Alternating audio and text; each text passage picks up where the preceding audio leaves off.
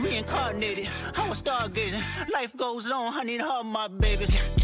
Woke up looking for the broccoli. I keep a horn on me, that can my seat. I peep ownership, the blueprint is by me. Mr. Get Off, I get off at my feet.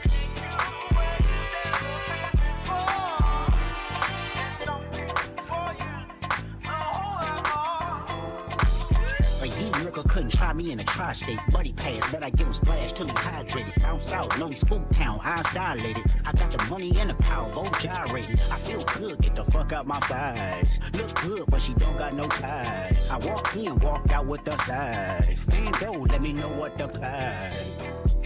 What the fuck? I got hits, I got bucks, I got new paper cuts, I got friends, I got foes, but they all sitting ducks. Hit his turf and get cracking, double back like a deluxe. 50 deep, but it ain't deep enough. Fuck a plate, there you go, beat him up. Falling from a money tree, and it grow throughout the month. Spit a loogie at the camera, speed off, yeah, it's us. I feel good, get the fuck out my thighs. Look good, but she don't got no ties. I walk in, walk out with the size. Bimbo, let me know what the price. Squabble up, squabble up, squabble up. Squabble up, squabble up, squabble up, squabble up, squabble up. Hold up, where you from? My bitch, I'm finna go dumb. Sideways, monk stomp, fever. I'm on one. Funk, baby, rockin' it. Quid pro quo, what you want, cause I'm watching it. Rope on the floor, let me know if you clockin' it. Brody won't go, but I know that he poppin' it. It was worth tickets on sale till I silenced it. Pipe down, young, be some hoe with the politics. Bitch with him and some bitch in him, that's a lot of bitch. Don't hit him, you got kids with him, my apologies. Ghetto child, it was Blackie Mouse with the smearing off. He high, we outside, boy, they about to kill him off. Blaps on blaps, it's a fact, this a bricker off. Tell me why the fuck you niggas rap if it's fiction off. Tell me why the fuck you niggas fed if you criminal. Hey, Doc, can I get a drop? I'm like, nigga, nah. H-Bone coon from the west side to synagogue. It's a full moon, let the wolves out, I've been a dog. I feel good, get the fuck out my thighs. Look good, but she don't got no ties. I walk in, walk out with the size. Bimbo, let me know what the price. Squabble up, squabble up, squabble up, squabble up, squabble up, squabble up, squabble up, squabble up. Hold up, where you from? My bitch, I'm finna go dumb. Sideways, monk stomp, fever. I'm on one.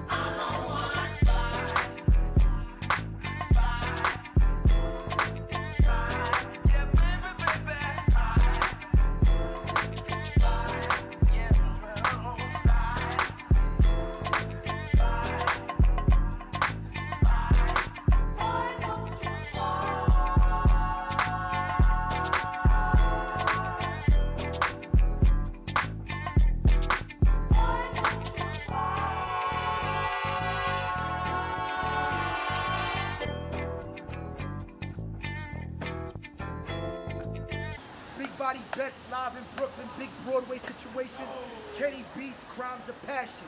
We out here, young guys. Hey everybody. Nice Friday night, huh? We were delayed by 10 minutes because I got ink all over me.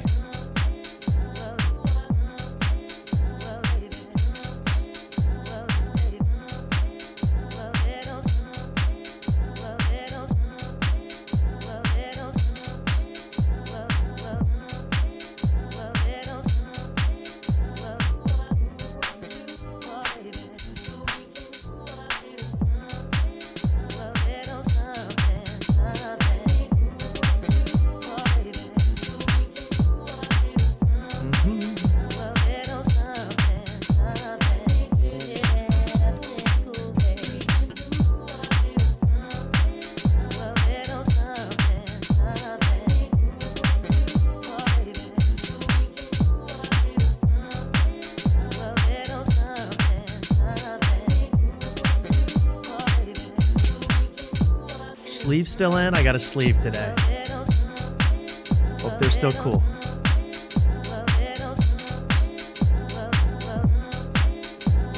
Give it a couple more minutes, let people trickle in, and let the vibes come to a summit, and we'll start the show. Fun show tonight.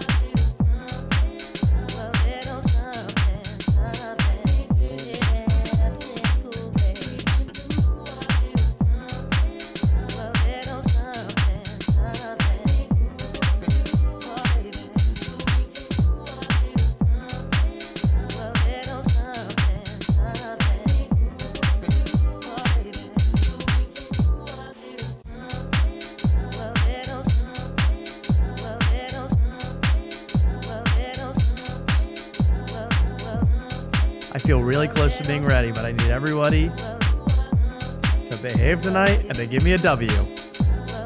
Just one. No more, no less.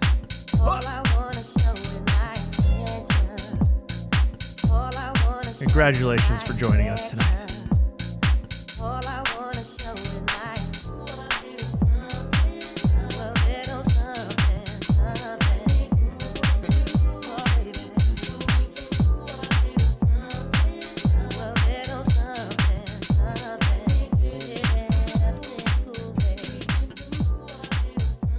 Ah, that feels good.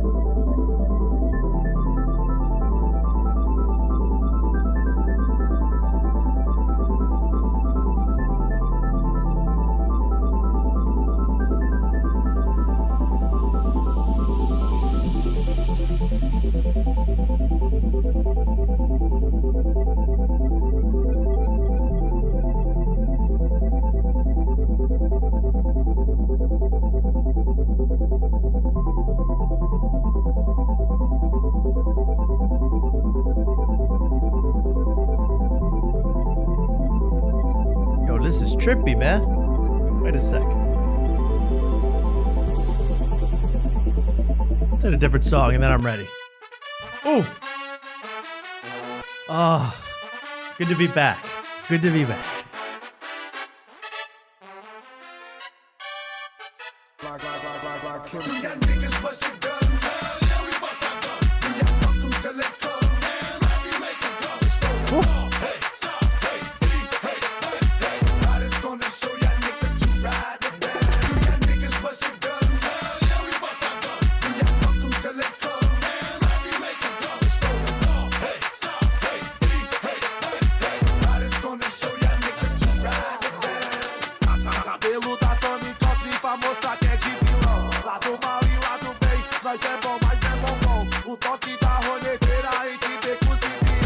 Meia preta e meia branca que nós joga na canela. Os irmãos tá de atar em cima da CB1000. Decalcado, cresce o olho, vai pra puta que pariu. Vai, a cada segundo nós dá uma acelerada. E a cada acelerada é um tipo de risada. Vrau, vrau, vrau, oh, oh, oh, ha, ha, ha, oh, oh, oh. Vai, que o 90 os vizinhos já tem escorro. O perdido aqui é nós, quero ver os homens pegar. Porque aqui nós dá risada e bota pra...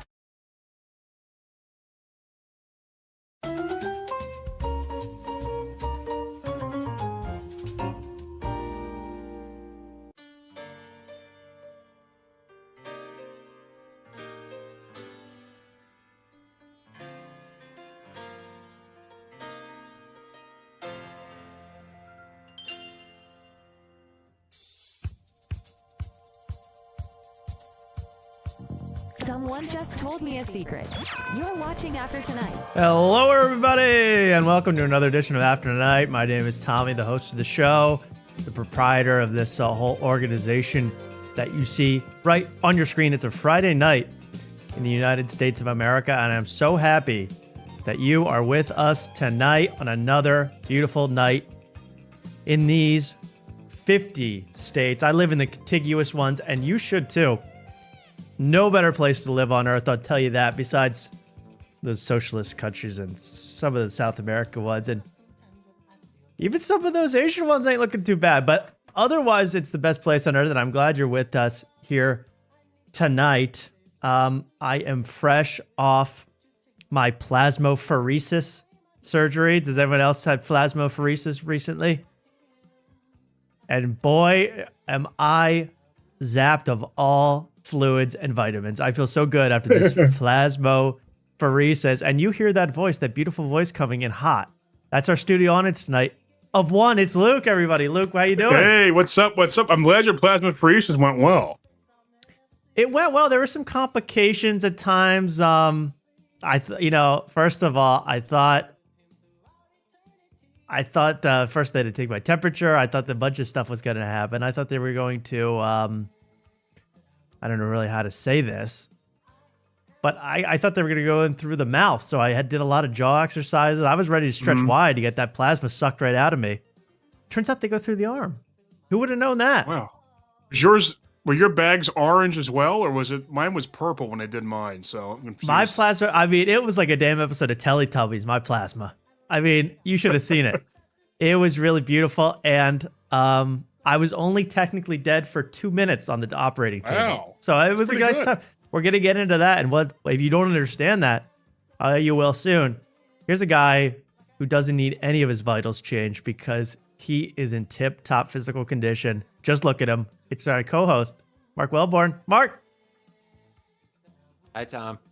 How's it going tonight, Mark? You looking good tonight? You're looking like you're about to spread the word of Joseph Smith to us people. Door to door. Yeah, well, the only blood I'm thinking about tonight is the blood of Christ. So, yeah, I'm in a somber mood, but I could cheer up. I'm also thinking about I usually think about that or the plasma of the Buddha. That's what I'm into. Very valuable stuff. Happy or blessed. What do you say on Good Friday? I'm not really sure, honestly. So I'm not really sure either. All I know is it's called Good Friday, or as the Jews call it, really Good Friday. I mean, they really... It's an old one. An oldie but a goodie. I'm just kidding, everybody out there. I don't know anything. I've been gone for so long. We weren't able to go on Wednesday. We weren't able to go on Thursday. And finally, we're here on Friday night. Normally, we're here Wednesday nights. I took the time to watch a bunch of stuff for you guys, to watch some movies, to watch some interactions between comedians, entertainers, and just have a real old good time and try to figure out what the hell's going on out there. It's quite wild. I don't even know where to start. I mean, I guess we should start with some of the big stuff going on, Mark. Don't you think? I mean, hey, by the way, did you go to church today, young man? I did not. I almost saved a bird, but I didn't. Yeah. How's that work? Well, a bird flew into my window, and then I watched it to make sure no like rabbit picked it, or not rabbit, but Yeah, any it's carnivorous whatever, rabbit, squirrel, whatever, whatever. centipede, whatever. Yeah, and it was kind of just sitting there, and I even called the place, and they were like, "Yeah, you should bring it in." I don't think, And then once I opened my door to go out there, it flew away, and I was like, oh, "Okay, guess it's fine. Guess it was faking it." Yeah, birds have a habit of doing that, faking their injury. I once had a bird do that when I was a little kid. A bird kept flying into the window. There's a piano my grandparents said. I was just banging on the keys, and the bird just knew I had no musical ability, hated my guts, repeatedly slammed to the window, fell down, collapsed. And it was like right outside. I opened the door, like the screen door. It flew right in the house, started terrorizing the community. And we actually had to abandon the property. It's no longer in our control. It's the bird's house now. And speaking of bird's house, go Eagles, man. We're at the link this July. Shane Gillis, everybody. Mark's too low. Mark needs to be turned up. I got you, Mark. Don't move a muscle there, buddy. Okay. I did adjust my gain a little bit, but I didn't. You're perfect. Don't adjust a thing. Again, Let me know. I'm looking at you right now. You have the plasma of a 2-year-old baby. Wow, that's good. Okay. That's good. You. Your plasma age Well, 1. now the Clintons may be after me. Hey, let's call it Kurt Metzger about that. All right, I need a drink. If you think that, yeah, take a drink. If you're like Kurt Metzger and you think that everybody who's in charge of the country, all the way down to the people giving you tickets, the deputies and the local police station are eating the children, are absorbing their fluids. Or wouldn't you do something about it besides putting on a silly hat? I mean, what the hell? All he just put on a silly hat and complain. I gotta see some action. I gotta see some. I'm not gonna say anything crazy tonight, but he ought to do something very drastic very quickly. If that's all real. He does do something drastic. He does this. He headlines at Soul Joel's May 17th this year. That's baby. right. Well, that ought to solve all the problems in the world, I think. Power to the people. Once we go to Honeybrook, Pennsylvania, the center of this disgusting swamp we live in. Nothing's good. I'll be honest. Nothing's good in our country. There's something rotten in the country, and that's there's no doubt about that. I know that for a fact because I guess now it's a crime to wear some fake boobs as a gag between you and your porn star friends. Is that what's going on now? Have you seen this? Have you heard about this? Brian Nome, that's Christy Nome. She was just relieved of her duty. What was she doing? She was the Homeland Security chief. Yeah. Yes. Yep. She herself, we're going to get into what we call bimboing tonight. Now, bimbofication. You guys have all probably dabbled in the arts of bimboing before. I know I did. Bimboing is basically where you're a guy, or I think even girls can bimbo, right? Girls can bimbo too. It's 2026, Luke. Girls can bimbo too. Anybody's allowed to bimbo, but bimbo basically means making yourself into the most outrageous looking woman with giant breasts and the fake platinum blonde hair and puffed up, big lips and bimboing yourself. Now, I'll be honest. When we were kids, we would put, little fruits and veggies in our chest to make each other laugh. Stick a basketball under our stomach. I'm pregnant maxing. I'm doing all these things. You know what I mean? Like you guys, we all used to bimbo in a way. I don't think there's anything wrong with that. But now apparently you could lose your job and you could be embarrassed just because you're a grandfather who likes to bimbo on the weekends. I don't get it. Who knows the story? If you don't know the story, let's play a clip from Fox News about the bimboification of our country happening in real time. Personally, I don't see anything wrong with it, but let's take a look. This is from Fox News. Former Homeland Security Secretary Kristi Noem is asking for privacy and prayers tonight. She See, even this, get it off your chest. How juvenile. To to be devastated by a report alleging her husband has been what is being called a cross-dressing double life. Senior national correspondent Rich Edson has details tonight. Good evening, Rich. Wouldn't you like to be assigned to the guy Bimbo's himself unit at Fox News? You got the story about the guy with the giant fake breasts in his house. Go ahead. They're going to space in about 5 minutes according to the launch, but you head over and see what it's like to put 2 balloons in your shirt. So he is a cross-dressing double life. Now, from what I saw in the pictures, I hope, are they going to show the pictures in this thing? No, they don't even show that. They're too scared to show the pictures. So I'll show you the pictures.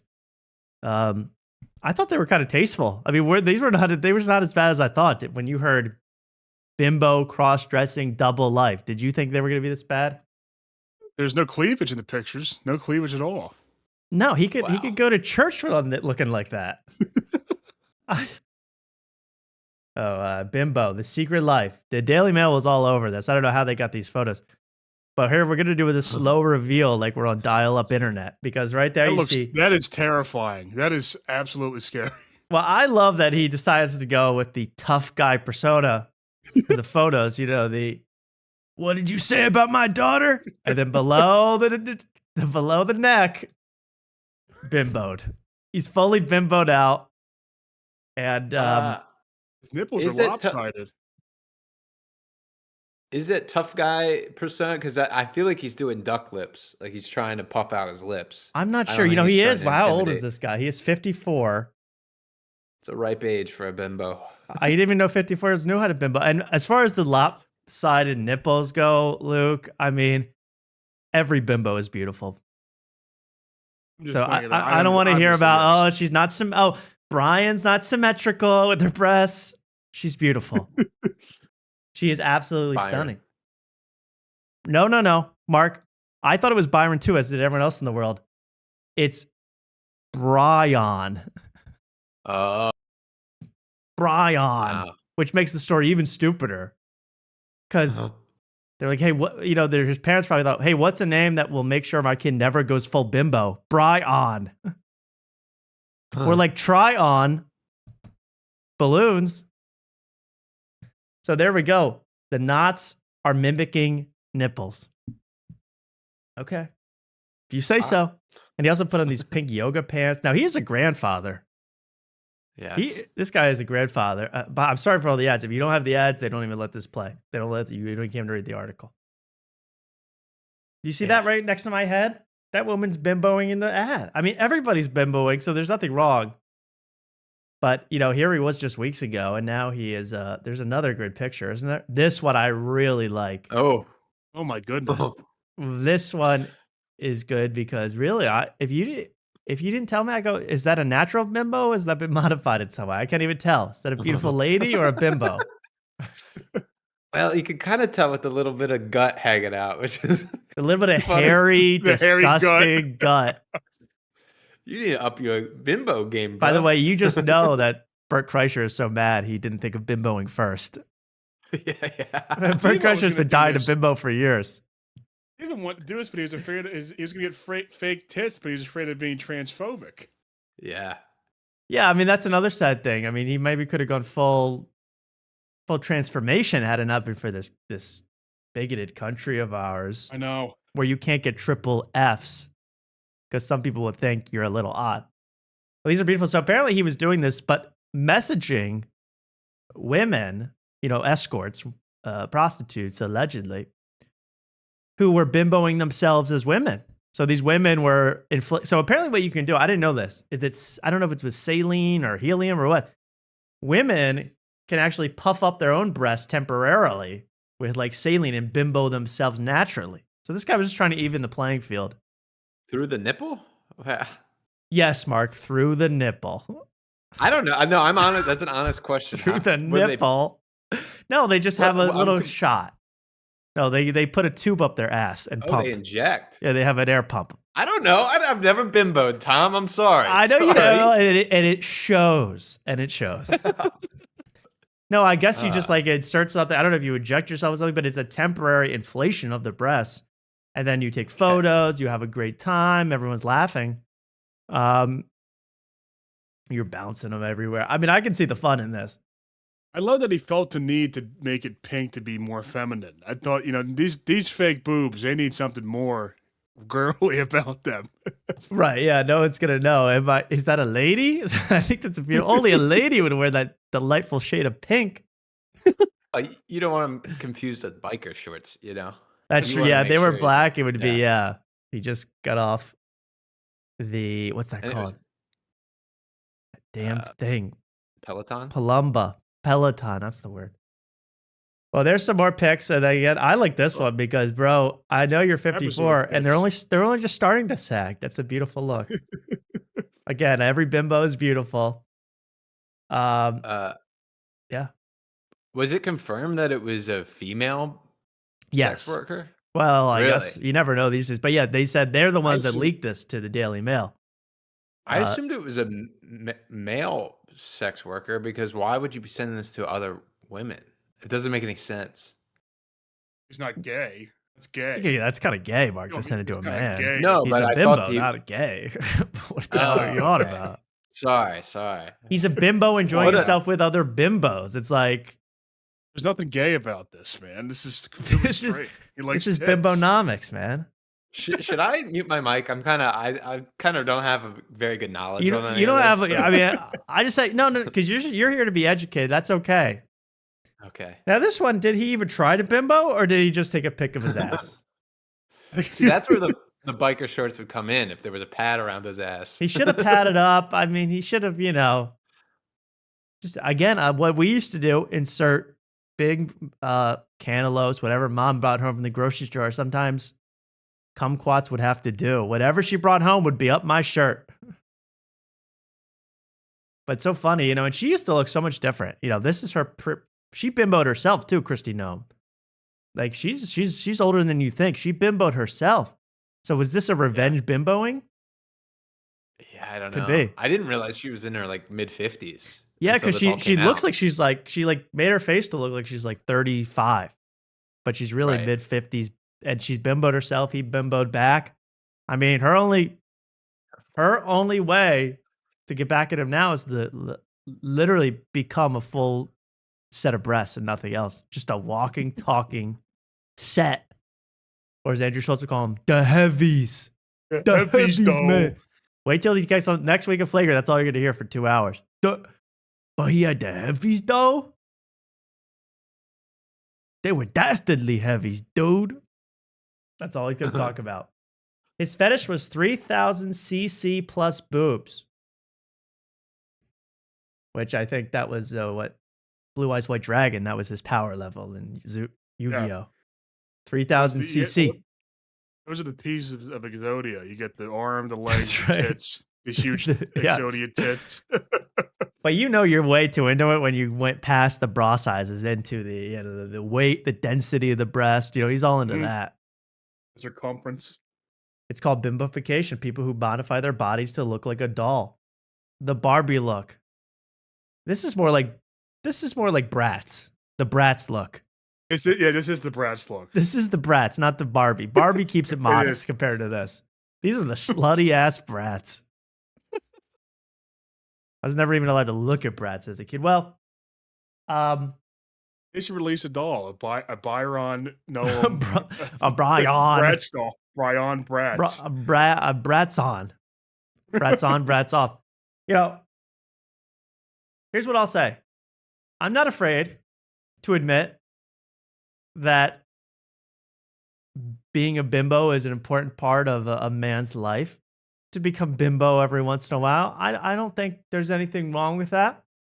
And in solidarity, I would like to put on my official bimbo costume for you guys just to show that there's nothing weird about it, there's nothing wrong about it, and everything is chill about being a bimbo. It is a time-honored tradition like Shakespeare's day, the men playing women, they would bimbo themselves. And we still do it to this day on stage. And I want to show you what that would look like. So I'm going to put on, if you don't mind, I've kind of procured this little outfit. You see this? This is my, I don't know if you can see this. These balloons in here as Brian did. will simulate breasts. And I just figure I'll put it on to show you that there's absolutely nothing wrong with bimboing in 2026. It is as normal as anything. Oh, Jesus, my breast. Okay, well, I'm gonna have to inflate another one. That's always the worst. When the breast goes, I could be, a bimbo with a mastectomy, but that's not gonna happen tonight. I gotta inflate another one. And we'll be back with that in a few minutes. Now, it's actually impressive I got the shirts on and that tight without popping. That's actually pretty impressive. It's an art to bimbification. Oh, yeah. I mean, imagine putting this on the whole time you're wondering, uh-oh, my wife's in the other room. What if this pops? What if this pops? She's going to investigate the noise. Diva down, someone says. Yeah, that is a diva. This is a diva down moment for Brian. I'm thinking, oh my God, did my husband just shoot himself? He walks in, it's probably even worse than seeing. He's got one titty still inflated under his. Oh, God. What a horrible sight. Really, there could be. Honestly, I was thinking about that. Like, of all the things, to get serious from, of all the things for you to find out that your father or grandfather is doing, at night with the doors closed, bimboing is top near the most horrifying, isn't it? Yeah, that's going bad. Full bimbo. I get like putting on, everyone explores themselves. Okay, whatever. But once you start going for I want the hangers. I don't want to just be a woman. I want to be absurd. I want guys, their jaws hit the floor and go when they see me. That's crazy. Mark, I mean, can you think of a fate worse for you to walk in on your dad bimboing it up? Yeah, I can't. I mean, back in my day, my grandfather, they would just say the N-word, like gentlemen. Now we got this crap. Yeah. Well, that's a whole different thing. I don't know. I can't really think of, I can't think, again, dad being horribly racist or horribly sexist or something, or beating women, you go, that's almost expected. But when dad goes bimbo, you go, no way, dude. How do you explain that to your fourth form chums at the lunch table? Well, my dad's been just, so what? He's got a loyalty card to Lululemon and Forever 21. I mean, this dad things. They make men's clothes too. Come on, guys. Dad asked for a helium tank for Christmas. Well, I hope he was just huffing nitrous, but I guess it's even worse.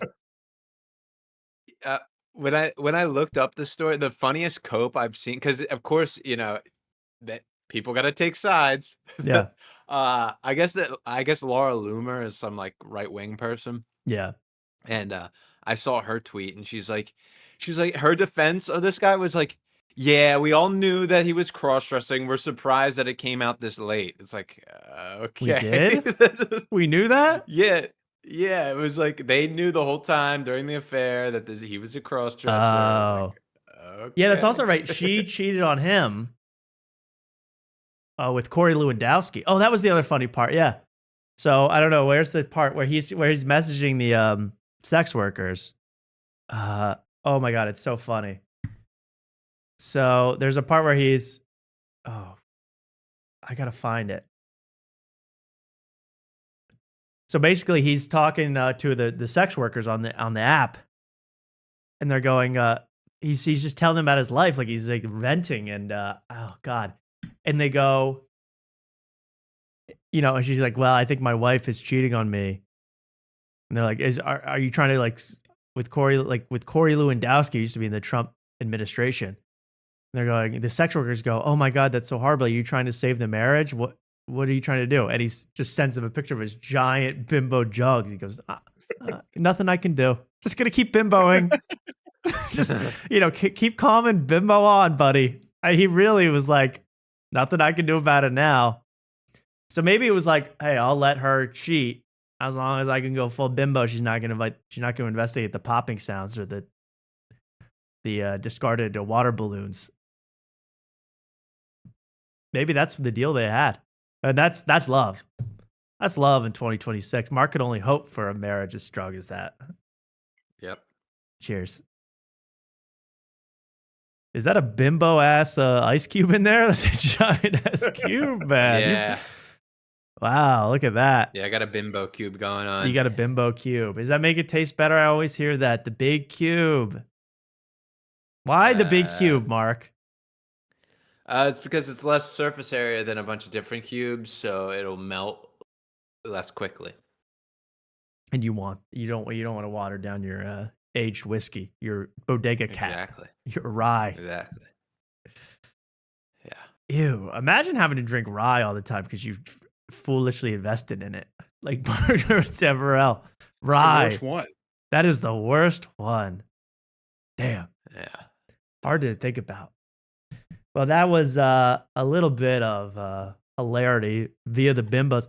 I might get into bimbo culture. I don't really know because it's so fascinating to me. And it's like, it seems kind of harmless. Like, if you just stuff balloons down your chest, I mean, what's the harm? Making duck faces. You can pop them. It's not like getting surgery, you know? Well, to be fair, I thought this story was a lot worse when it came out because I assumed it was all like, it was gay, right? I thought these sex workers were all gay sex workers. No. Gay The men. women were women and they're just, selling their attention to men. Oh, So he okay. just found some Yeah. bimbos online. He starts messaging them like, hey, I love your huge freaking breasts, but check out these. That's what he was doing. Very odd. Like you would There was think. no sex. No, he was just messaging them and sending Hey. pictures back and forth. What's wrong He's with a that, bimbo Luke? No, nothing wrong. I was just curious, but like he's doing it for the love of the game. I respect that. There's no videos I can watch. No, that's what I mean. But you're right. It is for the love of the game. Like he was just exchanging pics of his giant breasts, their giant breasts. I really, Yeah. I find it hard to even see the issue. Yeah, There's so much worse because going on. I thought the whole thing was you dress up as a bimbo, and like a bimbo is like, oh, you're just like this slut with big that's hot. body features and Ah, don't ah. have any brains, but just like love sex. Yeah. And I thought he was just getting like, Oh, I don't even want to get there, but yeah, no, he was literally it's just a tasteful bimbo. It was literally a It's a tasteful tasteful That's hetero like a bimbo. Seinfeld episode. It was a tasteful bimbo. No gay sex. No, none. Don't leave. Elaine, stay. It's a tasteful bimbo. You're exactly right. It's experimentation. Again, who hasn't put oranges in their chest? And what girl hasn't put a banana down their pants? Now, what is that? Hunking? Hunk-maxing? Is that? Should I divorce my lovely wife because she's sticking 2 oranges and a banana down her pants? You be the judge of that. All right, let's move on. Okay. No, really. All I know is if she wants to compete with me, she got to have a damn plantain. I mean, that's a...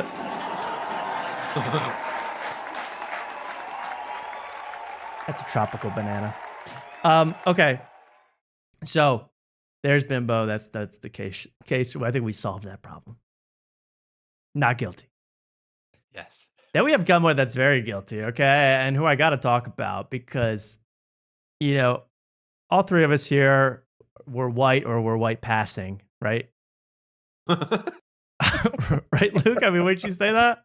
That's fair. That's fair. And we all love the great game of golf. The Yes. great sport of golf. The game of champions, started in Scotland, 20, 40 years ago. And now it's evolved into a global game. And my whole life has been revolved around Tiger Woods when it comes to golf. Tiger Woods. Now he's officially, to me, after this latest arrest. I mean, I already knew this. If you really pay attention to Tiger Woods and to golf, you don't just see the highlights and be like, whoa, what a chip. If you go one step beyond that, you go, what an a-hole, what a jerk, and what a selfish human being. And how could you even like the guy?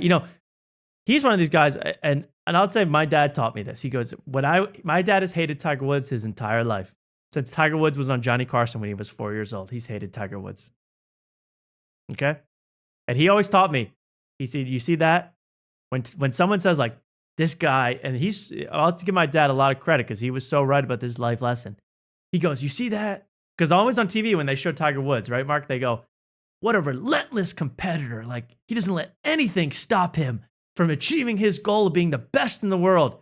That's code for he's a giant selfish a-hole who is not nice to anybody else, who does whatever, who doesn't, ignores people, ignores fans, ignores the etiquette, would even cheat possibly by doing steroids, possibly, allegedly, to get where he needs to be, and forgoes personal things, everything in life, just to become good at hit ball and hole.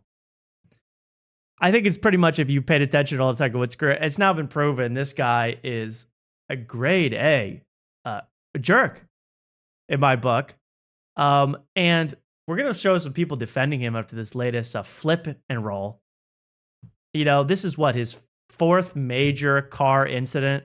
I think third suspected DUI, fourth car incident. The first is where he was caught by his wife cheating on her with dozens of hostesses. Bimbos.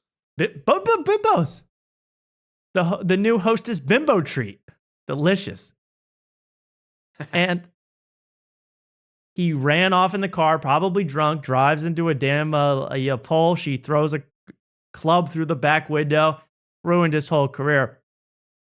And in the past 3 years now, he's had 2 DUI rollover accidents, 0 wins as a golfer. So this is what his whole legacy is to me now. It's the guy that flips the car and then calls dad when things go wrong.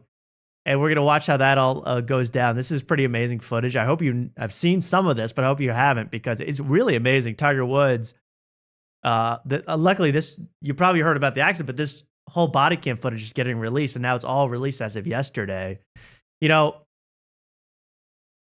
Let's play a clip before I go, because get into this, but I want to show this to you, because Tiger Woods body cam. I love body cams, by the way. Whoever invented the body cam, to protect the innocent, which is the thought of the body cam. It's the exact opposite. It's made the guilty look hilariously stupid. That's why I love body cams. It has not done its job. Probably does sometimes, but whenever I see it, it's because the guilty got caught. And they're doing all sorts of wacky stuff. And George Floyd died for this. Thank you. Salute. Oh, salute. Drink to that. Drink that tasteless remark on this show. No, wait. It didn't, after that happened, then it was a lot of stuff, in that era that they were like, we need body cams. Okay, factual, Sorry for Mark. pointing out the positives. Sorry for pointing out the positives. You're right. of a somber situation. We got Justin Timberlake's body cam out of this, Mark. We got Tiger Woods' body cam out of this. Everything has gone up. People you hate are getting caught and laughed at on. I mean, it's perfect. I don't hate them. I don't hate Timberlake or Woods, but you hate them. Oh, yeah. I don't like Justin Timberlake. I mean, he is, again, I'll admit that line about himself, when he questioned about being labeled as white, that joke he made at the police station, that was one of the best lines of the year. I'll give him full credit to that. That was the funniest things I've ever heard. But the rest of the time, he's just like, the tour's going to be in trouble if you arrest me. The tour. Well, I'm worried about the PGA Tour and the TGL. That's the virtual tour. Let's take a look at, this is Tiger. Immediately after one of his, I guess the midfielder went down with a pulled hammy, and now he's taking it. Look at those forearms. Look at those arms, though. He's still jacked. He's still in good shape. Yeah. Okay. Let's test him for juice too and see what happens out of that, Luke. You're celebrating a juiced up hydrocodone in the pockets. I think. He called me white passing, but I'm also half black. I had to support. You support Eldrick. Black white guys. You have to. I understand. And there's stuff likable about him in this. There's stuff likable about him in this video. I won't lie. He's not an evil human being, but to celebrate him for any reason now, it's just so silly because. But this is pretty clutch. I have to bear. What basically you drive in, allegedly you're on a bunch of hydrocodone, which I was thinking, is there any better existence? There's probably no better moment than when you're, hey, It's 2:30 in the afternoon. I'm a billionaire. I got everyone's taking care of all my responsibilities for me. I'm going to pop a couple of hydrocodone, take a little drive to the driving range, take a little cruise on down to the driving range. Seeing quadruple. There's probably no better feeling with the window down in Florida, driving around, beautiful sunshine. There's probably no better feeling than that. I made that point and I was roasted for it by somebody. I totally agree with you. Which is why I've come up with this idea. What do you think about this? The Tiger Woods Highway. This is a personal road for Tiger Woods only that will allow him to get from place to place, Augusta National, Perkins, his home, wherever he needs to go without annoying drivers or children or anybody getting in the way. What do you think? That's a great idea. I mean, the fact that how rich he is and he can't get everywhere he needs to be with a golf cart is crazy to me. That's too. That he actually needs to drive an actual automobile. That's crazy. Yeah, I don't really know why. Yeah, right. Why does he ever need to be behind the wheel of an automobile or even in an automobile? He should be either driving he has a 9-hole course on his property, basically. He has a giant practice facility. He can do it all there. Then he can take the golf cart to the helipad and the helicopter flies you wherever you need to go. Mm-hmm. Why ever get behind the wheel? But again, I think that feeling of just being on Vicodin and whatever and driving around in the sunshine, that's freedom, baby. That's America. With 2 giant balloons in your chest, just bimboing it out on the roads. Going. As soon as you crash, a giant balloon comes out and stops you from just hitting the steering wheel. Girls just want to have fun. Giant balloons, pilled out, flipping cars. It's probably a great existence. And then you probably know, hey, I'm not even going to really get in that much trouble over this. As long as I don't kill anybody, I can't really get in that much trouble. He's really going to get off on this because you'll see the sobriety test. It's a mess. And he wasn't drunk. But I am starting a new golf-only show. We might be on hydrocodone. We might be on opioids. Okay. I just needed a little bit of that. Anyway, my Tiger Highway, I think this is a pretty good idea. Well, it'll be bumpers on the side of the road, like at a bowling lane. That's great. I just want I want to do anything that can avoid making Tiger face any consequences for his actions. Can we please let this man keep driving? So already, the stance is epic. Down my phone, and all of a sudden, boom. I'm gonna just take a look at it. Go in and just take. Is this comfortable for you? Yeah. Okay. Yeah. Cool. It's totally cool. So cool. He's got all his own merch on. So sick. This would be like Kill Tony in a crash. It really would. Some fucking idiot with a tricycle was right in my path. What was I supposed to do?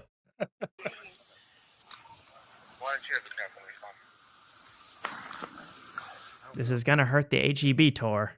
Can't go to the arena. When you tow my totaled vehicle, can you at least take the iRoast plate off of there? I don't want anybody getting their hands. I don't need iRoast. This property of Hinchcliffe Enterprises. How about that? I'm gonna check you out, all right? Yeah. Disregard that. 718 secure. All right. Yeah, all set. Yeah. He's okay. I just checked for anything on his back. I didn't feel anything. So there's the car. Look at that action. I know. That's unbelievable. And again, these are all on roads. Like the one where he flipped over another one when he was going literally 85 in a 45. Or a 35. But 85, 40 miles over the speed limit. That's insane. On pills, looking at his phone, flying down a hill. That's living. That's living, baby. When he flipped that one over. America. Really? Don't you want to know what he was listening to when it flipped? Don't you want to know what song? Oh my! I'd love to know that. Yeah. Probably Steely Dan or something something I would listen to. No, yeah, he's climbing out the roof to Kashmir by Led Zeppelin. He's climbing out the passenger side. He had to climb up out of the passenger side window after this crash. Da-da-da. I could. Da-da-da. I could see him listen to like an audio, like a Kenny Powers audio book where it's like, "You were the fucking man." Yeah, it is probably like Tiger's own affirmations to himself. Yeah.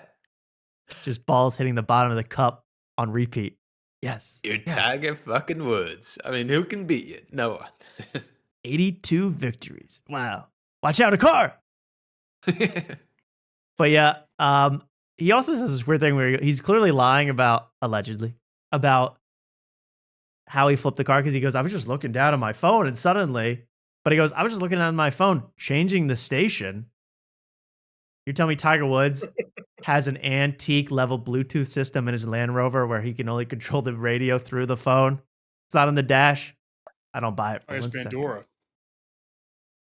God knows who he was texting, and But the best part is, the best part about this whole damn thing is he ended up, this whole thing takes forever. His handler comes over, tries to help out with this whole thing. But then, because you're Tiger Woods, even though you just flipped the car, you look like pilled out as hell. They let him kind of wander off during this whole investigation. He's like wandered off like 200 yards away. And they're like, Mr. Woods, Mr. Woods. They start calling for him. And here's what he says. If you haven't seen this yet, this is amazing footage. Let's see this. So there's Tiger all the way. I mean, imagine another thing where a guy flips a car, is on pills, and he's allowed to be like in the bushes, like 200 yards away from the cops. All right. Imagine that's how he's so entitled, and he deserves to be to some degree because he's the best golfer of all time. It was clutch putter when he was the clutch. I understand. I like a nice pitch game as much as the next guy. I understand why he's a legend, but this is a little much. Mr. Woods. Mr. Woods. Mr. Woods. He's way far away. Who else would be allowed to do this? Then he kind of idly walks over. Mr. Woods. This is the greatest line of all time coming up. Get you to hang out down here with us, please. Thank you so much. All right. He's talking on the phone. Thank you. Bye. Say again? Just keep you down here with us, please. Yeah, I was just talking to the president. Oh my God. I may be a white boy, but I'm not stupid. Yeah, I'm just calling the real president, Kamala. See what she's up to.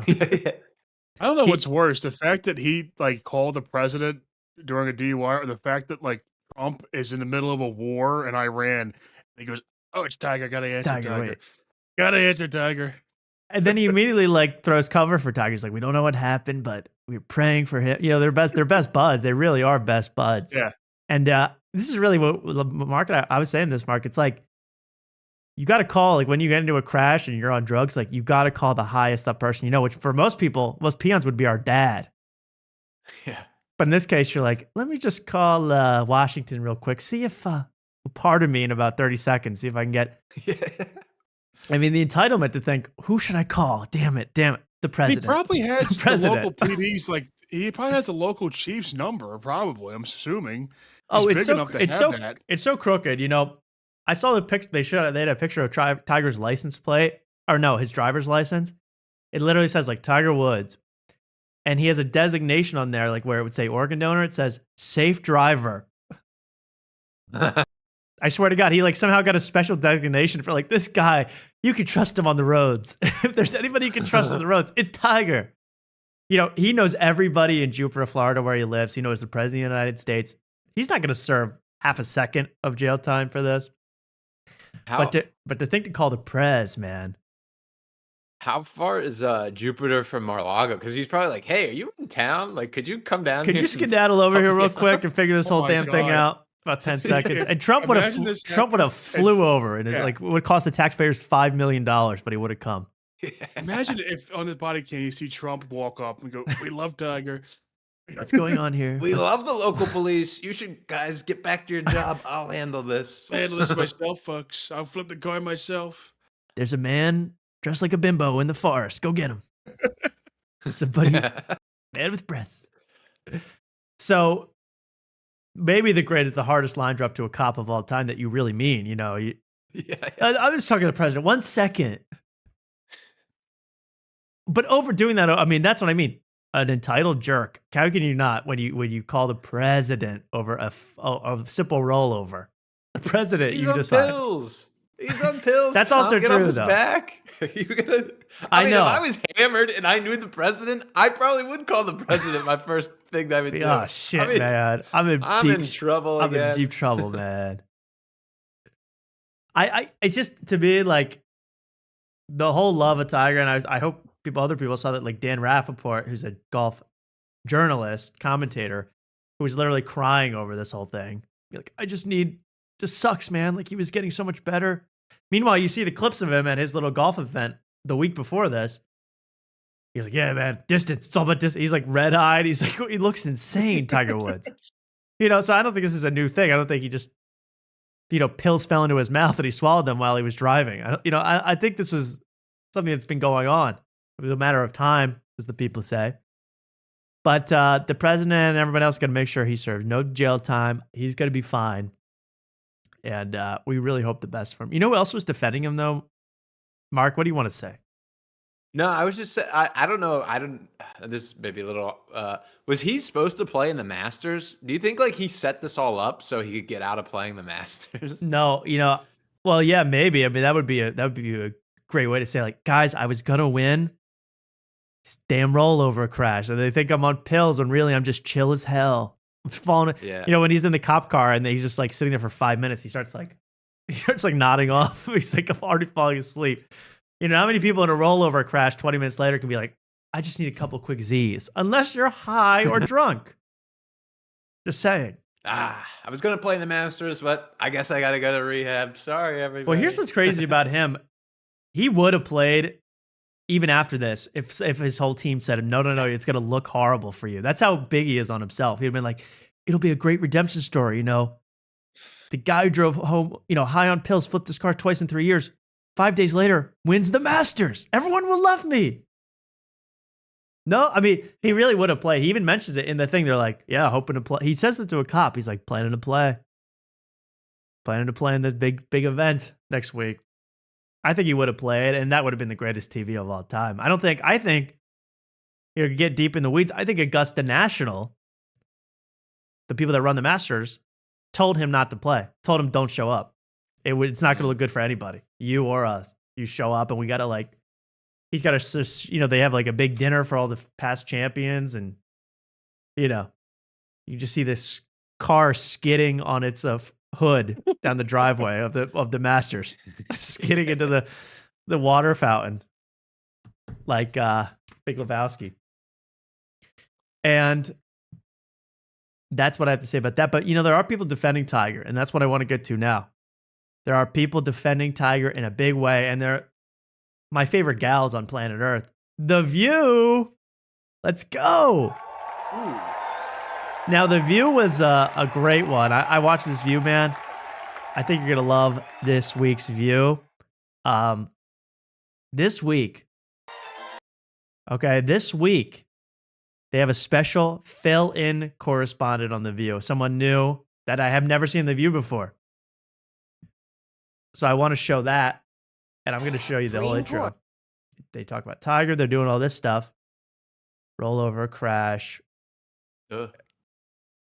Okay. Oh, I like that. Here's where you go. I don't know what's worse. Watch this. I'm sorry I had to flip it for... actually, I shouldn't even do this. I had to flip it for copyright's sake, but you can see that says, However, sorrow. Is sharing a never-before-seen look at the deadly confrontation with the neighbor from hell that shocked the nation. And comedian and podcast host Whitney Cummings is our guest co-host. I don't know what's the worst news, the senseless murder or Whitney Cummings is the guest co-host. I made a scoff earlier. I saw Portnoy was on this, or they showed him. Yeah, Portnoy, they'll talk about Portnoy has a funny piece in all of this. You'll see that. Okay. Certainly. And honestly, I'm going to say this. No, I mean, I think, again, I said it's beautiful. Whitney is bimbo maxing in the mouth and lips and area, isn't she? That's a bimbo max move. That headshot, at least. All right, here we go. I love the intro to The View more than anything on planet Earth, man. I love this intro. Topics with Whoopi. Now, Ihupua is a friend of Tiger's and will defend him to the very end. Right? Sarah Haynes. Big friend. Yeah, and then we got Sarah Haynes, who is nothing on this show. She's a non-entity on this show. Sorry to say that. But Sarah Haynes, you don't have what it takes to be on Afternoon Tonight. Joy Behar. Joy Behar's the star of this show. I actually like Joy Behar. I think she's funny. She's like 88. She's still with it. You'll see that in this clip. Hannah Navarro's the worst. Okay. You know, I don't want to make any sort of stereotypical comments, but every single time I hear her, she's like, well, as a Latina, I'm really worried about Tiger on the roads because what if they run into my horchata stand? It's like everything's about you being a Latina. Or hating Trump. She also very much hates Trump. Sunny Hostin. Oh, and then we get Sunny Hostin. She's the conservative, I think, of the group. She's the token conservative on this poll panel. I call her Sunny, as a former prosecutor, Hostin. Because every single thing, as a former federal prosecutor, every single line she ever does, she goes, as a former federal you know, we have the best recipe for blueberry muffins coming up. Well, you know what? As a former federal prosecutor, we had to make sure we had enough carbs on the go. She's ridiculous with that whole thing. Get it off my screen. You need to release like a tier list of the View hosts. Yeah. S-A-B, yeah. Joy's S tier.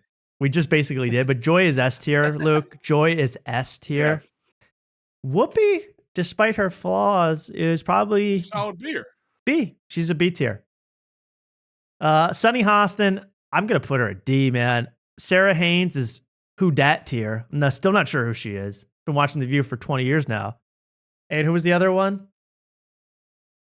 That was it. Oh, and then they have some Anna Navarro, C-. Whitney Cummings, I don't think she makes the best show of this whole appearance on The View, man. They have the best opening, though, in the country. I need within a year, I need our production to improve such that we have an intro like this. And Alyssa Farah Griffin. Oh, Alyssa, I think she's the conservative. I apologize. Alyssa Farah Griffin is the conservative. And is she like a teen mom? Like, why? She looks to me like a teen mom grown up. I'm putting her. Doesn't know ball. He doesn't know. Oh, please. But I know Bimbo, and she's one of them. Now let's get things started. This is my intro. This is what I need.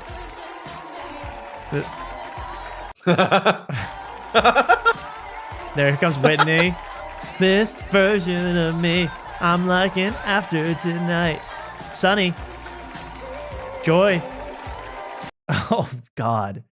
And I'm just going to say this to Whitney Cummings if she can hear this.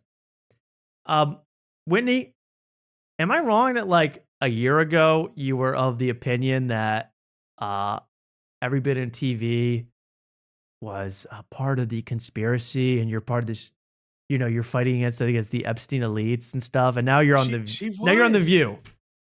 Yeah, I forgot about that about her. Yeah, she was a big grifter back then. Yeah.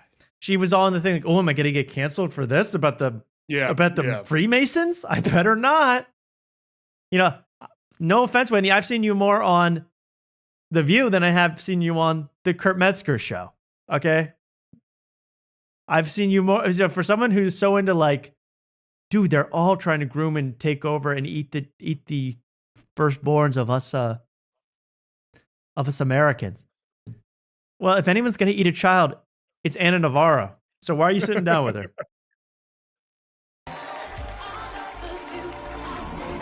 I love after the night I see.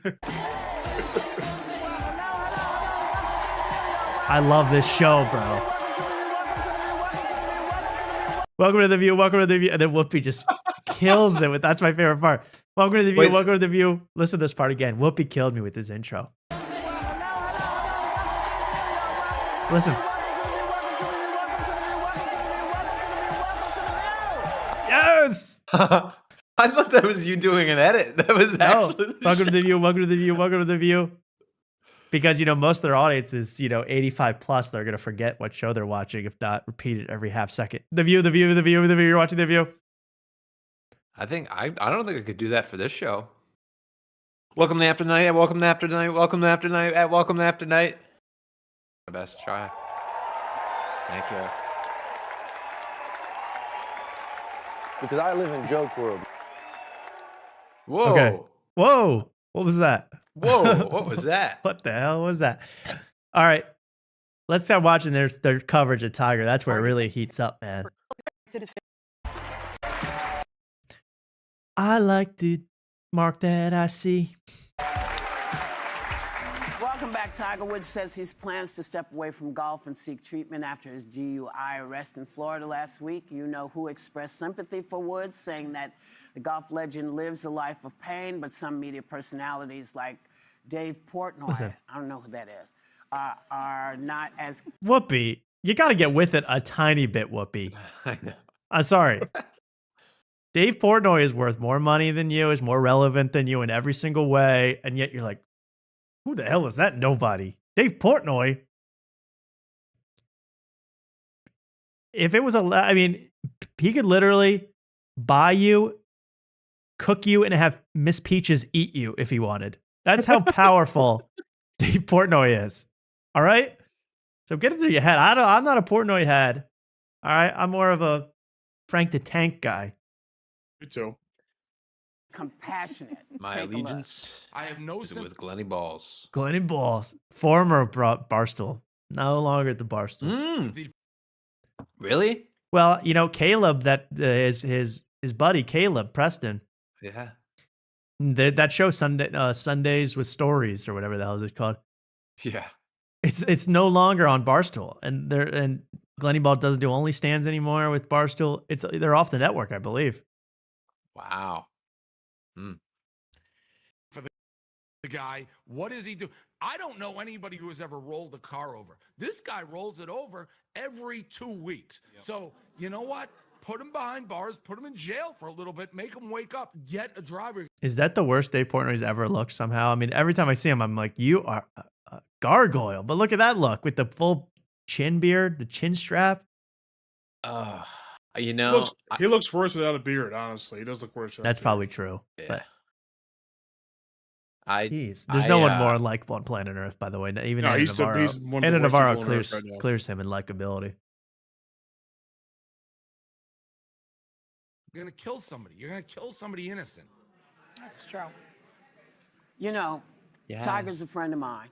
Uh-oh. And I wish him nothing but the best. I don't like kicking a man when he's down. Yeah. Or when he's flipped on his side. So she takes this thing of like, we that's the thing I've been hating about this discourse about Tiger Woods. It's like, he's at a really low place in his life. Well, no shit. He's decided to take pills and drive around town until he flips his car. And we're supposed to be like, it's a tough time for him. You remember when it came out that Biden shit his pants? And she was like, who doesn't shit their pants? I shit my pants every day. Who is it waddling around in Little Brown? Yeah. Yeah. Who doesn't take Percocet and drive 80 miles an hour in a 30-mile-an-hour school zone? I take Percocet and drive every day. I swear to God, she's making almost that exact argument close to it later as she keeps going with this. She is so out of touch. And yeah, he's out of touch to say, but Tiger's my friend. It's mean to kick a man while he's what?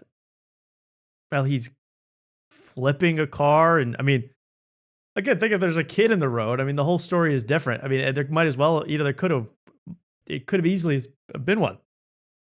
She made jokes when Trump got arrested. Do you remember that? She probably made jokes when that happened. Yeah, that's a man while he's down. Yeah. Yeah, I mean, that's not really equivalent to that, but still. Well, yeah. He was down. Probably made Stormy Daniels jokes all over the place. He was down then, too. He was down then. Talk about a bimbo. Ay, ay, ay. She's a hot piece. Ay, ay. Oh, The storm is coming. The storm is coming, folks. She's still doing stand-up now. Stand-up in the big 2026. Stormy Daniels. And she still goes up from what I see from the clips I could find of Stormy Daniels, the porn star who had sex with Trump, allegedly. She still goes up in 2026, 10 years after this whole scandal happened, and goes, so I know Donald isn't going to like that I'm up here talking about this. It's like he's had sex with 1 million porn stars since that, even as president. So, I mean, it's only gotten worse. Hills in the room, though. True. When you got a solid opener, you got to keep using it. Do it until it's on your special. But once it's on your special, you got to find something new. I'm still doing my Al Gore material. Like, it works. Hanging Chad. Wait, is that... Yeah. Butterfly ballots, man. It still gets a pop every time. But I leave that to other folks. But I mean, I can think of no Here we go, better Whitney. example of why we should maybe let kids be kids. You know, I'm a new mom, and Oh. What? So here's her angle. I think this was just a brag. I'm a new mom. Skateboard dad. Anybody? Any applause break? Nobody cares. And yeah. No one applauds that, by the way. We just got to let kids be kids, and all the way up until they're 50, where they can drive drunk and spin up their cars. That's kid be kid. Let kids. That's a let boys be boys argument, huh, Whitney? Listen to this argument. We just got to let Tiger do what he wants because he didn't have a normal childhood. So it's going to happen, obviously. Yeah, Mark? Her appearance. Did we go over that yet? Not yet, but what do you have to say? I'll just say it's very urban looking. Well, that's an interesting point. You kind of make a good point. It's kind of it's Hillary Clinton in the pantsuit, but then it is sort of Beyonce Knowles in the hair. Yeah, the wavy hair, and then of course the hooped earring theory, which I've always been a big subscriber to. What's the hooped earring theory? You got to educate me on that. Oh, you don't know what the hooped earring is? Oh, tell me. This is I learned this from Urban Dictionary when I was a young teen, and after doing some research, I was like, oh, that kind of checks out. The theory is the bigger the hoop, the more they are into black guys as a white woman. Wait, what do you mean? Interesting. Well, she had. I mean, I'd never heard that. Really? But why didn't Brian have any hoops on then? Brian should have had some hoops. Well, I don't know if he's going for black guys. He could just be bimboing it up for any he's for doing any a old racist bimbo. He could be, yeah. There's nothing worse than a racist bimbo, though. Betray the community like that. Despicable. Yeah. Pick one. You're gonna make us all look bad. I gotta Either look, racist I or look bimbo. for that when I go to bars. I gotta look for the hoop earrings. Yeah, exactly. You do. There you go, Luke. I look. You've never heard of it either? No. Well, I never heard of it, but my mom used to love wearing hoop earrings, so I think the theory checks out. Feel like I want to make my child this overachiever who has a skill, but his dad, had him putting on TV at 2, and he didn't. The documentary about him was fascinating. He didn't get to have a childhood, and I see this so much. I'm sure all of you have. Where But let's let him kill at least 3 people before we He's do a anything. fucking Then idiot. She's so stupid. let's let him at least run over around 2, 3, toddlers before we do anything about this. It's so sad. It's not really sad. It's sad when you're 18, you haven't had a childhood, and you're messed up. It's not so sad when you're 50. You should have really, dealt with this, especially if you're a billionaire.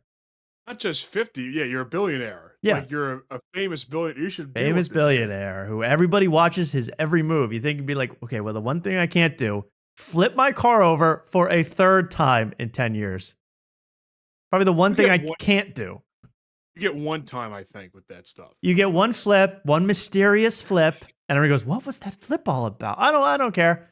By the 3rd flip, they're going, oh, you're more a flipper than a golfer. Flip wedge. if you didn't have a childhood, you're going to have it at some point. There are plenty of kid actors who didn't have a childhood and don't become drunk drivers. Thank you, Joy. I mean, Well, I'm kidding. I can name several. Yeah, he's not a drunk driver, but what I will say this is they found some hydrocodone in his. He is a drunk driver. Here's what they're gonna. This is the other argument they're gonna make over and over again. They always go, "Well, Joy Behar goes, he shouldn't be driving drunk. Like it's wrong. Get a driver." And they go, "He wasn't drunk. He was just on massive amounts of opiates." Which is worse, I think. It's worse than drunk driving. Yeah, it's. I mean, I don't even know if it's any different because I mean, probably is, but they're making it into like a rich guy issue to be like, well, he's tortured and he has back problems, so he's taking pills. Every rich guy can pretend to have back problems and get pills. But a pill problem with, with back symptoms. Have you ever read the great book On Perks by Mike Rainey? Come on. No, I know, right? That's a classic. Have you? No, I haven't, but I've heard about it. Sounds funny. I like the title. Pocket.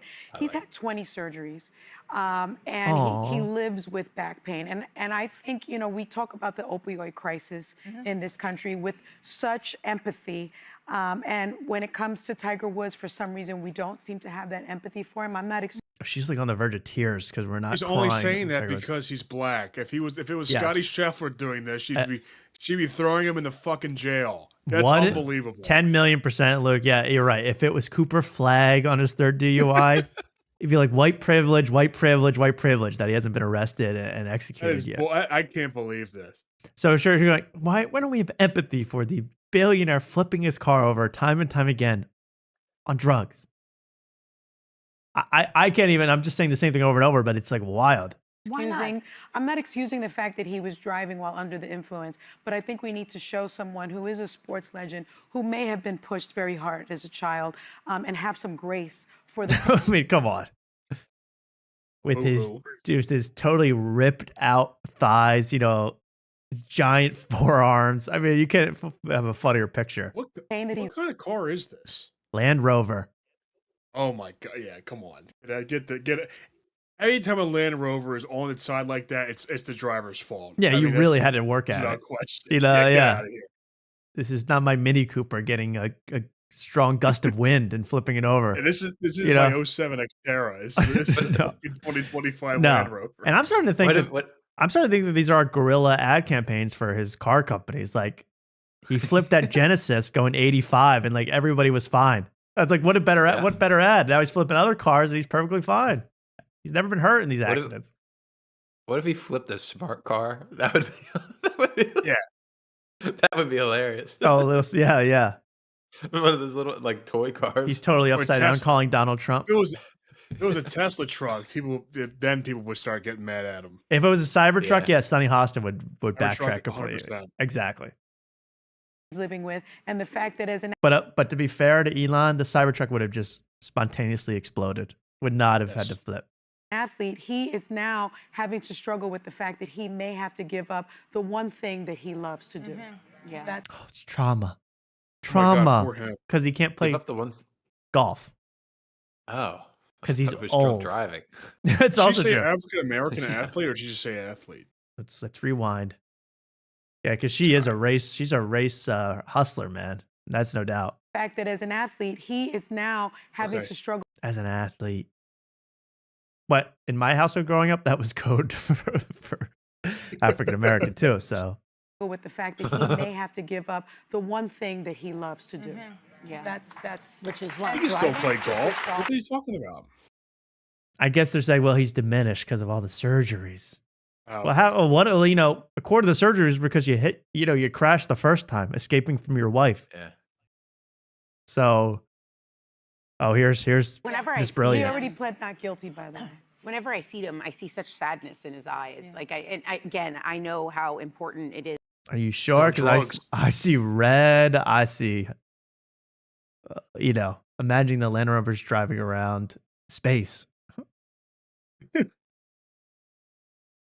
I want to hear her point of view because she is an athlete because she's wearing an Apple Watch. So. Oh yeah, she got the UVA. Is that people do not drink under the influence?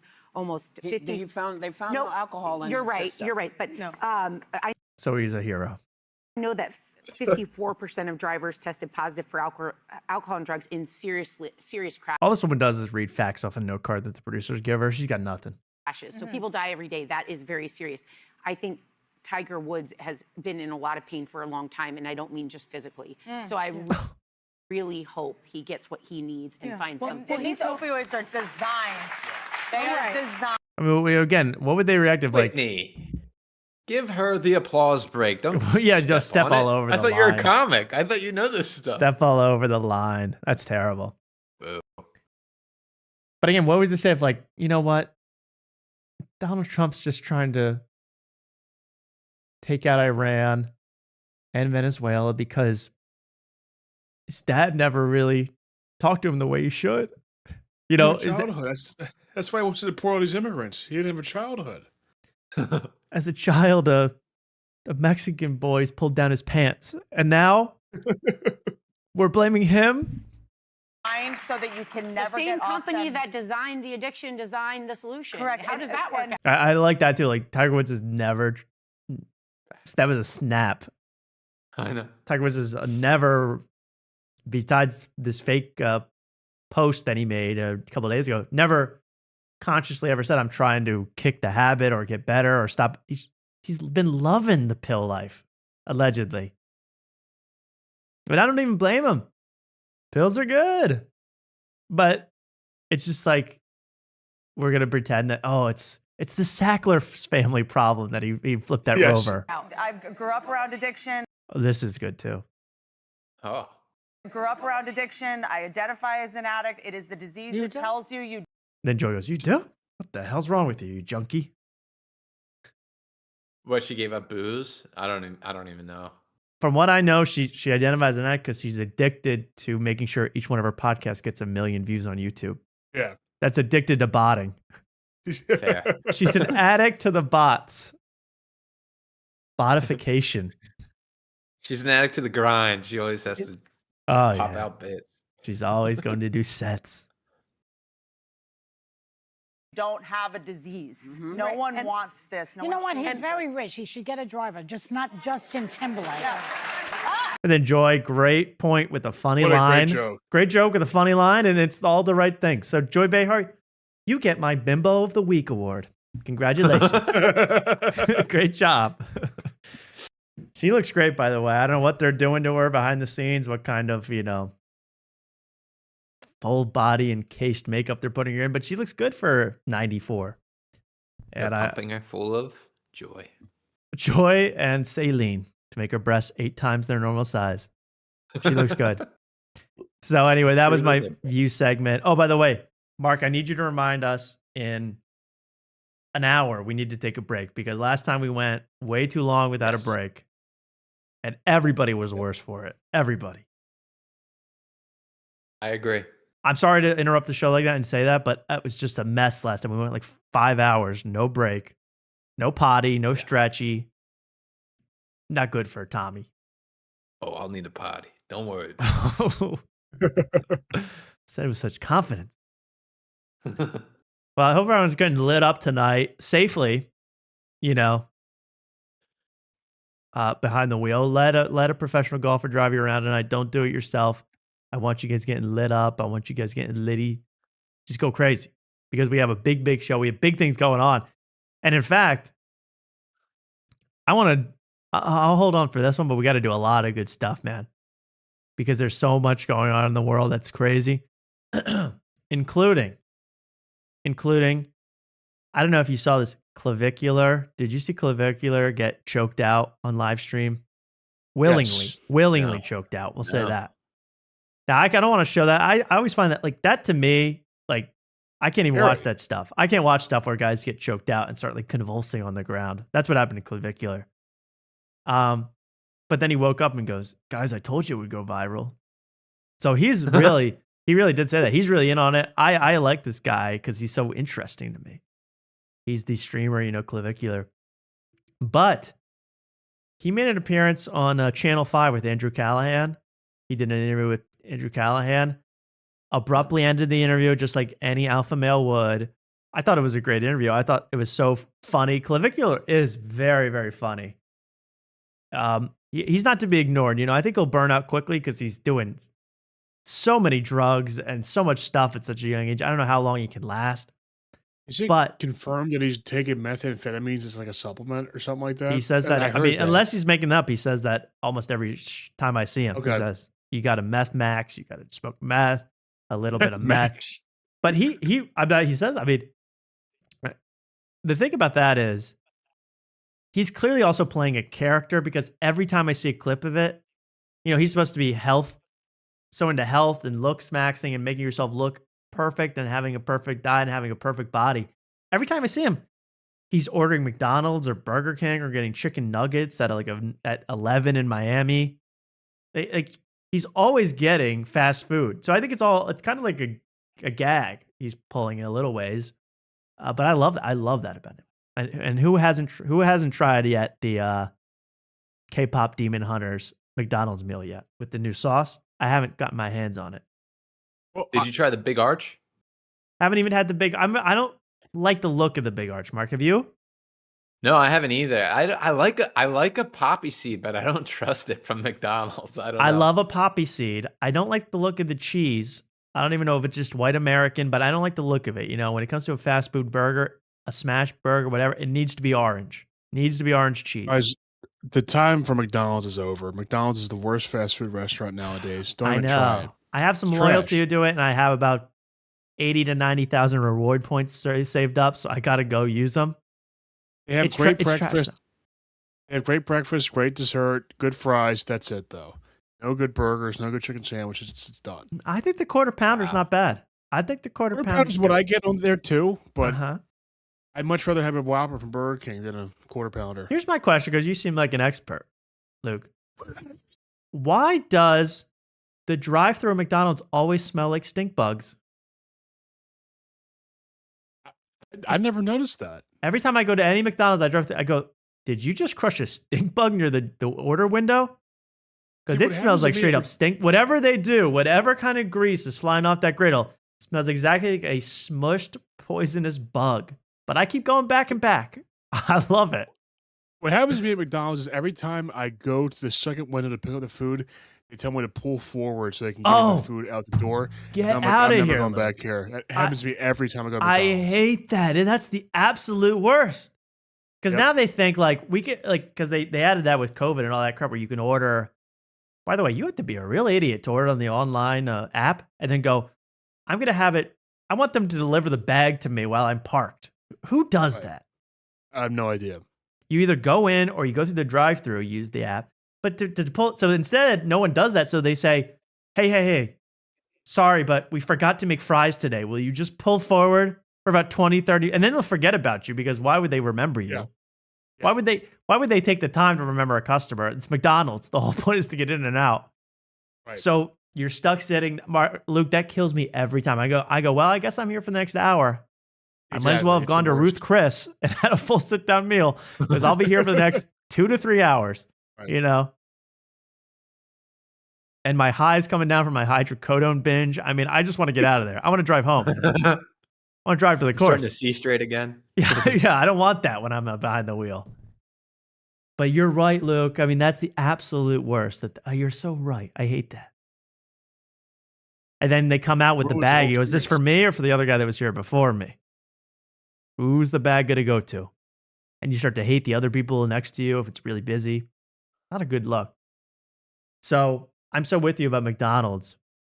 But Clavicular, that's why we're talking about this. Clavicular always you hire eating McDonald's. Here he was on Channel 5 and with Andrew Callahan. By the way, people all in the comments being like, Andrew Callahan, don't forget, he sexually harassed women. He's a sexual, I forgot. I remember us talking about that when that happened. I don't really remember, but people seem very adamant that he did some bad stuff to some bad people. Or to If some you good don't people. give it. This is amazing. This is the end of the interview with Clavicular and Andrew Callahan. And, and thank God that he streams his entire life. So you see like behind the scenes of these interviews and what really happens at the end. This is so good. I love this. Shit. I mean, like, There's it would be Clavicular. like at least you put a little bit of effort into. I think I've done a pretty good interview. From what like context, because if it's from the context of what you guys reached out was your intention, then I would say that you've done a pretty shitty job. All right, well, I think people probably want to learn about you, and that was what I was trying to give you the opportunity to do. Well, no, I know. I think that's totally Very, fair. I applaud you for that, but not one, Get in each question other's throats. about looks maxing. There's been so many questions about looks maxing. I probably asked you about looks maxing like 40 times. I just don't know the specific science. I'm not in the community. I love this guy. I love this. This is great to me. I love interview fights. This is unedited. I guess I'll skip. But he does ask Andrew Callahan one question that I thought was so good. This is good stuff. Okay. Love interview fights. If you were to ask about maybe something in regards to hair loss, there's really nothing. Yeah, sure. Hair loss. You see what I mean? Telling me what you're trying I'm to telling you what to ask. So when strifey. you wake up every single morning and you take a look in the mirror, you're 100% satisfied with every single thing. Is that what you're telling me? Yeah, more or less. I may be a white boy, but I'm not stupid.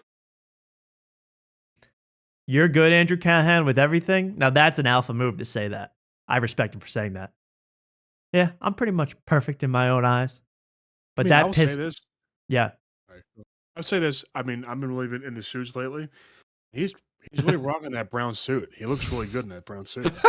Phenomenal. Why'd you get into suits so Why'd you lately? get into suits, man? Why are you into suits? I'm going to like 6 weddings this year. I'm really getting into what suits should I wear. So I've really been into it.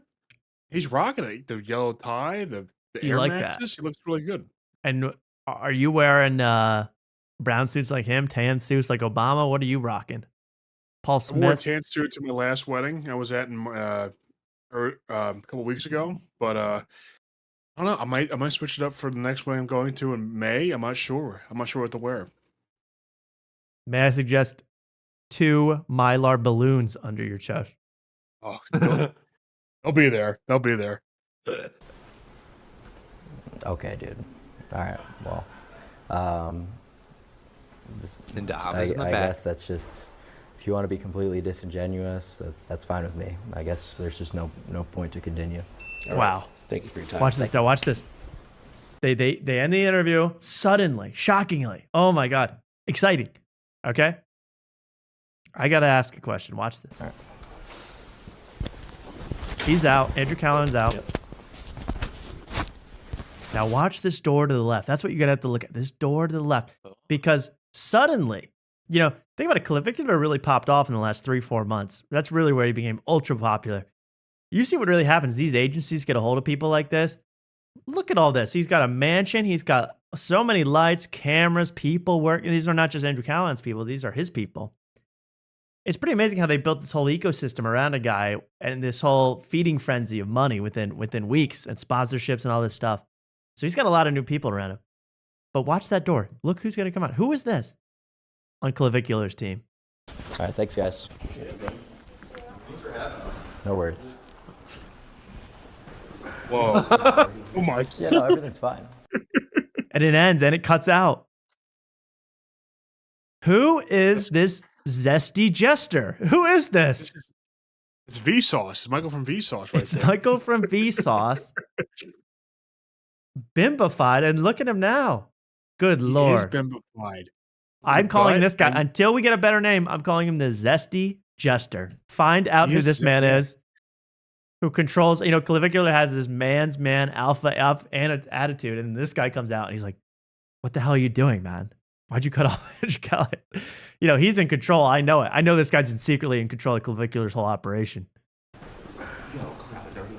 Yeah, no, everything's Can't fine. do the limp wrist with the distressed gene. That's Ooh. a bad look.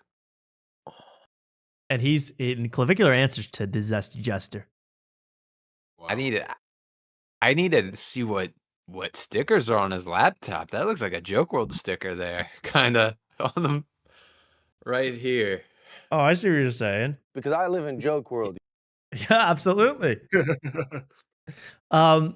Yeah, so anyway, let's find out who that is. Get back to me on that. I know he runs the whole operation. I know he's probably in charge of like Sneeko and Nick Fuente. I bet this guy's in charge of all these people, just by have the opposite political opinions. So I gotta find out. Allegedly. Anyway, that was my little one. That's an investigation for another time. And I don't know what else is going on. This is a freaky scene at the Clavicular compound. I don't know what's happening. But that's really exciting stuff. Hey, speaking of streamers, man, I feel kind of dumb. Like, I don't know about you guys, but like, I watch so many videos, I watch YouTube, social media, all this. I don't really get to like read about the actual news. Like, I don't go to the New York Times website and read. I mean, do you guys do it? I mean, I don't, right? I don't really do that as much as I should. Definitely not as much as I should. Thank God streamers out there are explaining the news to me in a way I can understand. And here today is one of our favorites. It's Rakai. Tell me what's going on, Rakai. Bitch! Tell me why. Like, chill. Okay, so boo, I'm streaming, right? There he is. Tell me why one day I'm just like, you know what? Let me go on the fucking news. Bitch, Same. you know we in war? What? Bitch, do you know we in war? I had no idea. I'm just chilling, bitch. like, yo, one day, let me just go on the news real quick, bro. Bitch, we is in fucking war, my nigga. There you go, Luke. You heard it here first. We is in war, my nigga. I believe that was that was the cover USA Today, right? During Pearl Harbor, right? It should have been, yeah. We is at fucking war. Bitch, we is a fucking war. This line At one point, would be amazing. Oh, What? At one point, his eyebrows are literally like a cartoon. Cartoon Yeah, look at that. anime. Look at that. The idea of war is just confusing him and stressing him out to the point of not being able to think straight.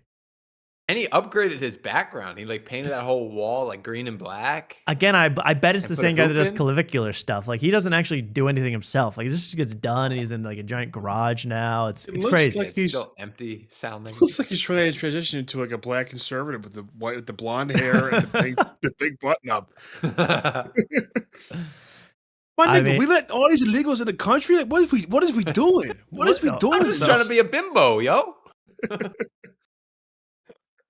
Yo, if they don't get the government reopened soon, like, transit workers gonna be out of a job. No furlough. We in this? No why is we fucking in this furlough, war, bitch. though? We gotta be focusing on the illegal immigrants in the country, yo. Gas is $3.99, nigga. That's too much. Yo, the Ayatollah was a threat to Israel, dude. He was though. He was, and they got a right to defend itself, though, cuh. The Israel got every right to defend itself. Tell me why Zelensky want 80 billion for fucking missiles, and I can't feed my fucking kids. Bitch. Let England deal with that shit. Why U.S. gotta deal with that shit? They're not even NATO, motherfucker. Bro. Bitch, we is in fucking war, my nigga. Put that literally on the cover of the New York Times. I want to see that. And y'all talking about I got a rental. Bitch, it's way more important shit to worry about than my fucking car. And that's y'all problem right there. Right? You guys are weren't. This is just wrong. You can't be looking like this. You can't. Oh my god, he's insane. He's trying to like pull off like a Tyler the Creator look, kind of. It is sort of Tyler the Creator for the Gen Alphas here. But I mean, really, a man has a young. He's a boy, right? He's not an adult. Has never looked any dumber. I'm sorry. I'm real sorry. He looks bad. He looks bad. He doesn't serve anybody well with this look. This is not helping anybody. And he also acts stupid on purpose, but this isn't one of those moments. This isn't one of those. I saw him. He got his braids. He had braids, and he got them tied to Ty Lil, the other streamer. Ty Lil's braids. They got them tied together. And then they did this like Laurel and Hardy routine where they're like, "Yo, bitch, our hairs are tied together. How are we gonna get around the house? What the fuck?" So you guys didn't predict that was gonna happen, guys? They're literally doing like Three Stooges style antics, but people like believe it's real because it's live streamed. It's pretty funny. They drove a Corvette through one of those open car washes, but they they paid, they did everything, and then they start driving in, and then it locks their car. And they go, no, what are we doing? We're about to get wet. It's like, you didn't predict this one. I love these kids, man. They're the future. We don't love the kids though that much, you know. Hey, yo. You gotta specify. But really, this is the new like loose lip sync ships like propaganda poster. This is gonna be what it is. You selling street mob, dude? Fuck you. All right, well there it is, Rakaya telling us about the war. That was nice. Oh, whoops. Thank you, Rakai. That guy knows what he's up to. Wait, he's draft age, isn't he? He could be drafted. He could be drafted. Yeah, he could be drafted. God willing. You know, he learned some lessons. Wait, no. No, I want him alive and well, but What you mean? if one man can annoy the Ayatollah, the new Ayatollah to death, it's Rakai. It's funny. Bitch, you know it's wrong to starve your own people, bitch. Well, let's go to an old favorite of ours. A guy who was a former guest on this show and is now having a resurgence across the internet, man. He's really doing great. I want to talk a little bit about comedian Jeff Dye. That's so icky. What is it, Mark? What's wrong? I mean, it's Good Friday. You want to do a break kind of soon. We should at least get I don't want to say like a prayer because it's, you know, I don't want to push religion on anybody. That's okay. If you feel we need a prayer to have the show be good and be spiritually synchronized, go ahead, pray it up. Yeah, I'm kind of wearing my church clothes, so I would like to do a prayer if you don't mind, Tom. Sure, yeah, absolutely. Sorry. I know this is a Friday night. Everybody's turning up and having fun. Let's slow it down to a crawl and let's do a prayer. Yeah. We still got a lot of show left. I'm ready. I think this is appropriate. We stop bickering about it. Do the damn prayer already. Well, I thought somebody else was going to lead us in the prayer, to be honest. All right, but Mark, you got to tell me. We'll have someone do a prayer. You're right. You know, I'm there's someone. not a You're right. professional. There is someone that should be able to do the prayer, right? Yeah. Is it this one, Mark? No. This is a good bit. It's just going to take a while for us to get our things together. Sorry, I threw you. But then we should do a prayer. It's 2513. Oh, okay, good. It's prayer time. Everyone, get on your knees. Bow your heads. That sounds sus as f***. Oh. Pray and say, Lord, it's a double standard for sure. Listen, I know that I might sound crazy about this stuff. And I often, almost daily, when I'm praying, say, Lord, am I going too far on things? Lord, am I becoming a sexist as I age? Being single this long as a straight male is making me wildly sexist. And I'm working against it, so I'm sorry. Amen. Amen. Thank you for... God, am I becoming sexist when I post my stand-up shots that are sexist? Am I becoming sexist? I've been single for so long, I don't even know. My Lord, I'm starting to hate women. I'm starting to think about becoming a woman myself by stuffing balloons into my chest, Lord. Will I hate myself, oh Lord? I do not know. Well, Jeff Dye giving us a nice prayer of single in old age. Everyone can take that to heart. Continue, Tom. Okay, well, there we go. That was beautiful. Jeff Dye's been all around recently, man. I love when Jeff Dye's actually doing new stuff, not just Die Hard. I don't really watch Die Hard, unfortunately. I'm sorry to say. I haven't seen Die Hard in some time. I watch for this kind of stuff. I watch for prayers. I watch for The shout prayer outs. stuff, yeah, any sort of shout outs. But I didn't see that. I definitely haven't even seen a second of the new one. But I did see that Jeff was, first of all, let's just show a funny clip from a new skit that Jeff Dye was in. This is a 4.5 minute long SNL style skit.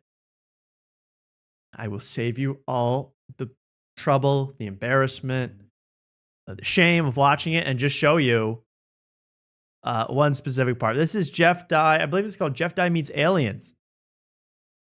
And yes, he's going to pull off, Mark, maybe the most Jeff Dye-ian head shake I've ever seen.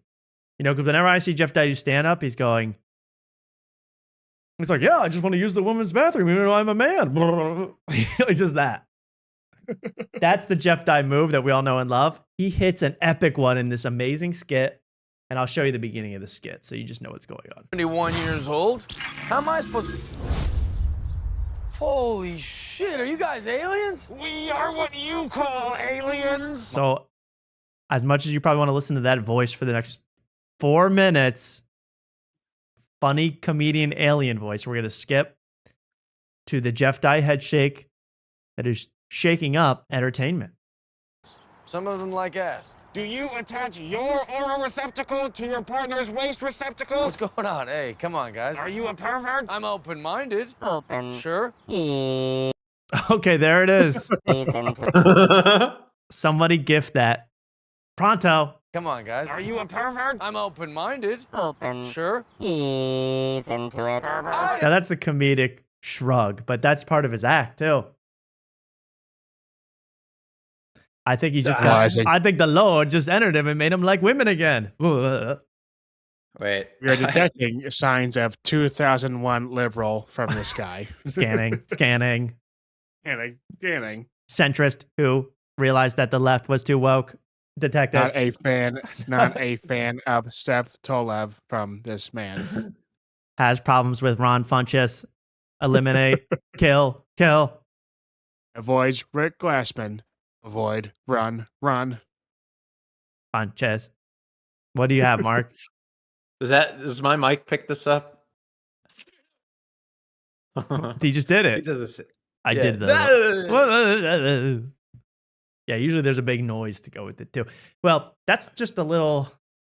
I little love taste him. buds. He's my favorite comedian. Of I'm course, sorry. we know that. Yeah, Cool. we're not. With Mark, this is Mark's favorite comedian. He's got signed posters. He's got it all. He's got a ball in his name. Just bounce that thing for us.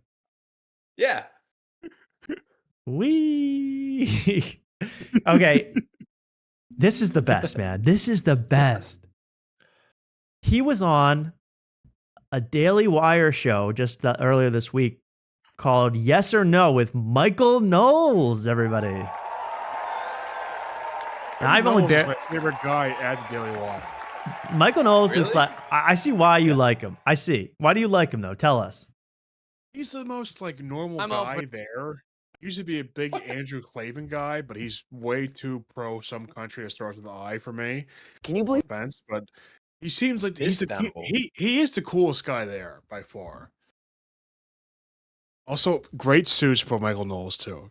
Fashion maxing to the max to Michael Knowles. Great suits, and he doesn't like Iceland like some of these other hard right Oh. people. Disgusting. Exactly. Oh. Not a fan of Italy. Hey man, I'm just saying You we didn't should. like my Istanbul pool? That's a city, not a country. Well, wasn't it a city state at one point? You're a city state.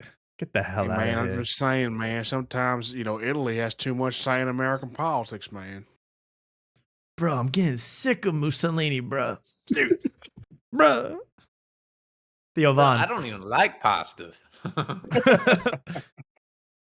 Theo Von getting very upset on Joe Rogan. I you know what? I know I don't disagree with his politics. I'm not saying anything about that, but I don't like when he goes into like, bro, it's pissing me the heck off, bro. Like, fuck. He's fake. Like Kurt Metzger, like you're like Kurt Metzger, do something about it. You have enough money. You have more money than like the country of Belgium. You could blow up one of these places if you wanted. You could buy a Tomahawk missile and send it in Netanyahu's house if that's what you wanted to do. Yeah, I mean, you said Tom on the show. You said Schultz is the barometer of like when he has an opinion, it's time to switch, like develop that opinion. And Theo, when he gets an opinion, that's a sign that everyone has the exact same opinion on that topic. Well, Because- I know what you mean. Yeah, it's true. Like he's taking definitely the popular stance. But that was so interesting, that episode of Joe Rogan, because Joe disagrees with him basically. Joe has to side with Peter Thiel and all these people. So Joe's the one guy who's like, dude, you're kind of acting out of bounds right now. You're acting wild. It's Yeah, kind of I mean- interesting. Like Joe Rogan, it seems like zombie mode right now. Well, I kind of get what he's saying because, like, I mean, obviously, I know that Italy has a lot of influence on on American politics, but I can't change anything, so I really don't care. But the thing is with Joe is that he can, like, he was fucking like scammed. Like they used him Yeah. to the umpth degree. Like he was bought and paid for. It was unbelievable. I actually just spent the last 20 seconds thinking you were actually talking about Italy. And I'm like, what did they do? I was so confused. Israel. Okay. I know what you mean. Like he's been scammed and it's hard to get out of it once you've been totally scammed and like feel like, no, I'm wrong totally. And everything I've been thinking and saying for the last 4 years, totally wrong. You know, I watched 2 minutes of that Joe Rogan with Theo Von. Mark sent me a clip or Luke, you sent me a clip. He hit on, what was it, Mark? He hit on trans, vaccines, and what, woke people in like 2 minutes. What else was the other thing? No, he started with vaccines, and that changes you into trans, and then something from trans into racism, right? Like, or being tribal or some. It's the first time I've never watched Joe Rogan, so I wouldn't know, but it's the first time I watched it, I go, this is so dated. Like this is like now like dated beyond, it's like stale. I mean, has been stale. We haven't talked about it at all, notice. But it's been stale for years now, and to the point where like you're bringing up like trans and vaccines in the same paragraph to make some point about America. Like that's over. All right? We're just trying to get on the roast of Kevin Hart, man. Like, damn, bro. All right, let's watch Michael Knowles, who really knows what he's talking about. You. Let's go back to the real comedian. Well, I would call the show He Knows What's Up, because this is a real comedian. He really kills. And let's watch Michael Knowles and Jeff Dye spar it out on a show that is one of the worst concepts and executions of a game show I've ever seen, called Yes or No with Michael Knowles. Oh, God. Oh, good God. So we start off with cigar heaven, man. I mean, these guys are really into cigars. Cigars and smoothies today. My favorite combination, obviously. If you want anything tastes better with your raspberry banana smoothie, it's a bunch of tobacco. Welcome to Yes or No, the bibulous battle to discover who knows whom better. My guest today. Bimboless? I want some bimbos in my show. Is comedian Jeff Dye. Sorry, I'm Googling bibulous. Bibulous, it's a great word. That's a real one right there. Now, that's a good joke, but you'll notice they have a studio audience on this show. Why? A very small studio. A studio audience of 8. Yes. Split in half. Okay? I guess they really wanted to be, Jeff Dye was like, I need to be in the round. Okay, because this is technically being in the round and being surrounded by people.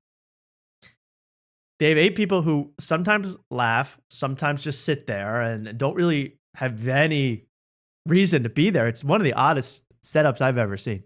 Would have done. He is a stand-up comedian and an actor, and here is how it works. I'm going to ask Jeff a yes or no question. Listen to the show. Lock in his answer away from my prying eyes. Then I will try to guess what he chose. If I guess correctly, I get a point. If I guess incorrectly, I will lose a point. No matter what, I usually say I'll end up drinking, but mercifully, Jeff took pity on me today because it's in the morning, and I don't have to slam a martini right when I... No, it's because Jeff's on 2 years of sobriety since the big car crash, and he's not drinking. And he doesn't want to watch that. Well, did his car flip? I don't think he tigered it. I think he couldn't even flip it. He's too pro to flip. No, he was so drunk that he was drunk the next day after he was drinking, and then he got a DUI. Yeah. That's badass. Badass. That is badass.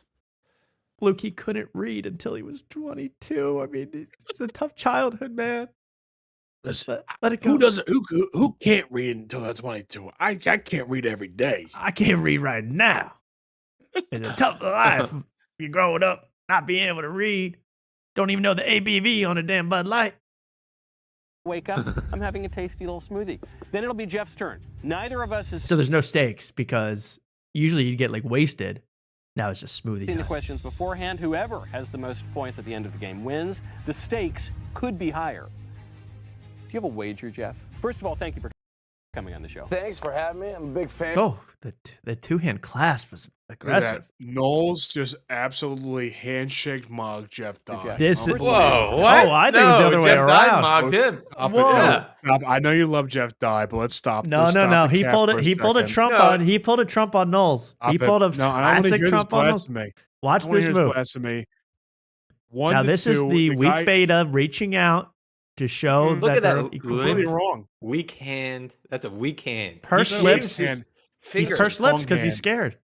Pursed Stop lips. it. Scared. Stop it. On the show. Thanks, Lying. Oh, That's not. that's the claw. You Look just out. got clawed by the die. Can we say this? Can we say this? Plaid jacket, navy pants, black shoes, no socks, completely fashion mug Jeff Dye. One-handed, two-handed, completely handshake mug Jeff Dye. Michael Knowles is the man. Okay, Mr. Tim Gunn all of a sudden knows everything about suits. You don't know. This guy had nothing but suit talk. Listen, wait. You know what? Jeff you're Dye upset- goes in minimalist and Wait mogs. till I show up in May. I'm gonna mug the entire place, man. I'm gonna be complete fashionista there. I cannot wait to see what you consider a mog. I mean, it's going to be incredible. Let's mog. Mog off. Have me. I'm a big fan. I'm excited to be All right, well, here. let's skip to a little forward in this show. I could watch this whole thing and enjoy every second of it again. I've already watched it all. Cheers to that. Cheers. I think I forget what this part is, but it is funny. Believe me, this is a very funny program. You got to watch it for yourself. Yes or no? With die.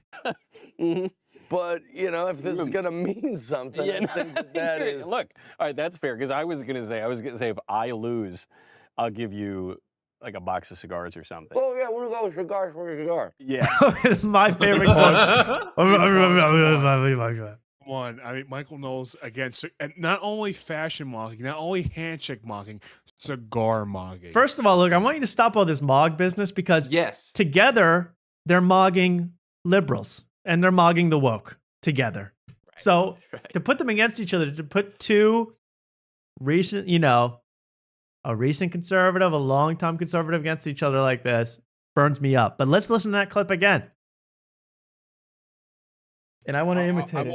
I will accept that olive branch because that is true. Anything to mog the left is something we all can come Finally, together let's on. mog this left. I'll give Let's you mog the left. like a box of cigars or something. Oh, yeah, we're going to go with cigars for a cigar. Yeah. Cigar. Jeff Dye's thought pattern 24/7. Oh, yeah, cigar. Free cigar. He's like the walrus in Alice in Wonderland. Oh, yeah, he's just constantly ripping that thing. And if I... And he's Winston Churchill puffing it like constantly in Michael Knowles' face. That might be a mog attempt. Can we get rid of? Can we stop saying mog? The mog's over. It's die. It's die. Let's focus here, guys. This is a good. I'm dying show. up here. But now... I'm Gen Z. I can say mog. What are you afraid about real I know, estate but in Iran? Yeah, and now... And focus on on top Can't of afford that- it with your... And then this whole thing is shrouded in smoke. I mean, it is really like, but it's not he's not like shot in like a hangout, a walk-in humidor. This is shot with a bunch of weird studio audience members and a recreation of Rob Lowe's The Floor on Fox. Like it's a giant warehouse. All right, well, let's see some more stuff with the cigars, man. I love cigar stuff. And they're actually, I love this. They forced Jeff to watch a clip of his own special, Yes. which would kill me, especially if I was Jeff Dye. Yes. But look how Die handles it. It's awesome. Hey, why do you care, man? It's just, she wants to fight, she can fight. Whatever she believes, she is beautiful. It's nice. Watch this. Right, that's good. That's nice. Go along, guy. That's good. Watch Jeff here. Trying to be nice. Want to be everybody's Look at friend. these smoke want everybody to effects, get along, live say smoke letter, effects. And then the fight came on. He is really passionately looking at himself, like puffing up. Yeah, I killed that bit. Reserved for when most people have a child. He's doing it for his review of his special from a year ago. Yes, Mark? What's that? Look at that. No, I'm just saying. Let's stop with this Michael Knowles slant. I mean, I don't want to go at Luke here, but Jeff Dye's the man. I don't know what's this modding. Jeff Dye's the man, bro. Stop with the cap. Stop the cap. Okay. Okay. 6'7". Aura mogging. This is ridiculous. Michael Knowles is a complete sigma. I like Knowles. I like Dye. Let's leave it at that. All right. This petty fighting is just what Iran wants. Mark, I'm going to extend it an olive branch. Listen, again, Tom said it earlier. We're here to mog the left. Can we accept that? And we're here to talk about how cool cigars are tonight. Cigars are so cool. Only alpha conservatives can smoke cigars. Look at all these shots. The pure pleasure sucking in that thing, man. I mean, seriously. That sounds sus as All right, being a bimbo is nothing compared to this. I mean, for the love of God. A long brown cylinder in your mouth, make that face. That's a little sus. I'll say that. Just total bliss. So this is a whole bit, by the way, about him. He's dissing trans people in this special, I guess. So Michael Knowles cannot be happier. That was an epic. I didn't mean to stop there, but that was crazy. Sorry, you'll never see me with a damn stick in my mouth like that. Breaking into. We agree men shouldn't beat up women. Right. Side question.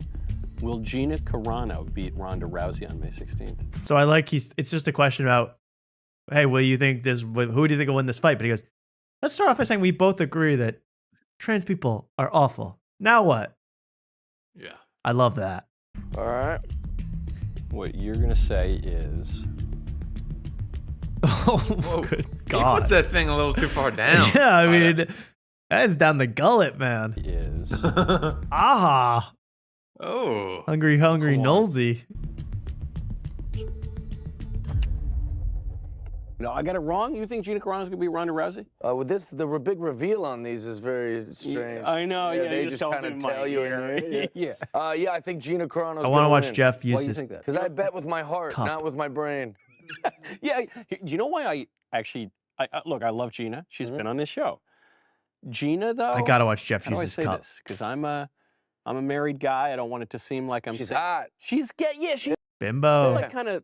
She's slimmed even a little bit, and I just fear... And she's She's got 3,000 cc breasts, 30,000 cc saline injections. The big heavies, though. The big heavies. The heavies, Joe Rogan. always been gorgeous. She's always been... Use the damn cup, Jeff.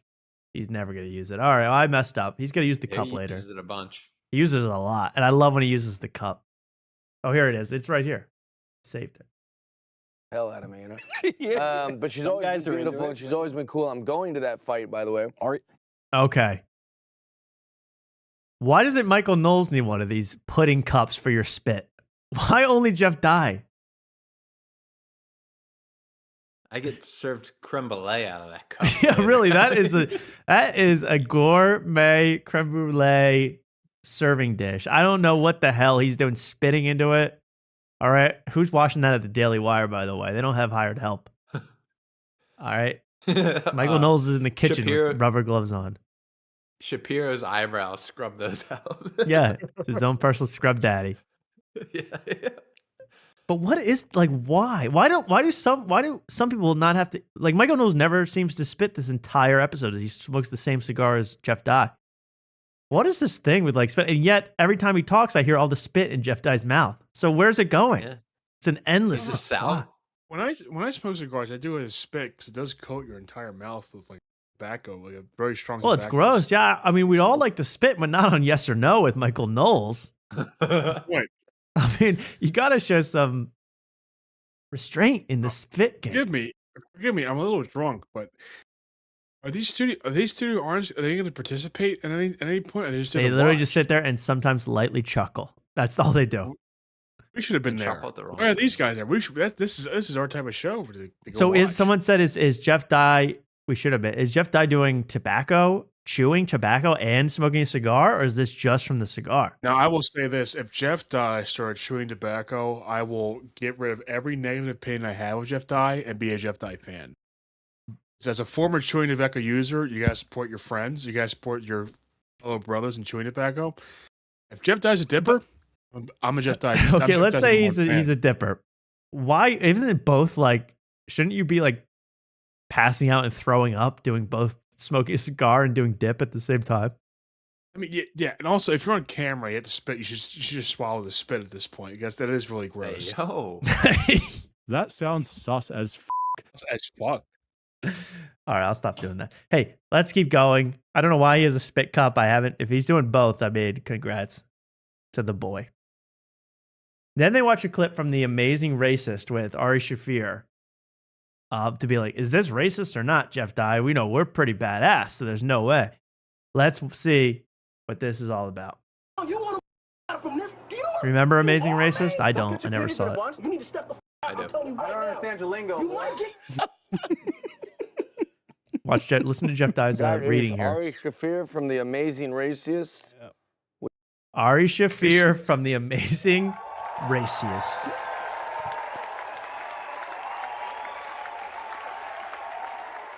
It's a raciest looking top I ever seen. Look at that. I just that really did strike a chord with me. The Amazing Racist. I like that. It sounded like it's Ari Shaffir from The Amazing Rapist. Racist. Sorry, I'm picking up on something else here, but like as much I watched this whole thing, of course, because I'm a big fan. But as much as he spits in that cup, I'm surprised it doesn't like overfill. Like they have to like exchange those cups in the middle of it because he spits a bunch during this thing. No, they should just have a pneumatic tube to suck all the stuff into it. You know, into a separate room. You gotta have like mud jugs. Tom, you know mug jugs. They gotta have mud jugs. Oh, mug jug, exactly. Yeah, they should have. Michael Knowles every like 5 minutes should have the little thing they use at the end and put it in. Okay, now suck. your mouth. Suck. Yeah. Gotta have that mouth free and clear. Which was live on MySpace. Man. Oh God, the constant spitting That is gross. crazy. That is gross. And he never thought like I'm gonna be on camera. I might not want to spit for an hour. No, I'm gonna spit. Maybe that's a mug. What you gotta do is you gotta fake a sip of a drink of a closed like a non-transparent bottle Right, and exactly. the spit. That's my move. Class. Hope I see that a lot at my wedding. It's a muggy move. I will not consume any chewing tobacco products at your wedding. Obviously not. Will not do that. Even on a dare.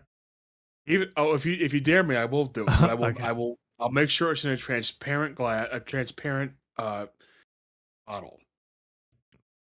Okay, that sounds disgusting. I think you don't mean a non-transparent bottle, but Mark, make sure to dare him. Non-transparent, yes. Make sure to dare him during the festivities. Thank you. I will. Are we gonna smoke victory cigars? Dude, we're gonna take blunts to the face. We're gonna call in Drew Montana. Yeah, we're gonna have him. And I'm just gonna be totally ignoring my new bride and be like, "Yo, tell us about the time Karen Feehan offered to buy you a car, bro." Yo, bro, it was a Volkswagen. Bro, that's a mobile, bro. You know that in Somalia, the IQ is like, yeah, I know, I get what you're saying. That it's the black people that they, yeah, I know what you're saying, man. Yeah. But they mean it really seriously. I think, whereas there was this kind of. But is racist mean seriously? Good question. Good question. These are Those are just my Jeff high school Dye's SATs. grammatical mistakes. Is racist mean? And then watch this. So he says, "Is racist mean seriously?" Now I don't know. I still haven't found out what that really means. What he means by that. I think, whereas there was this kind of. But is racist mean seriously? Yeah, I think. And then watch this guy in the back. Watch this guy in the back. Turn to his buddy and start laughing at Jeff Dye. Be a real racist. Because things are They thought that was funny. Is racist mean seriously? racists that are funny. That's racist, but it's also hilarious and it's satire and it's absurd because like Yosemite Sam is absurd. Okay, I don't know where this is going, but I love it. Also, you know what else? I'll play one more clip, and I want to play the end of this too. This just is like a cavalcade of fun. Whoa. You're skipping past something that you've already hinted to. All right, tell me where to go, Mark, because I don't even know. The I live. You made a soundboard thing out of it. Oh yeah, okay. Oh yeah. You're right. Let's find that part. No, it's only a little bit further. I know, but I can't. Here we go. Here we go. This is nice. This will be real nice. You're going to enjoy this clip as it touches upon a bunch of points at once. I love little sound clips like this. Statistics. Yes, we do. We do. The whispering does, I think, give away a little of the animosity. Sure. So I think that was probably the least racist America ever was, and it was downhill from there. Yeah, I agree with that, but I think that like I dabble in in jokes because I live in joke world, you know. So like I'm just trying to have a good time and be playful. But like that's what people go, You "That's live sexist." where? Like, yes, With whom? Hey, because I live in joke world. Hey, yo, so you are taking blunts with Joke World, huh? I live in Joke World too. I think we all have a little piece of YouTubers Joke World in us. Because I live in joke world. Yes. You know what that shit mean, right? Hell yeah. We all live in Joke World. Because I just want to be playful with Jake from Joke World. That's it. Well, that was just a nice sound clip that we'll be using until you can't take it anymore. Because I live in joke world. Where to next, Mark? Because I want to skip. I just want to get this over with at this point. This is crazy. He made another thing. There was another thing where is racist mean seriously? But this one, the other guy asked it, and he's like, "Is eggs not meat?" And he goes, "Yeah," and he answers it seriously. Yes, I noticed that a few times. Michael Knowles does not correct Jeff Dye. Very nice of him. Yeah, I mean, I have a couple things here. Whatever you got, because I have a couple things. Well, okay, I want to skip to this because this is just funny. You heard all these verbal mistakes from Jeff Dye, and then he pulls out a real whopper here of a line. This overwhelming sense of compassion for people who might struggle with that. Yeah. Because now the feelings. What is it, Mark? You're interrupting this. I think you should go a little bit before because he makes an admission. Okay. And then like then here. Okay. Yeah. For or a little someone forward. to be a one forward. Yeah. But by having to explain why it is, obviously I'm correct. You shouldn't be hooking up with animals and children and things or minors. Especially Oh, okay, that's true. young animals. That's like the worst. Good point. See, we want to paint Jeff in the right light. We don't want Jeff any does not want to have assumptions sex with young animals. That's a fact. Yeah, Yeah. but by explaining it, I did get this overwhelming sense of compassion for people who might struggle with that. Yeah. Because now the feelings got involved where I'm like, man, I can imagine being in a position where you're conflicted with these attractions to things that are immoral and unjust. And I think that's where conservatives struggle. I'm a conservative and I struggle with, I'm so right about a lot of these issues because I've brain busted the words and the articulating and the defending and the arguing. You heard it here first. I'm so right about these things because I brain busted the words. Interesting. because we heard it here first. He was a 2001 liberal, but then I hear he's a conservative. He's actually a conservative. I'm a little confused. I'm a little confused because on this show, he literally said, I'm a 2001 liberal. Then he goes on Michael Knowles. He goes, I'm conservative as hell. And I'm right about everything because I brain busted myself. Brain busted it. Are you bouncing that ball while you're brain busted all that stuff about conservatism? I mean, really? Is the ball, where's, oh no.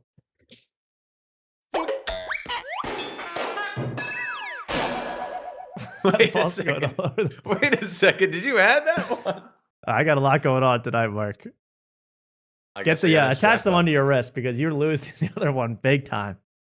So he's brain busted on another level here. Because I've brain busted the words and the articulating and the defending and the arguing, but I haven't been very nice about it. So I'm completely correct about everything, but I'm a dick. Sounds right. Sounds like you got everything figured out there. Okay. Oh. Now he's got two. Mark's back. Mark's back. Yeah, the other ball rolled right under my desk. That's serendipity. Well, I really have nothing else besides I want to show the very end of this. Go ahead. I just want to say that I had another one where he accuses theft. He compares theft to another hideous crime, and then he has a weird Jordan Peterson cope. But I heard that, but yeah, that was whatever. But that was funny. Yeah.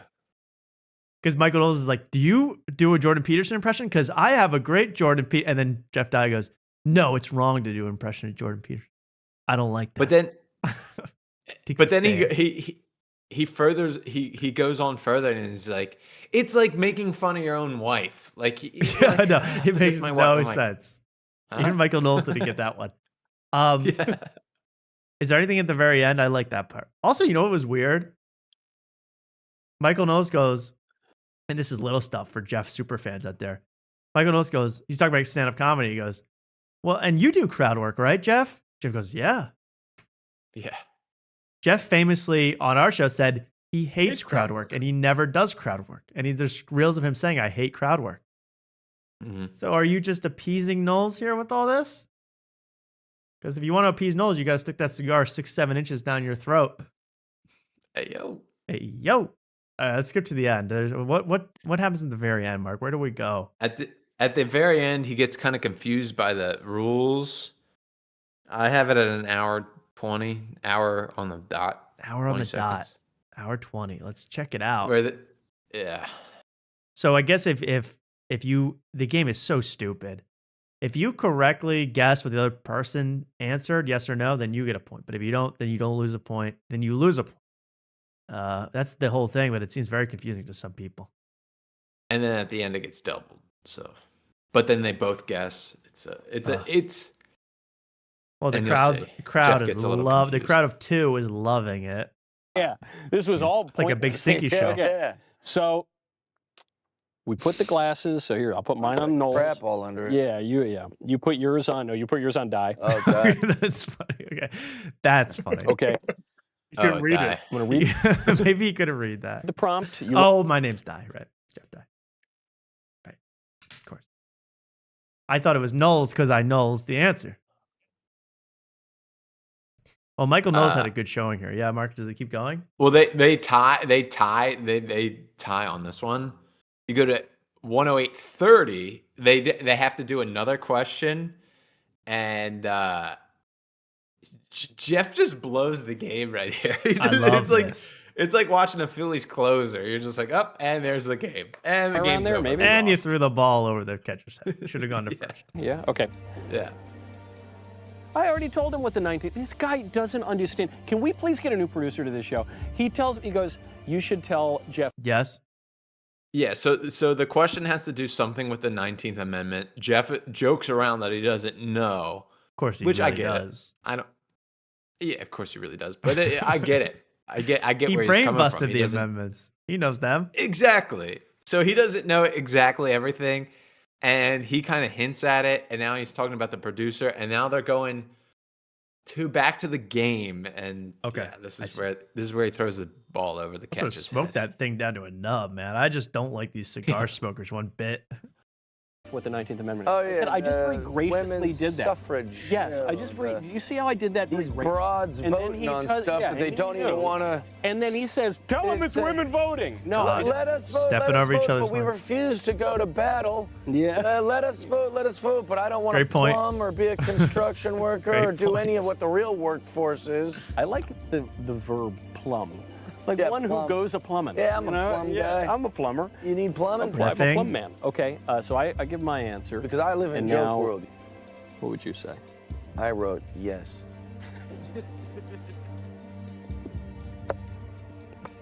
Okay, so he was supposed to hide. I don't know what was happening, but he just said I wrote yes Okay. when you push a button. Very funny. Okay, so I forget everybody. I forget everybody didn't watch this with me. Yeah. So he's not supposed to know the answer. Oh, He's supposed to secretly give it, and he just goes, Yes. "It's I wrote yes," and then he puts his glass on yes because Jeff literally just told him what he I see. answered, and he loses the game. I'm gonna on be. that. To be fair, I couldn't even understand the game. It's so weird. I know, Why I do you know, but move your it's- glass around on a table when you can just say yes But or when no? you're a diehard like me, and you're an hour into You the love it. show, and you hope Jeff pulls this one out for The him to game just is blow it horrible. at the end. It's like, oh, Jeff, damn it! I know Jeff had a great so- chance to win. Well, I think too much nicotine. How can you really focus there? Sorry. No, it was fair, Mark. Very fair. All right. Well, that was Jeff Dye week. He really went crazy on that game. We love Jeff Dye. We love Jeff Dye. I got one more quick thing to show, and then it's break time. Okay. You're gonna like this one because then we're gonna get to. By the way, when we return from the break, huge stuff coming up in the digital social hour realm. That's right, fan favorite is back and is going to make a big, big splash. Before that, let's quickly watch a new Michael Blaustein reel. Michael Blaustein, comedian extraordinaire. I'm always obsessed with Michael Blaustein. He's a. I'll just remind you when you hear his voice. He's a white comedian who is on the Stiff Socks podcast.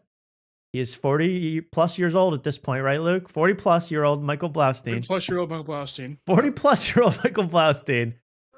And when he goes on stage, he sounds not so white and not so 40. You got the black antics. He does a little black stuff, and I compiled a bunch of these reels, but listen to this. Listen, I have a foot fetish, and I feel your judgment, and I fucking reject it. How about that? I don't care. Podiatrist. Oh, well. So normally he's like, good point, Trevor. But he goes, podiatrist. Yeah. Feet. I loves me some feet. Okay, hold on. How many of you, let me smell your hands. Let me smell your hands. that was the whole clip I want to show. That laugh. Scary. I'm putting together for the After Night Comedy Awards 2026 will include a best laugh category. There have been so many good ones this year already. In best laugh, best fake laugh, that you're really gonna love it. And here's just another example of Blau going nuts on the mic. Excuse me? Because I'm drunk. How many drinks have you had, Amy? Too many. Oh, nice. It's an Uber night. Please, Jesus Christ, Uber night. Don't want to end up like Tiger Woods. All right. Oh, too soon. Too soon. Apple. Yo, did he just write that within the last 48 hours, though? How'd he think of that? Another accident. President.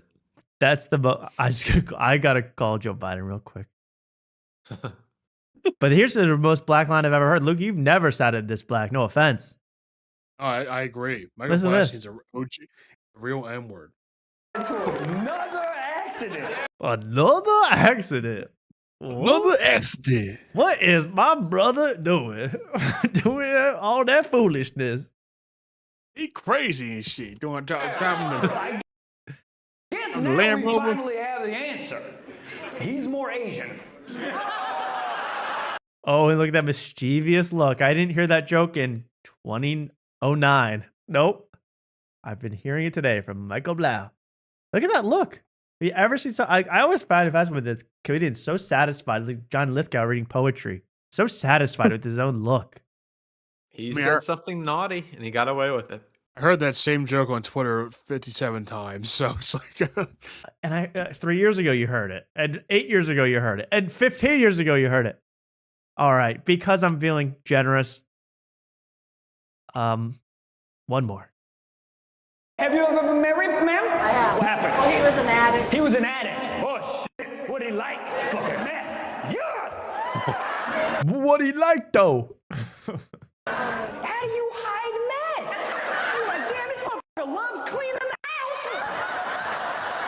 house. I love the effects. I love the acting outs. Boy, oh boy.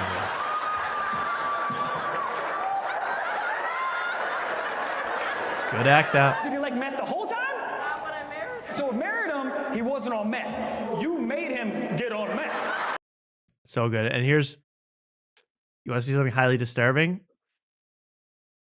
Here we Okay, go. why did you go to Asia? I was there to explore. How were the hookers? Were they? Did you? It was $30. This fucking motherfucker. When she said $30. You're paying for third-tier, third-world prostitutes who have no other option. Is Emma Effa? I want to get over that, by the way. All that joking around about I went to Thailand and had a lady boy in my bed. That is sick. That is a crime. Am I wrong, Luke? That ain't something to be like, oh, you nasty. Hey, man, as long as it's for the crowd work, it's all good though. Yeah, I just always think about that. I'm like, okay, think about that really entails. It's like, we're too evolved now. Come up with another joke. And believe me, I live in joke world. I can joke about anything, but that's too much. Did you say, do you have top shelf pussy? Because Do you pay extra when you go into a restaurant? yes, I do. But that's my point. Is because if I said, But that's piece my of a steak," point. and they go, of course, it's $7. I'd be like, bitch, not that one. Because that one is from 2024. I don't want that one. 2024. Here's something highly disturbing coming up, though. I can see fucking goddamn bacteria. The bacteria is talking to me. Hello, hello. I don't want that Funny. one. Yeah, So what like I'm that. saying is then the woman said, when the woman, you fucking liar. Watch this. Watch this. Watch what they do to him. You walked up there, you're like, hey, how much? She's like, $30. Okay, then they. I am as a Wow. Is that disturbing? I can't believe This is what they're doing now. This is what crowd work clips have come to. They're bimboing themselves mid-reel. And the muscles are fake. I like how they added the muscles. Good call. He ain't got no balloons though. No balloons in AI though. No, what you go? What AI think you in A cup? That's wrong. How he do that during the middle of his set though? How he look like a lady so fast? Bitch, he looks like Gene Simmons. Bitch looks like a good winner with that job. Ooh, whoa. And then you get the world's creepiest guy. Like, we're supposed to celebrate that. Gonna puke. Hey, we all need to stretch, right? It's been 2 hours. It's time to stretch your legs. It's trying to stretch your arms. It's trying to smoke that good kush. And we'll be right back. After tonight, why don't we all take a break? And we'll be back with Digital Social Hour. I promise you, you don't want to miss it. Clayton, Lisy, Hatgate coming up. Let's go. Let's freaking go. Let's freaking go. We'll be right back. I'm trying to find the music to play after tonight. Be right back. Oh, is it not? Oh, I see what happens. There we go. That sounds better, right? We'll be right back. Stretch your legs. Call your wife. We'll be right back.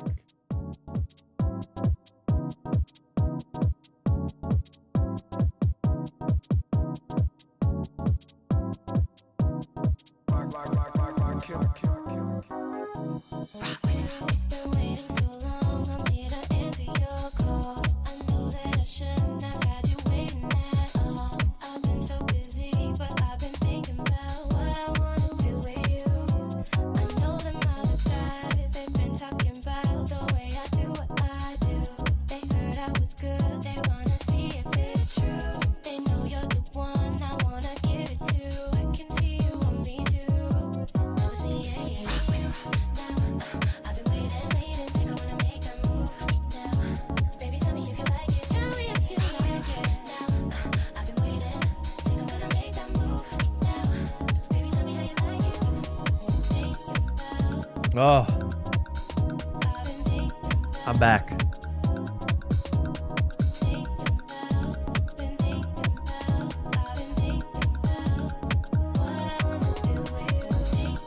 Gotta do one more thing, and one very important thing.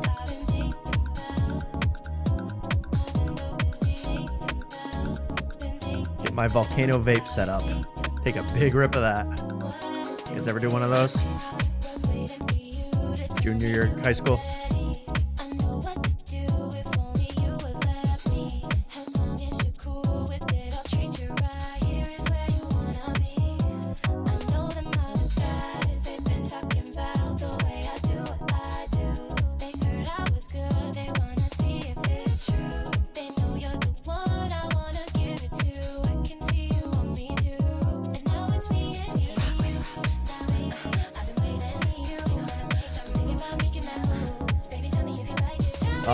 Well, Mark's still gone.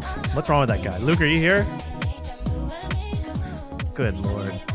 These bladders. I'm here. 5-year-old. Hey, Luke, welcome.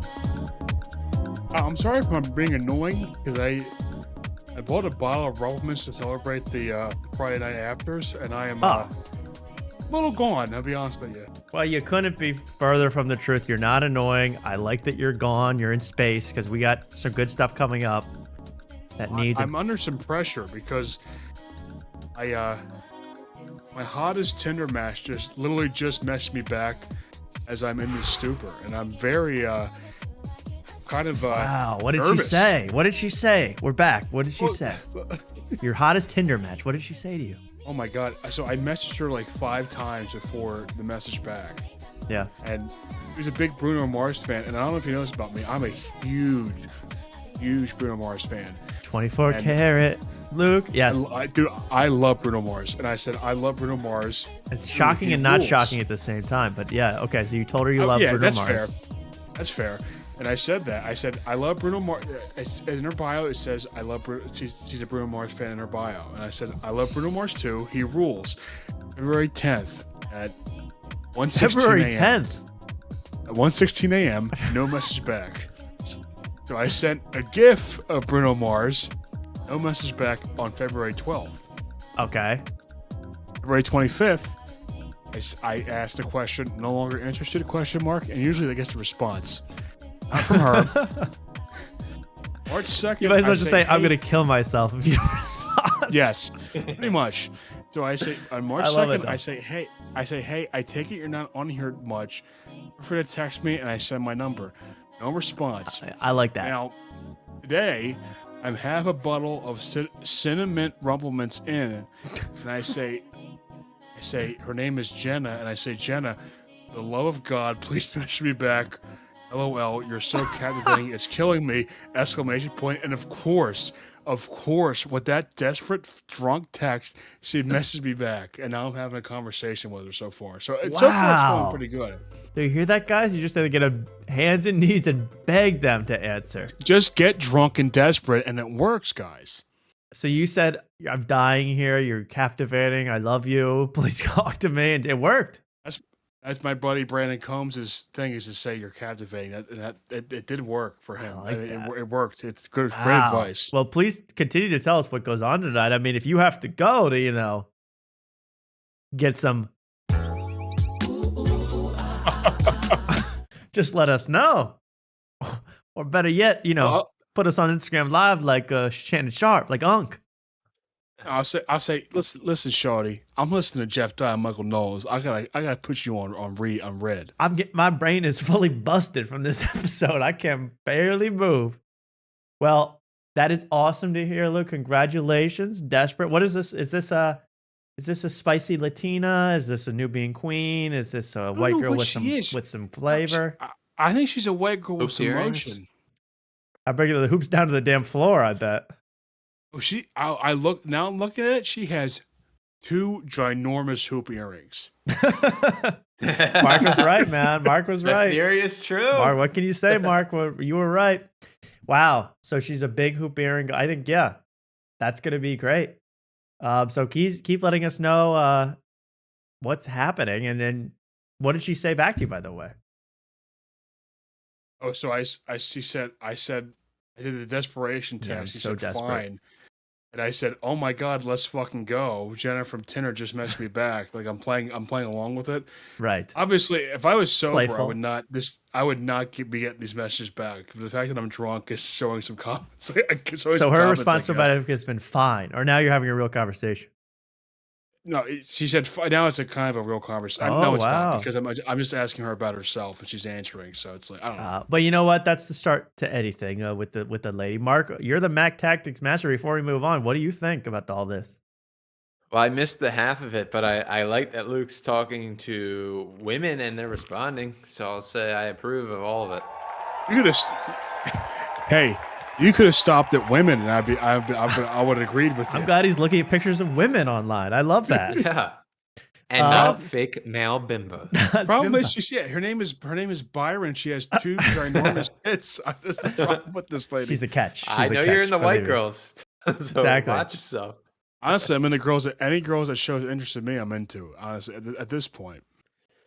Well, I love this. This is so desperate that it might just work out in your favor. I think it's good. What a great episode. I'm getting women messaging me for a change instead of Mark. That's unbelievable. Yeah, usually Mark's the one getting this hit would up happen by the thoughties. Amazing. Well, let's update us if anything happens, please. Before I go on, I want to talk about, I mentioned at the beginning of the show, but you might not know what it is. And I want to show two clips from this. But I underwent a procedure this morning, thanks to a guy by the name of Joe Rogan. He influenced me greatly to do this procedure. It's called Plasmapheresis. And Joe Rogan taught me all about this in this post right here. Have you seen this post yet? I hope you have. Went down to waste a well and did plasmapheresis. This is the stuff they pulled out of my blood. And then he's got a bunch of this plasma, high C, coming out of him. The yellow-orange liquid is plasma. It carries a lot of the inflammatory proteins. They separate it, remove it, and replace it with more high C. What do they do that with? It's basically like changing the oil in your body. It seems very weird when you do it, but the people that know have tried. So here he is looking like a proud papa for the first time ever with these 3 bags of goo that came out of him. Triplets. Yeah.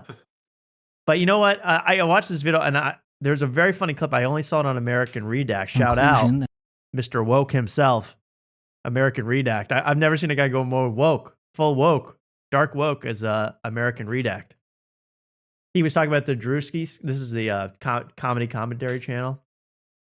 He was talking about the Erica Kirk Drewski skit. And he goes, Drewski is simply a genius for coming up with this one. How Drewski is doing this is genius. He called Drewski a genius no less than 5 times. And he said that, I mean, I don't even disagree, but he said literal like 2016 era woke talking points like black people can't be racist to white people. So it's ridiculous. Yeah. That was what shocked me. I'm like, is he trolling? Is he trying to like, because that's, I mean, not saying he was even incorrect, but that's a line to like get people like, no, I can't be racist. I can't be racisted against, Just, yeah.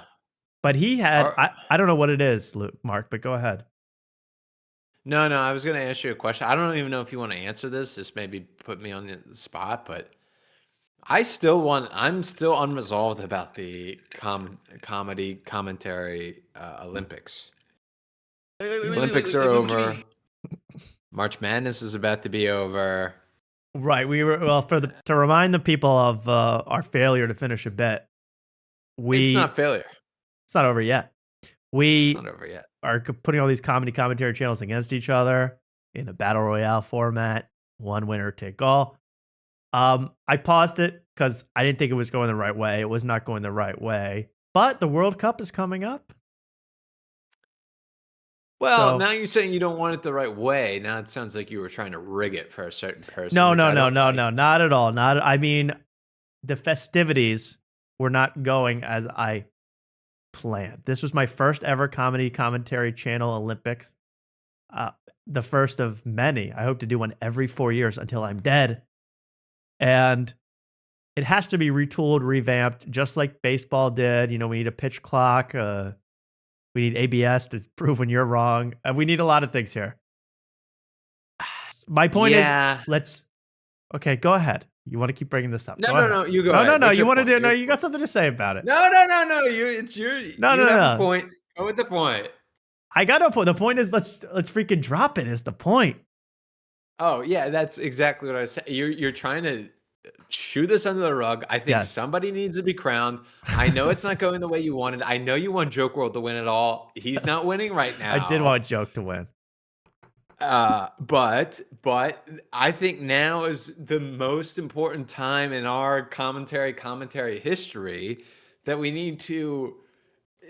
something needs to change. All right, we're tired of the Shaw videos. We're tired of the Callan videos. We know they're doing poorly. We get it. It's actually making us sad. I actually don't enjoy those videos anymore. Not that I ever did, but I really don't enjoy them anymore. And I was saying that before. Just not to interrupt your epic rant, but we were talking about that before the show, where they now do the videos where they're like, Brian Callan is on the verge of death. couldn't have happened to a worse guy. It's like, okay, I know he sucks, but are we really going to do this until he's buried? Uh-oh, big slip up at Brian Callen's funeral. They didn't bury the body deep enough, and crows picked at his corpse. It's like, can they do anything right? It's like, Yeah. okay.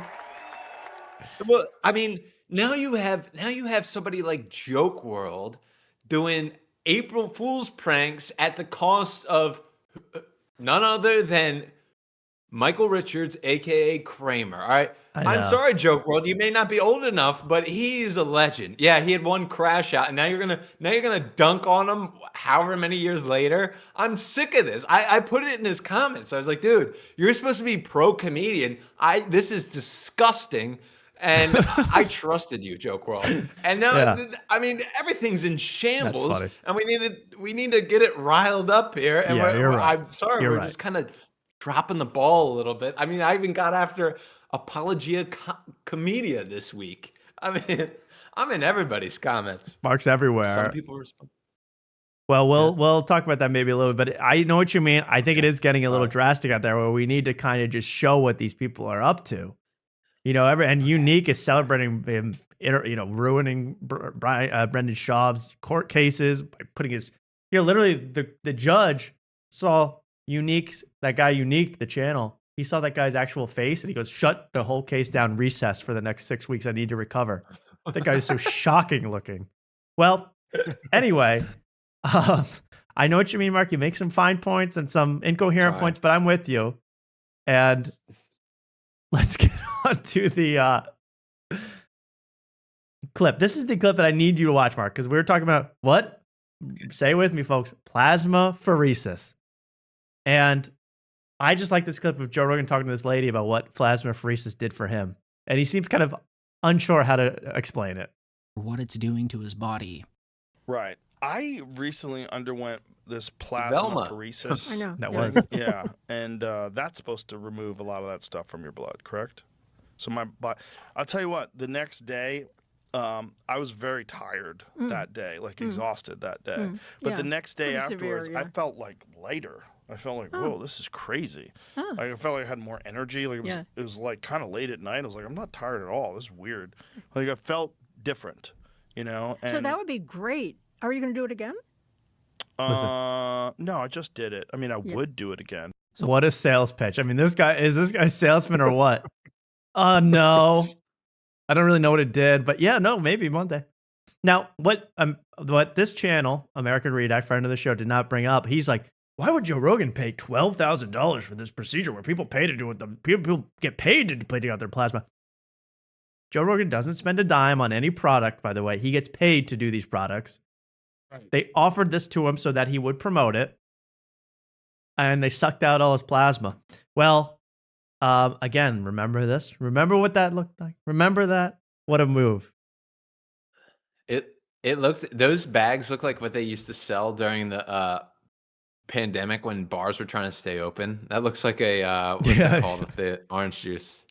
I know what you're talking about. Screwdrivers. Like a screwdriver in a bag. Take it home. Yeah. This is what Tiger Woods get handed right before he leaves the bar.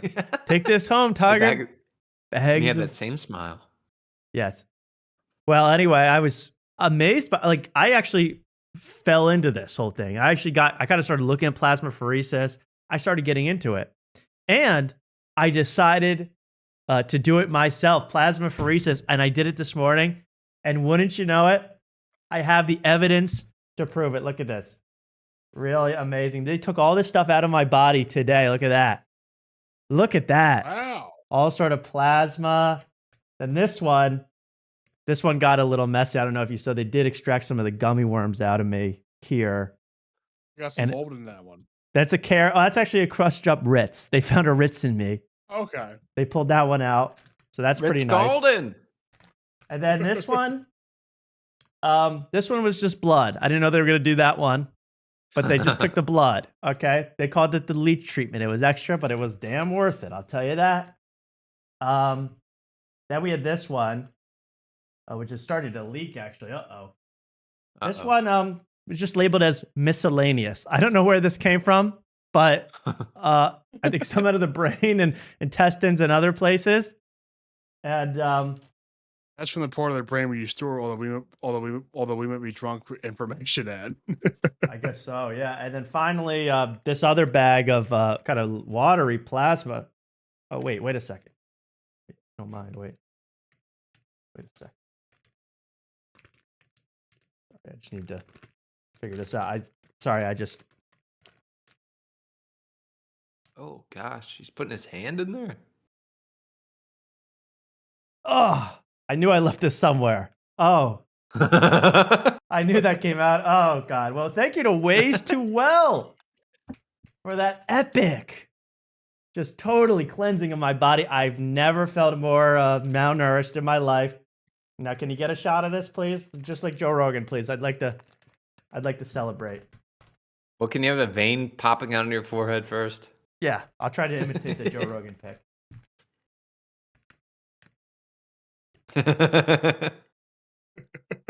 Thank you, Ways Too Well. You saved my damn life. Okay. You know what's funny, Tom, is I never heard of Ways Too Well before this, and then I clicked on it, and like the people I saw following it were like people that work at Mothership, like it's door people. I'm just like, you guys can't afford to go to places like this. No, maybe Joe Rogan, but Joe Rogan probably like sets it up like, hey guys, you're gonna get all your plasma harvested this weekend and sold to Palantir. Go ahead, get on the bus. Yeah, you're getting your plasma sucked out today. What a terrible! I should have done this before the break, where I stuck my hand in orange juice. That would have been smart. All right, do you need another break? I might, man. I got sticky ass hands. Me and Luke can fill. Luke's sober as a bone. All right, you guys heard those words. Luke and I could fill. You heard what he's promised. Come on. All right, I live in joke world. All right, you live in joke world. I know that. Because I live in joke world. I'll be right back. I got to clean my plasma. Oh, he actually took us up on that. All right, Luke. What's new? What's new with you this week? You got any spots? Anything you want to plug? No spots. No spots. No spots this week. I'm gonna watch the Super Mario Galaxy movie tomorrow. I mean, the most virgin movie you can watch of all time. Don't tell that to this girl. Wait, I missed the whole beginning of that girl thing. So you matched with this girl. Yes. Yeah, and what, you sent some messages and she didn't respond, and now that you're hammered, you've doubled down. Let me reiterate. I'm half a bottle of cinnamon whiskey, cinnamon rumble mints in, and this is probably the drunkest I've been, maybe of all time, but at least this year. And I messaged this girl 4 times, no message back in a row. Not in a row, but. Not in a row, but like between days. Yeah, but no, but like 4 messages without her responding. Yes. Okay. So I had the liquid courage, and I messaged her again, and I was very desperate. And she finally, of course, as I said before, the drunkest I've ever been, at least this year. Of course, she messaged back. So we're still going through the motions right now. I'm messaging her now. It's kind of like back and forth, so we're gonna see where this ends up. I'm not trying to do a one night stand. I'm hoping for a coffee date. I've heard from the source. I'm hoping to get a coffee date this weekend. Maybe if not this weekend. I love coffee company. Next. Yeah, coffee. Well, I was hoping you at least reach for the threesome we all were promised. Do I have a timeline for that? You have until the end of the year to do we did a 5-some. By the end of the year. I have some orgy, I'll and not an NBA style train. Okay, I want this mixed genders. Okay, more than at least 2 girls, at least. Yeah, I heard Patrick Ewing one time on the '98 Knicks. One time had a foursome, and that was pretty fucking cool. Pretty awesome. How did they do? Everybody in the chat, how did they do while I was away? How did you guys think? How would you guys rate yourself while I was away? I'm just curious. I'm not saying you could do a bad job, but last time it was a disaster. I kind of like the disaster. That's typically what I'm going for, but I didn't hear the beginning of the Luke story, and I was kind of curious about it. So sounded like you made him repeat something you already said on the show. Yeah, exactly, but I didn't hear it, so maybe some other people didn't. I had a video. True, that's true. It's a reset. Okay, that's fine. So I give myself a 5. It wasn't the best, but it filled time. I'm reading the chat now. Someone says, "Why don't you read the chat?" I'm reading it now. L. Oh, L? Really? Disaster. Getting better, they say. Okay, so that's good. Okay. Mark I wanna Star ask the showing chat. bright. Major L. Just piss your L. pants next time, they say. Okay, maybe I have L to. as in Luke. How about that? Okay. Maybe. Maybe, just maybe. Wait, I Oh, can't. hell yeah. All I right, can't so wait here for we this go. next segment. I'm so excited for this. I should just show the other ones, right? Because we are so obsessed on this show, Digital Social Hour, okay? Digital Social Hour with Sean Kelly. Now, he's had on a guest in the past called Clayton Lisy, otherwise known as like Ghost Love Me. He's a musician, a thinker, a philosopher. We made a whole video on this channel about him, and you might remember this. You might remember It's this. like, okay, but what about when he raised an army to fight back and push the British out of New Orleans and raised an army full of Creole? So here's what he looked like just earlier this year, or like 6 months ago. The best hat we've ever seen. Big ass beanie. Bulbous. Billiobus. That's a Byron Knowles fucking titty hat right there. That is. You could stuff those down your pants, chest, butt, whatever, and they'd look great. And he also came in this episode with this hat. But also looking just fab. Fab as hell, okay? This is like if Bob Dylan did Xanax, all right? That's a Steve Harvey hat. Incredible. So now we have been waiting and waiting. We were teased it. We were promised it thousands of years ago by God. And we have been blessed with the return of Clayton Lisy on the worst interview show on the planet, Digital Social Hour. And are you ready for the hat reveal? Are you ready? Yes. Yes. Yes. Clayton yes. Lisy? Yes. Move that head. All right, guys, third time's the charm. Oh my God. Oh my God. Yes. Wait. Yeah, Mark, blow that silent. Yes, sir. Look at that thing. Okay. Incredible. Uneffing believable. The hat. Chains. Paper cups. Wait till you get a close-up. You got to see a close-up of this hat. And they'll talk about it right away. Safety pins. Safety pins everywhere. Oh my God, the leather jacket. Oh, it's a legendary outfit. Not a lot of guests come on the show 3 times, but this guy just keeps going viral. Sean We got Kelly Clayton already. back on the show. This time he's going viral. By the way, they keep saying he's just gonna go around. No, like 1,000 people watched the last episode on YouTube, including us 25 probably times. more viral at our show, not the. Yeah, the only comments were about on this video were about. I can't wait to watch this on After Night. Thank you all for commenting on there, but that was it. Otherwise, no one interacts with this. Wow, no one had the wearing? patience Oh. like me to wait for Tom to present. Other people waited. They said, I'm gonna watch. I watched the first 3 minutes. I'm waiting, and it's gonna be worth it. I can't wait. Look at this close up of the hat. I mean, this guy knows what he's doing. Maybe he watches this show. Maybe he knows. But he's gonna keep commenting on the way. He's gonna talk about the hat right away. Let's see if he talks about it. Yeah, it's the revenge of the hat.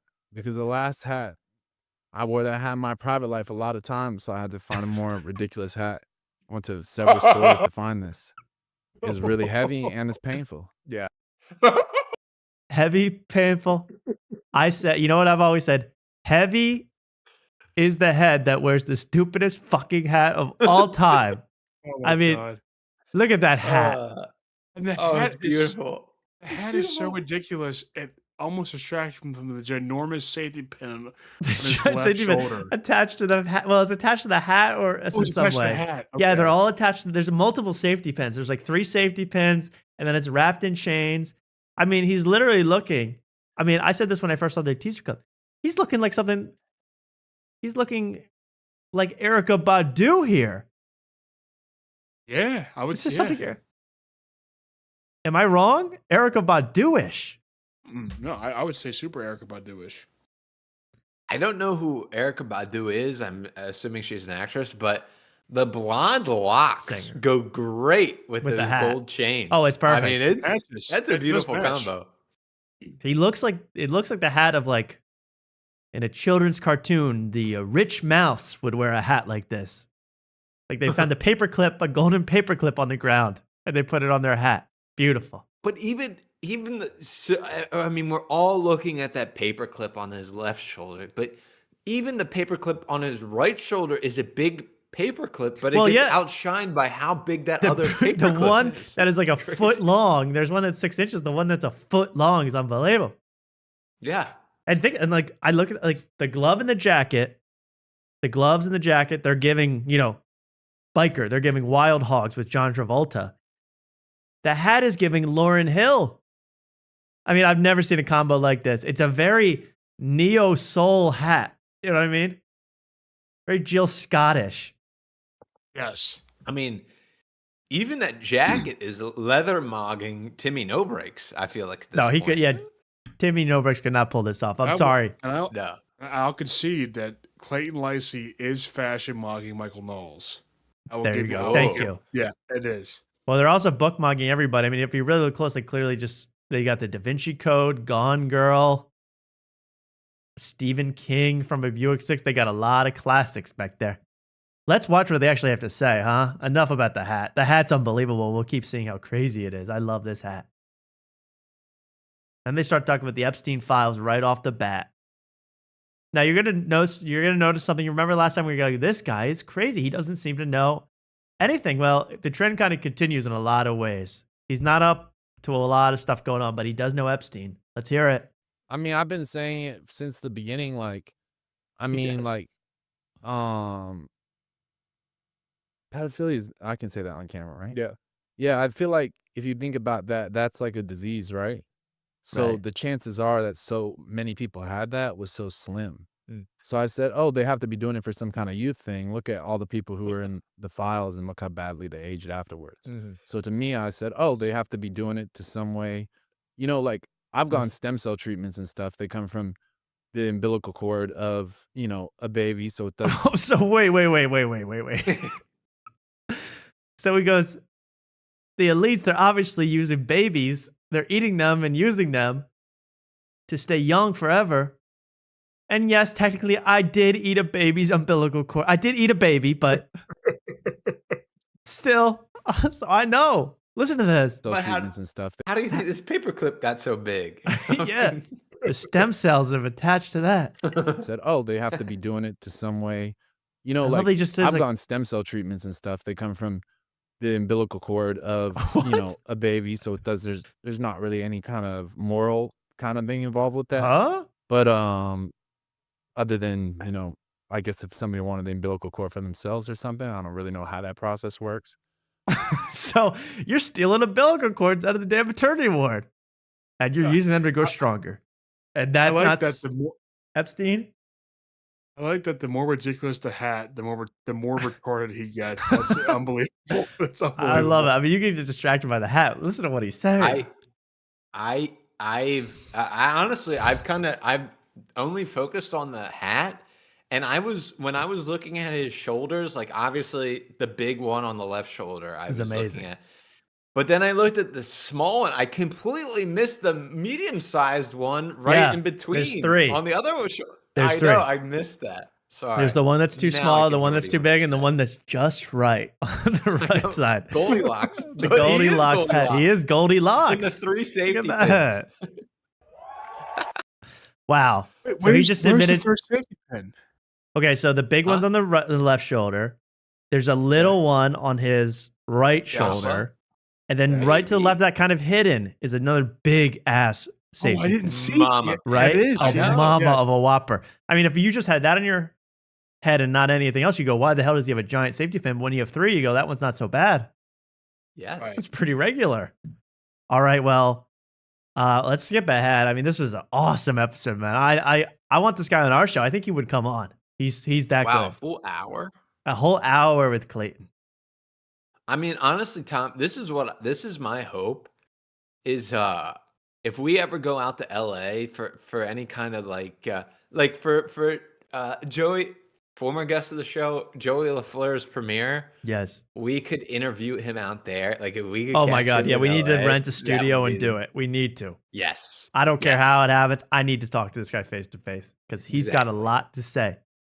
And I hear he's got cheap baby parts on sale. Okay, good.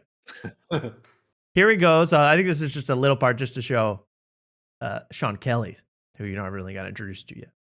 He's got some kind of grudge these days against a father, a mother, grandmother, everything, you know? Yeah. It's like kind of Yawning. Yeah, I guess it goes both ways. It gets crazy with I know people that do the sound baths and they do it for hours, dude. That's the crazy part to me. And now he's bathing. Hey, you going know, to lie light. down for hours. Is somebody I just like this is lit very well. The other half is lit like the newest episode of Matt and Shane. Yikes. Okay. Then we go to that was just funny because he started yawning in the middle of Clayton Lisy talking. 12 minutes in. This guy does about 8 podcasts a day. And he's got his own brand of shoe. I just noticed that. He's got digital I social know. hour kicks. He's got the clock. He's got the Guys. digital social hour clock on his. And the I thought clock- that was a Skanks. No, he's got his logo. Oh, guys. I mean, birthday present, wedding present, whatever. I need these kicks. His and hers. Oh, His I and bought you her. your wedding present, but What'd you get me? I think you'll like a wedding present. It's not digital social hour, but Oh. Can you return it? I haven't even bought it yet. Oh, okay, okay. Well, next, huh? Yeah. He's going to start talking. This is just a little throwback to the last episode of Clayton Lisy on Digital Social. you know, Johnny Rotten, I think it pronounced his name Lyndon or Leiden. I don't know exactly. Some of those British names are a little tricky. And Like Charlie Seriously, Chirk. crazy. He's getting close, guys. Charlie Kirk. Their names are a little it's tricky. That was a like little one. he had they lost a court case battle. So he goes into the history of punk music. He seems to know what he's talking about. I don't know anything, so I just assume he's right. But he's talking Sex Pistols. He's talking all this stuff. But can you really even pay attention with that thing on his head? I don't know. All right, let's skip ahead. I love all these clips, man. Anything to see his hat. And then, okay, here's where we get into the lore of this guy. What is his real deal? Okay, because from what I see, he's not a very prominent figure besides on our show. I mean, he gets a couple hundred views on this. What does this episode have? This episode has 589 views 5 days ago. So he's not breaking down any doors. People aren't dying to see him, at least on this show. But listen to this, how he travels around. What is this guy's origin story? What is he up to? Damn, why does he need that much on security? I mean, he's probably They're talking about Andrew Tate. Wait. Andrew Tate security, yes. Can you 30, go back a little bit where his eyes are a little bit that much on above his glasses? Yes. Yeah, right there. Look at that. Glancing up. I mean, just look at that. I mean, could you have a nicer looking human being? I mean, a more interesting He's looking beautiful. guy. He is beautiful, man. That's what I try to be. The glance. That's how I try to look, Max. Look nice, look sweet. And he is a sweet guy, you can tell. Despite all the umbilical cords he's devoured over the years. Yeah, well. What And look how happens? it turned out. Great. So, He looks great. Security. yeah. I mean, he's They're probably talking about Andrew Tate security. He spends like, whatever, $600K on security a year. one of the most. I can get him a discount. Really? I got a security guard with me right now. I can get Yeah. him a I was discount. gonna say you're rolling with security now. You're probably spending a lot. I hope not. I didn't see the exact bill, but damn, I hope we ain't spending no $600K. I'll be in the red real quick. You know, I mean, So I think he can't really move his head because of the weight of the hat. So you see he's like always like perfectly still talking, just like glancing back and forth. Well, his What? security is each one of those safety pins. That's his security. That's true. Could stab a MF real quick. You know, why is it to protect the hat? Why does he have private security as Clayton Lisy? What does he need security for? What is going on? That's my question. Tucker style. Somebody comes after those pins, yo. I guess so. I mean, that's a delectable lick in the streets of LA. I mean, look at this guy walking around with a bunch of gold on his head who can't move his head. Yeah, if those if those pins are all gold, I mean that big one is probably worth, a couple thousand at least. I It's don't know got to the be. rate If of it's gold. not real, I have no I'm idea. retiring. If this is not real, he could shank a guy with those pins though, no doubt. Well, he needs private security for the hat, I believe. But here's what he says about why he needs security. Listen, it's so interesting. His whole lifestyle. I need to know what really makes this guy tick. We ain't spending no 600K. I'll be in the red real quick. I mean, I think it's just always helpful to have security because, right? It's like honestly, it's just because I really like the guitar that I have with me. I just came from a band practice. Oh my god! I mean, how long did you take up to come up with an explanation? Because and you can see the head. So the hat is so heavy, it's weighing down his head, which makes you able to see his eyes above his glasses. So you can see him like shifty eyed, going, "I just need security because I came from band practice. I have a nice guitar. It's a Fender." Look at that little shifty eyed bro. Shifty shift. Honestly, it's just because I really like the guitar that I have with me. I just came from a band practice. That's so innocent. I just came from band practice. Came from American Pie, this guy. So he hired, band camp. He hired private security because he had one band practice with the good, nice guitar. Who is this guy? Who is he? Well, that all I can think of now with all those like locks and safety pins is like the Akon song. I'm locked up. You won't let me. The I'm not Goldilocks. gonna sing it. But he's locked down and locked up. And look at his fingers intertwined with the hat. I mean, could you look any dumber on top and still try to pull off like I'm intellectual, I'm thinking, I'm trying to come up with something? You wish you could pull off that, Tom, but you can't. I'm going to find a funny hat and it'll be on my head and I'll be so serious it'll make you guys sick. I'll be seriously thinking with a magician's cap on or something. A Merlin damn wig. Something wacky. Tom? Could have a bazooka sticking out of the top of my hat. Prop style. Tom, I love you, but you'll never outlook Max Clayton Lisy. I'm sorry.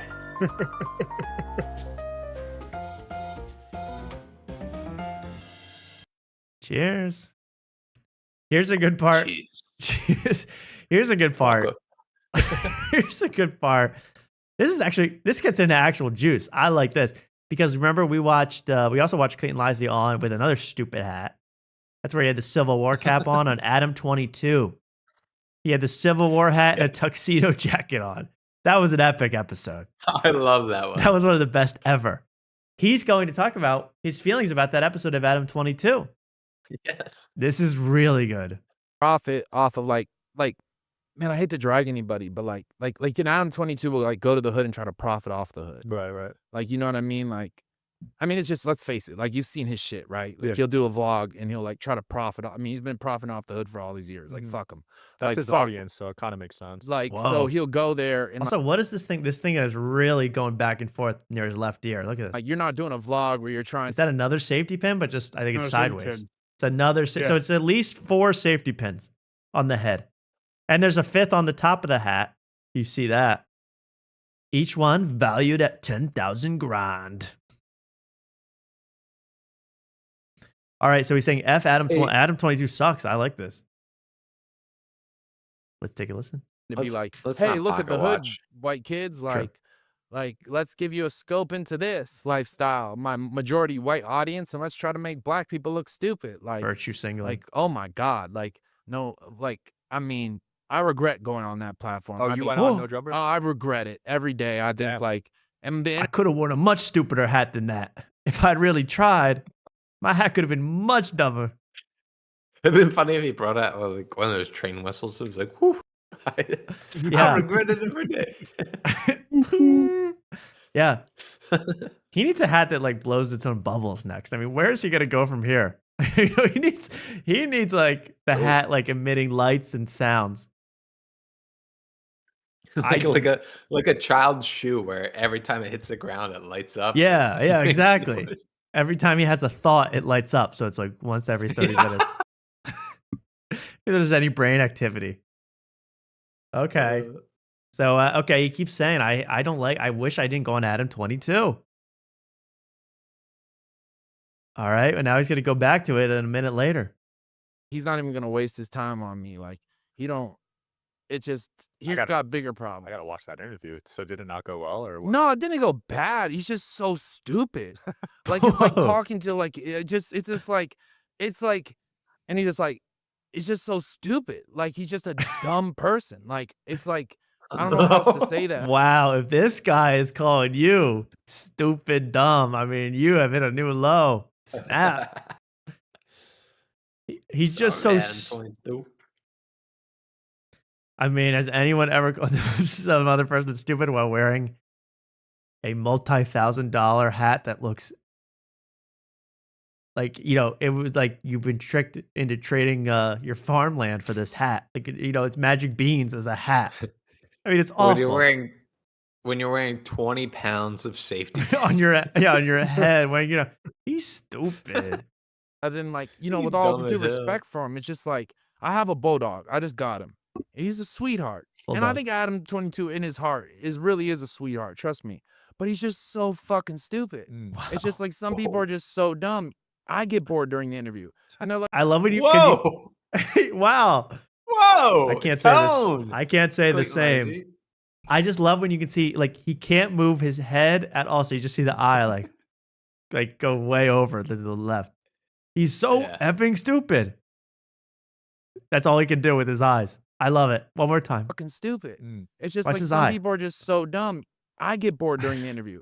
And they're like, oh, you're quiet. You're not talking. You're da-da-da. It's like, bro, because I want to go home. Like, Whoa. I'm like over here talking to the equivalent of like a 4th grade reading level. And I'm just like, Whoa. I'm like, I may look crazy or I might have made some crazy decisions in life. And I get that. And like people can associate that with being stupid. But like read into like Ben Franklin and like a lot of the decisions he made in life. Read into Brent Franklin. And that's a smart Franklin. that's a smart Grenelman. I think the key he uses to discover electricity is on his hat right now. That's actually. true. I mean, he's about to get blown. He's about to discover induction.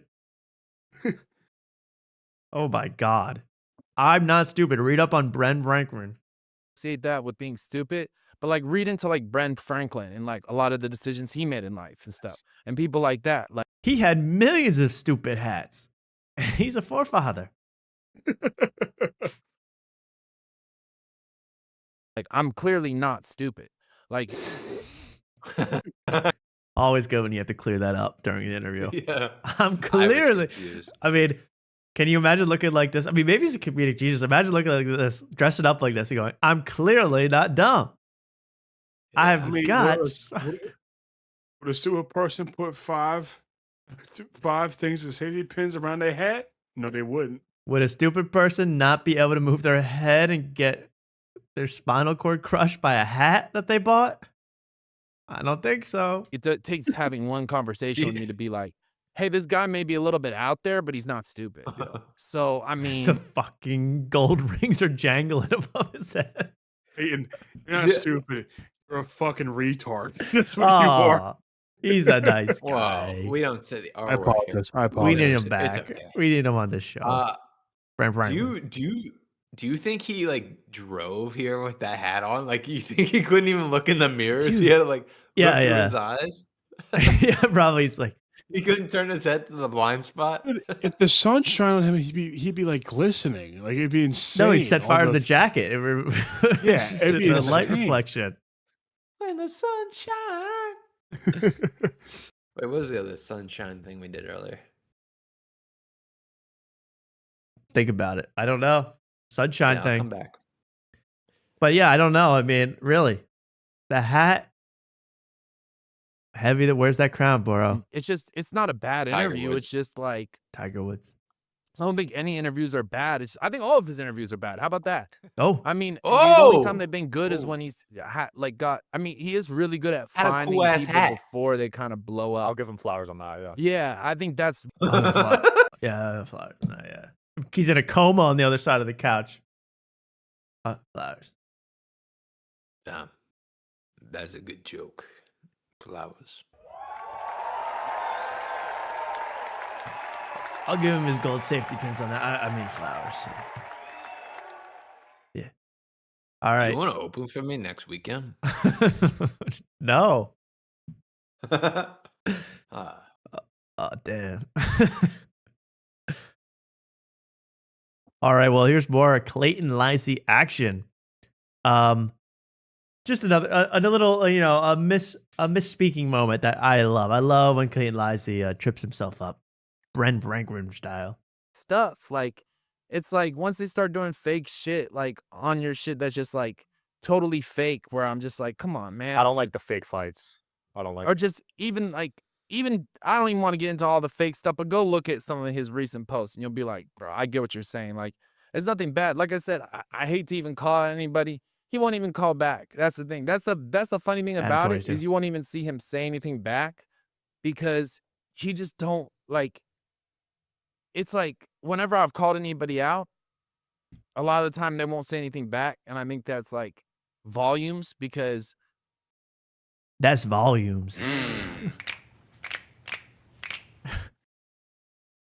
Just a great little error when talking. Yo, because they don't want the smoke. They don't talk to me back. That's volumes, bro. I'm gonna start saying that. That's volumes. Not that speaks volumes. That's volumes. That's additions. That's periodical. And you just watch his eyes. I mean, the whole episode, you can just watch his eyes. Eye tracker. I love his shifty little eyes, man. Okay, we keep going. They do get into clavicular here for a little bit. What? There's more? There's more. That's volumes. More important than it does. I'm 31. Yeah. You know what I mean? So, different ideas, but so we're unlocking the lore little bits at a time. He's 31. Are we all the same high school? Besides Luke. Yo, we're on the same high school, bro. Hyperbolic style. Tristan Bowling, shout out. Hey, I'm gonna cheat off you, Mr. Safety Pins. Eyes on his paper. He's pretty smart. He knows what he's talking about. All right, so here he goes. He's talking about, I'm 31. And they're talking about clavicular, I think, and doing testosterone, taking testosterone. I'll tell you, TRT is not good to take at 21. I'll tell you that. That's. I don't know if there's ever a time that's Big great eyes. to take. Maybe 50s. If you really want to, but even then, you're shaving off years. No matter the way you look at it, you're shaving off years. Yeah, for me, sex isn't important enough to shave off years. What? No. Because let's be honest, guys are taking it because they want to have sex. They want to get their dick hard. Oh my God, that's disgusting coming out of your broccoli head. He looks like 11 years old here, too. I'm tired of sex. I've had too much. Yeah, I wouldn't do anything for sex. I'm just sitting here on my 8,000th podcast, not worried about it. Whoa. Have you seen him at this set before?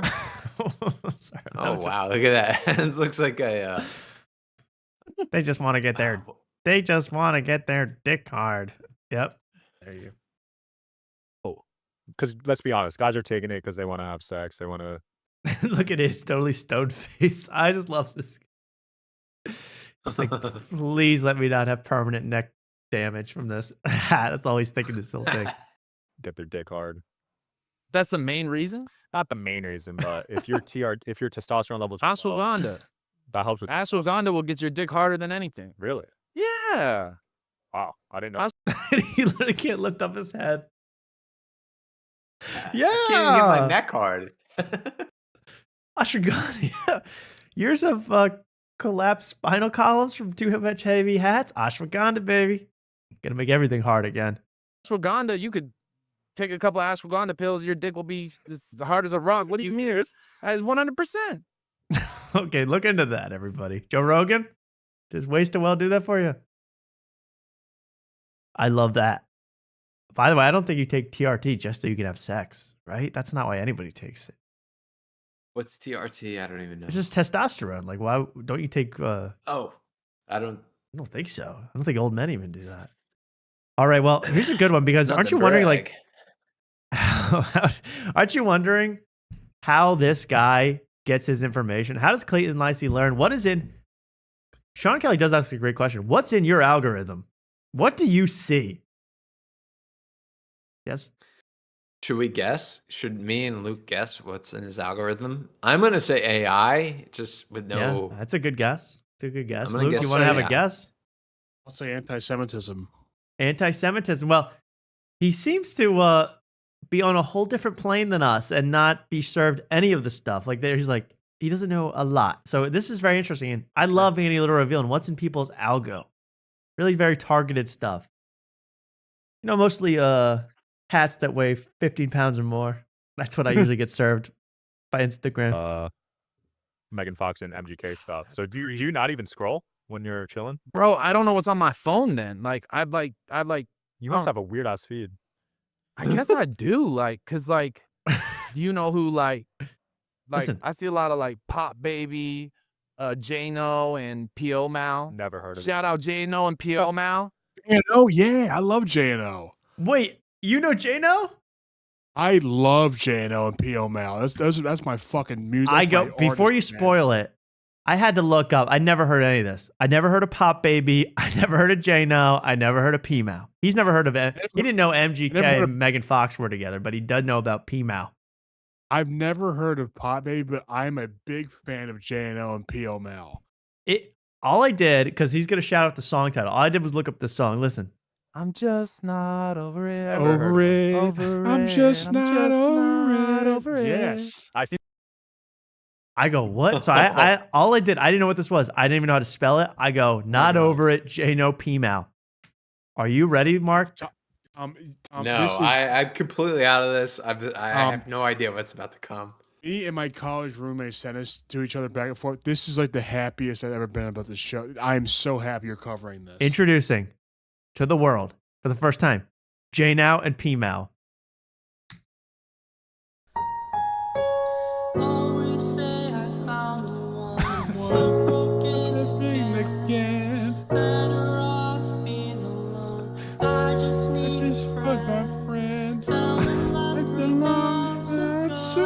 I want Luke to enjoy this.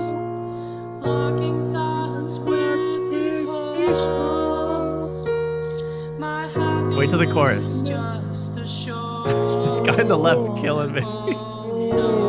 Is that P-Mal or J-No? Let's go. I'm just not over it. Listen to beatbox. This is what Clayton, Lisy, and Luke are watching. This is what I watch. P.O. Mal is the guy that's not playing piano, and J&O is the guy playing piano. This is like 7,000 subscribers on YouTube. This is nobody knows about this. You have to go to the J&O Instagram page. It's gold. Oh, it's banging. It's Okay. complete gold. Okay. I love this guy on the left more than anybody I've ever met, by the way. That's P.O. Mal is a god. P.O. Mal is a Mal. god. He is the man. All he does is sit there and beatbox. No, he sings. He sings too. I'm just not over it. All right, that was just a little musical interlude to tell you this is what Clayton Lisy is onto instead of, and he doesn't know about clavicular. He didn't know about, he doesn't even know, you're going to learn more what he doesn't know about later, but he knows this. He knows this. You need to do a deep dive on these guys. These guys are phenomenal. I'm very interested. I think that guy served me at the, he gave me shoes at the bowling alley last week on the left. P-Mal. There he is, P-Mal with the classic. Oh God, that's the old one. That's the old one. That's the old one. Here we go. J-Mal, P-Mal, shout out. You never seen those guys? I see 80. Oh my God. I see Fresh and Fit. I see Clavicular. What the fuck is Fresh and Fit? You've never heard of Fresh and Fit? What are you, workouts? Oh my God. So he doesn't know anything, but he knows P-Mal. All right. This is an independent brother. I love it. I'm just not over it. Haven't got the Fresh and Fit yet. They got better songs than that. They got I'm Dancing Now into the Sunset. That's a great song. I mean, Piano is phenomenal. I'll be sure to look them up later. My road trip playlist. Let's listen to more. I'm more into P-Mal personally. let's get The into O'Mel. this. Is very interesting. So I didn't know that Sean Kelly is part Chinese. All right, that's all you have to know for this clip.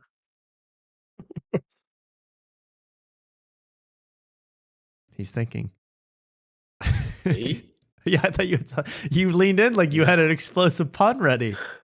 No, no. That was- rewind the tape. I said- Went like. I know, because I thought Chinese, and I go, you know who got canceled by Chinese? My good friend Shane Gillis.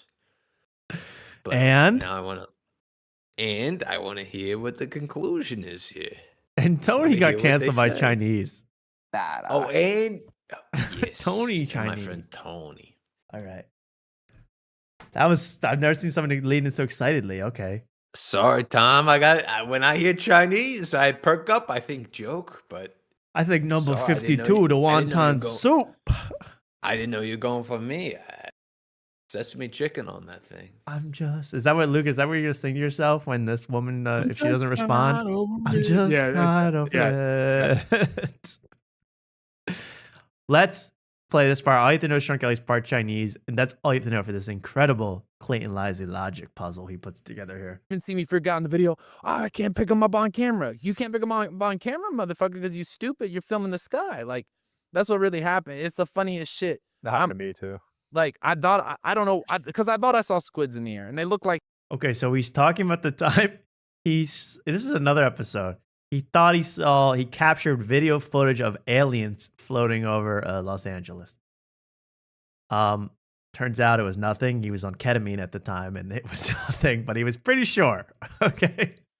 I don't know. Or the hat is causing him to hallucinate from the stress it's putting on his brain, which cannot handle a lot, I would assume. But listen to what he says here to Sean Kelly. I just think this is so pure and innocent, but it's so true. Shit. That happened to me too. Like, I thought, I don't know, because I thought I saw squids in the air, and they look like squids. I was freaking out because I never seen a squid in the air. First, I thought it was a kite, and you're Asian, you guys got elaborate kites. Yeah. Okay, I mean, one of the funniest lines I've ever heard. You're Asian. You guys have elaborate kites. You should know all about that. Elaborate kites. Yeah. Very funny. Yeah, that's Yeah, I think he that's goes, the funniest thing. Is him Yeah. going, yeah. Yeah, we do I have agree. some. Yeah. We have the dragon ones,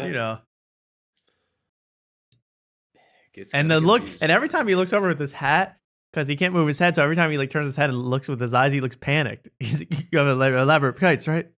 Floating over my home. And you're Asian, you guys got elaborate kites. Yeah. You have some of the. Yeah. This wide-eyed stare, man. He looks insane. It's because he's one industrial-sized magnet away from breaking his neck. That's true. That's true. Yeah. You better not put any computer equipment around him. He's going to short circuit the whole damn system. It's about metal, precious metals. Best kites in the world. For sure. And so I thought it was just, there's a little kid with a squid kite at night. Now these things started circling, and Of course, you guys been around that. The little kid with the squid kite at night. By Clayton Lisy. Wow. Okay. He really performs well in this episode, man. He's really funny. His face every time kills me. All right. They start talking about Stranger Things, the show, which will connect to what we're going to talk about later. Stranger things have happened. And they're going to talk about the people that they like on the show, Stranger Things. All right. And I just like his reaction. The show starts off when they're in school, right? They're kids. And that's all you have to know. pretty it's cool to kind of drop something like that in 2026. So I think a lot of them are more musically talented than actor talented because that show fucking sucks. And then I think the girl's not bad looking. Oh, the ginger. Ginger girl or the 11? Not the child, man. Damn. Based. Epstein? I mean, he really went with the dude. Not the child, man. Not the child. Again, his line delivery is on point. I don't know if the hat is inhibiting his ability to think, but he just says what's on his top of his hat. Can we keep playing? I want to see how Sean Kelly responds. Yeah, Oh, yeah. I No, don't no, think no, so. no. 11. The pause is amazing. Not the child, man. No, 11 is Shit. We ain't on the island.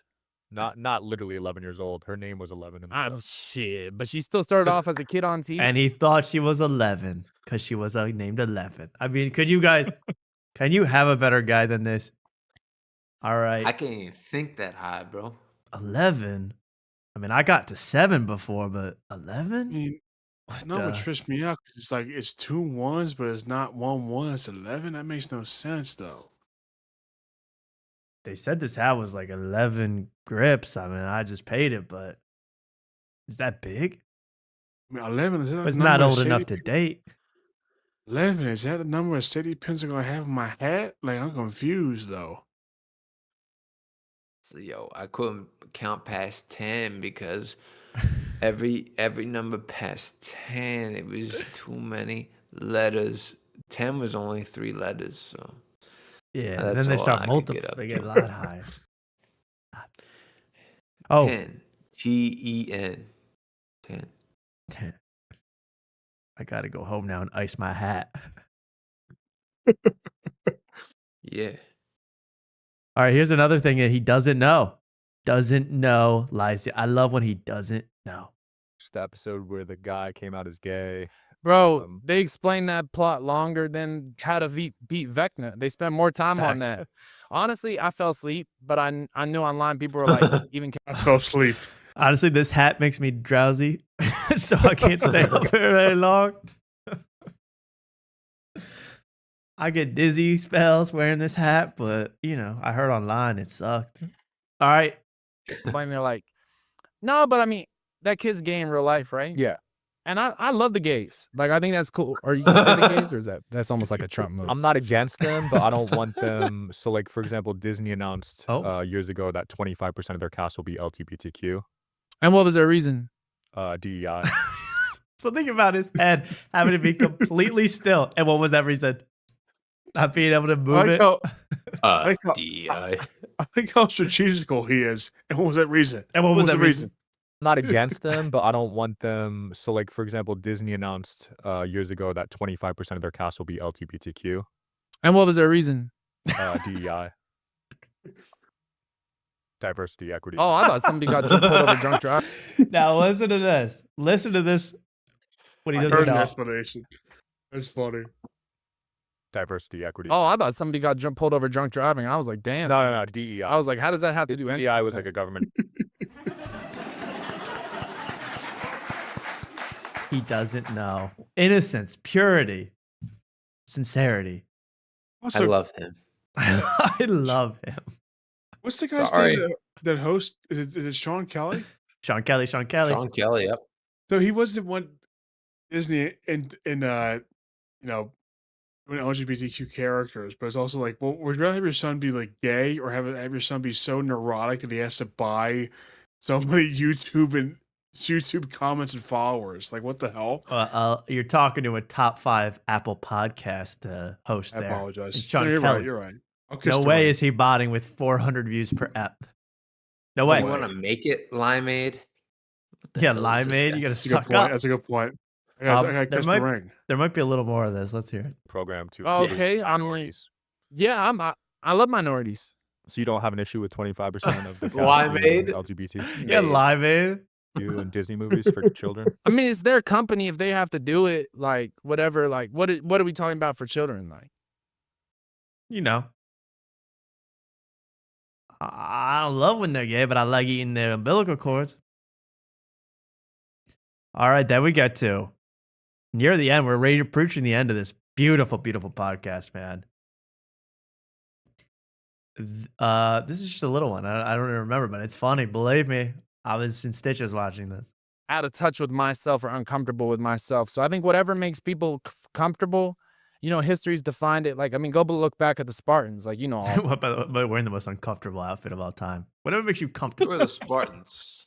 St. Mark's was the Spartans near me. I don't get that joke. It was a very local joke, but who are the Spartans? Who is he talking about? We're talking about the ancient Greeks now. We're talking. Oh, okay. Keep it 300, like the Romans. We're talking. Gotcha. I thought we were talking about like high school, like high school you at know, basketball, high that's their school sporting, mascots. high school swimming. Yes. Yes. Yeah. Now we're talking about the ancient Greeks, and they're going to talk about how the ancient Greeks. I think we're gay. I think that's the whole point of this conversation. People We are gay? comfortable. You know, history's defined it. Like, I mean, go look back at the Spartans. Like, you know all about Yeah, that. they were gay. Like, all of them. So I think it's All of 'em. like, I think whatever society ebbs and flows, and we can't really change this stuff. And I know a lot of people like want to, and I think that's cool, but they're really wasting their fucking time. Yeah, I agree. Yeah, the Spartans were gay, dude. They didn't show that in the movie 300, but they should have. Bro, they whoa, whoa, whoa, whoa. Yeah, in 300 they didn't show the Spartans were gay, but they should have gone full penetration. Absolutely. Yeah. Let's paint an accurate picture. Be bullshitting. But like, I heard this from somebody that they would suck on each other's balls because they thought it was like would make them more masculine and stronger. All right. That sounds legit. Let's listen to the they Jesus. shoulda. They shoulda is my favorite line of the year. They shoulda movie, but they shoulda. Like, want to, and I think that's cool, but they're really wasting their fucking time. Yeah, I agree. Yeah, the Spartans were gay, dude. They didn't show that in the movie 300, but they should have. So serious. Bro, they God used to like suck dang, on that's each other's funny. balls before battle. Okay. Let's Clint dibble into that one and look into that. Okay. That was just epic, man. Everything about that is epic. This is the best interview ever. All right, and then we go to one of my last clips of the night, 58 minutes in. By the way, he's done gold all night. I mean, watch this for yourself. It's gold. yeah. He starts talking about punk music. It's so funny. He's like, I actually I wore this jacket and gloves to kind of make fun of punk music. Oh, really? I think people are going to be distracted by the golden paperclip hat instead of the subtle punk music disc you're wearing on your hands. What kind of punk music is he making fun of? I don't know. He just thinks punk music. He's making Oh. it's not important. He's making fun of the fact that punk Not- music is over commercialized and it always has. Not a specific band or anything. He doesn't like the Sex Pistols, a band from 1972. But Wow. yeah, still. Okay. Sorry to interject. No. This is just he's going to mention another guy, and they're both gonna have trouble thinking of someone. I think this is a good clip. Okay, here we go. I feel that, dude. Well, let's end it there. What a topic to end on. But Yeah, I just want to say I support, all of them because I just don't want to be like, I hope they understand that. I just speak, Talk about gay people. from the heart always, but I always am going to support anybody like that I feel is downtrodden or whatever. I don't know if that's like whatever, you working on This is ending with a bang. People will find you any projects coming up. I have projects. I mean, I have tours coming. This hat's heavy as. Uh-oh. I see how heavy this is. Bro. Okay, there we go. Now we see the hat in all its glory. All right. Look at that damn hat. That is more planet than hat. Damn. That's insane. What if Sean Kelly wasn't strong enough and it just dropped? It's pretty heavy. Look at this exchange. Look, how long we Damn did. it. Oh. Like, can we get a time clock or how long we did? Yeah. 1 hour of this. Can I get damn, fucking like Put it on. 1 Put hour it on. of this? I should have This is like a dumbbell. award. on. I should have an award. Put it on. Put it on. Well done. And crazy. And think about it. I have to think. No. Boo. Oh, I know. He should have put it on. Boo. He should have put it on. Listen to his reasoning and why he should be applauded for wearing this hat during the interview. He goes, "It's so heavy, man." Listen to this. I love this part.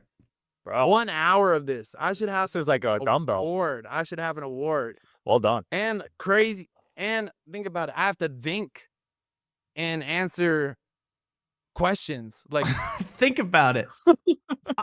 I have to wear a hat and think at the same time. Unbelievable. What am I? Who am I? Superman? One less Luther. I gotta wear a hat and think and answer questions. Damn. I'm not Einstein. So good. So good. I have to think and do this? While this is on your head. It's like a weight. My neck is stronger. I'm gonna look like Amen. Oh, yeah. Same. I know who you're talking about. You already know. They train their neck. Yeah. No, who's Coyle Ray's dad? Coyle Ray's dad. I don't know. He knows. Come on. Coyle Ray. Oh, the dude who lost in the beef venom. We end on this. So you're talking about Benzino. I didn't know Benzino had a strong neck. I didn't know Coyle Ray's dad was Benzino either. Eminem's foe and a music magazine guy. Benzino. But I think there's a little more. Wait. Maybe a little more. Coyle Ray's dad. Look up his neck. Got the biggest neck on the planet. I know boxers or fighters. Google Coyle Ray dad neck. Train their neck like UFC fighters. Because they don't want to get knocked out easy, you know? This dude, this like a human bulldog. Coyle Ray, We'll edit a artist. photo then. We'll throw a photo up of him. Throw a photo up of him. Man, why'd I forget? There he is. The photo. Ghost love me. Ghost love me, everybody. Coyle Ray's dad signing off. In the Benzino. His name. I'm fucking Benzino. Benzino. That's what we end on. Benzino, guys. Got the Chunky's dying to get the hell out. What do you have to do, man? What do you have to do? Oh, you probably got 8 other podcasts today. I understand. Yes, to get his middle name out there. I just want to say thank you to Clayton Lisy for another amazing showing, another amazing hat. If you're doing it just for us, thank you. If you're doing it for yourself, you're a legend. We love you. Come on after tonight. We'll meet you in LA, whatever has to happen. We will come to you. I know that hat does not travel well. I know. Well, we want a new hat, to be honest. Of course, yeah, we need a new hat. I'm not taking that hat. I would like him to bring all his hats though, so we can try them on. Yes, have a photo shoot. hat rack. If anybody, the hat rack. Shout out Bry Ron. There it goes. Clayton Lisy, everybody on Digital Social Hour. A great episode.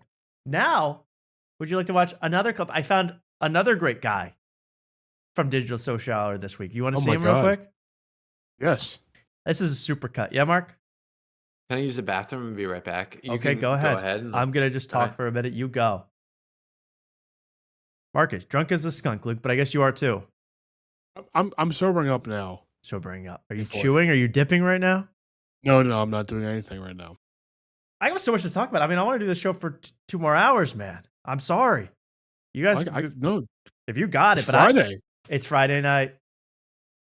You know, it is so amazing what the Lord has given us in terms of content. You know, I always think about that. I cannot believe I exist on the same planet as Love is Blind, season 10. I really can't. To me, that's a miracle that happened to me.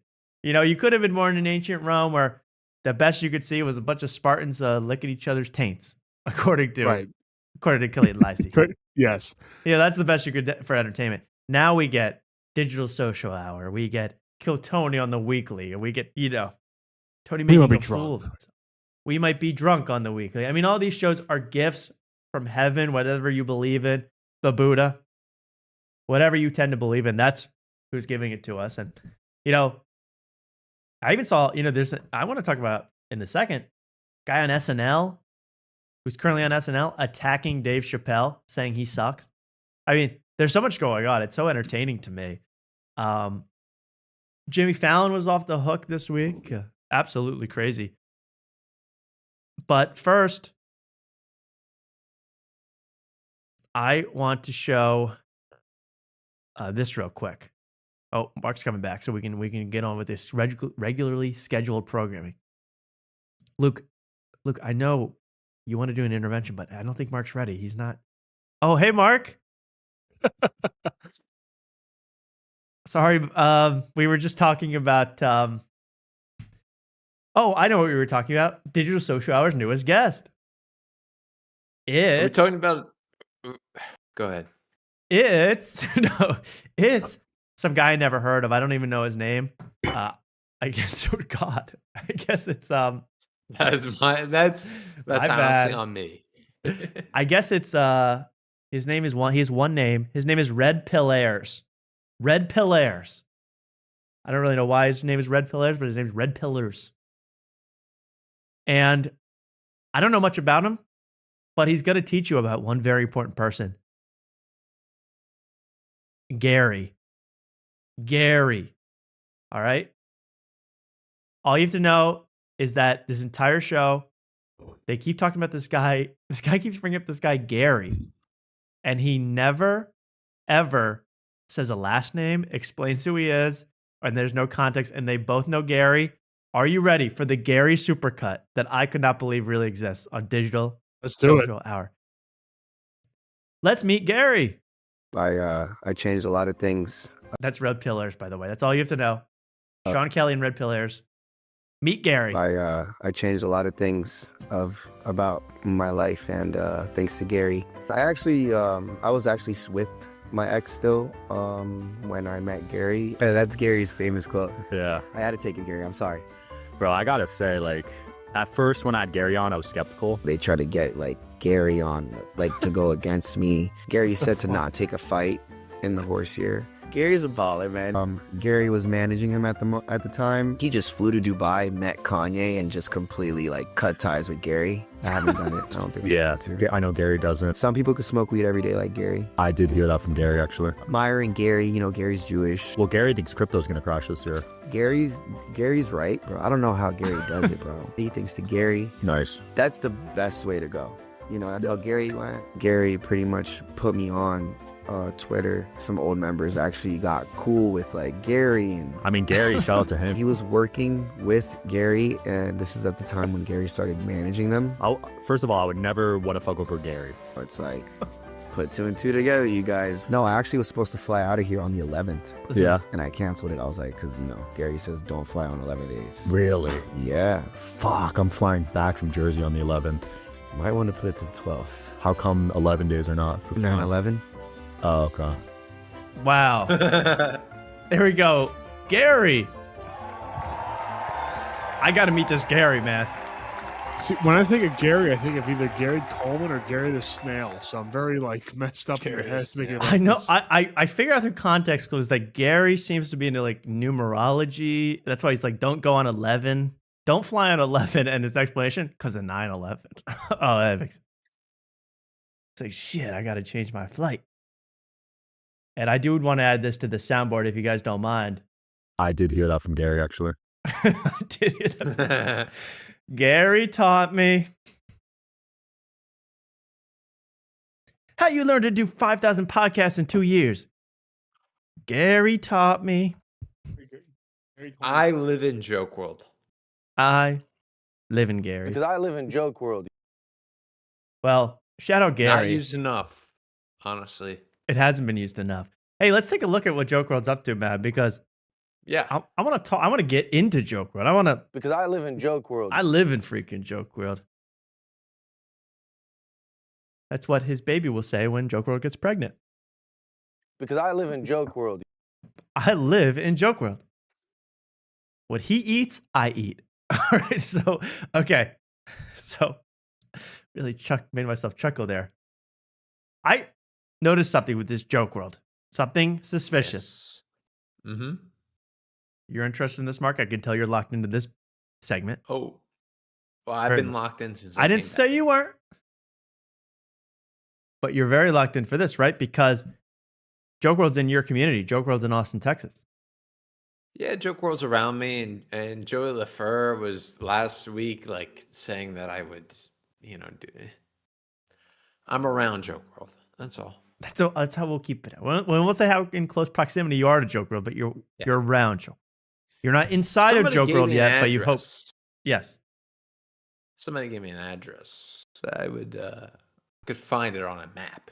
That's all I'm saying. You would be inside Joke World's walls. I live in Joke World's walls, so to speak. Good.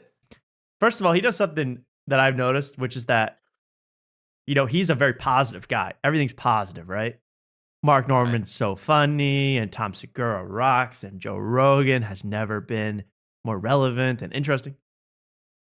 But then he'll name the video. This is a video, like he'll interview Mark Norman, but the video is called "What's Going On with Mark Norman?" As if there's some expose about to come down about Mark Norman's evil deeds and his crimes against humanity. Instead, it's like, why did he choose to write material for 2 years and then do a special for Netflix? What's going on? And he interviews Mark Norman. That's a little shady. Okay? You should say, what's going right with Mark Norman? But then we're going to find out about this. Oh, he even did a short about this. This is probably I was going to show this on my own. But you know, there's the roast of Kevin Hart coming out next month on Netflix. The live roast of Kevin Hart. You know, the sequel to the Brady roast. In my opinion, he must have been a backup roast person. You know, I don't believe that Kevin Hart was the number one option for roasting. I mean, am I wrong, or has every joke about Kevin Hart that's ever could be made been made already? He's short. He's overexposed. He's hyperbolic as hell. You know, like he's black. I mean, what we've done every single joke, and a combination of all those things. The Rock puts him inside of his gooch and carries him around. I've heard every single joke about Kevin Hart. So what's going to be new with this new one, right? Am I crazy, or is anyone else looking forward to the roast of Kevin Hart in 2026? Tony Hinchcliffe's on it. I'm looking forward to it. I mean, I'll watch every single second of it. I can't wait for Tony to come out and prove he's a hungry effing wolf again. Yes. You know, whatever kind of hungry animal he's transformed into, it's gonna be epic. But you know, squirrel. I'm just gathering my nuts. I'm a hungry fucking possum. Yeah. Whatever he is, he's hungry as hell. And we're getting to see it live, and I cannot wait. I mean, I'm really so excited. But for the average, in terms of comedy, I'm not excited. I mean, and the host of the event, Shane Gillis. I mean, first of all, give it up for the boy, the dog, the dude, the homie. Our king, Shane Gillis. I'm happy that he's doing it, and I guess he's doing it because he's so in with Netflix and stuff now. But he has no relation to Kevin Hart. They don't know each other. No. Yes. Kevin Hart is from Philly. Shane Gillis got his coming uppins in Philly. These are two Philly Bulls. Yes. Tom, I don't think you know what the hell you're talking about, honestly. Me and Luke know. Oh, I just need Brian Six in the dais. That's all I need. And then you know, Nikki Glazer's gonna go up. She goes, "Well, I had my jokes were here, but Brian Six stole the sheet." But how about this? Nikki Glazer, who made such a splash at the Tom Brady roast, made a name for herself. That's all people could freaking talk about afterwards was Nikki Glazer and the Hungry Wolf, of course, but mostly Nikki Glazer. Badass, funny, ruthless, blah, blah, blah, blah, blah. Got her to host at the Golden Globes twice now. That basically rocketed her to that. She ain't doing this one. What's going on? Nikki Glazer. Ari Shafi. Oh, God. Nikki Glazer will officially not be taking part in the live roast of Kevin Hart happening on Netflix May 10th. I'm scared. Sounds like a hold crime me. here. After explaining she does not have the time to give it 100% and We're like, this is really the music that you play in the autopsy room. Where they go, the suspect was ripped limb from limb, and the killer scratched a note in her back. has already roasted the comedian But twice it's for Nikki Glazer out at the roast. in recent memory. I love it, and when I work hard at it, I kill it, but I just don't have the time to work hard at it. And I have just recently roasted Kevin Hart at the Golden Globes. I roasted him at the roast of Tom Brady. I'm coming up short with short jokes. Now, I think there's one of two things going on here. She thinks this is going to be a bad roast, and that she's thinking exactly what I'm thinking, which is that it's been done who's going to even care about roasting Kevin Hart and Tony Hinchcliffe and Shane Gillis? I guess roasting Shane Gillis will be novel. But the rest is like... And what? And everyone's going to suck up to Shane Gillis because he's the Philly Bull and he's got $80 million. Right? Am I crazy, Luke? Oh, you're 100% accurate. Thank you. And I concur. But because I think it's that, or she's just not friends with Shane Gillis. She doesn't like the idea and she thinks it's under her. It's beneath her. Could be. I don't know, but it's a big deal that she's not showing up for Netflix, by the way. Big deal. I mean, who was asking for a Kevin Hart roast, though? I mean, nobody. I mean, I know that it hasn't even happened yet, but I feel like that already happened like 15 times before this. Like, it seems Yeah, like it's I'm shocked there hasn't been already an official one. You know, not to say that every single time he's ever brought up, he's made fun of for being short. Right.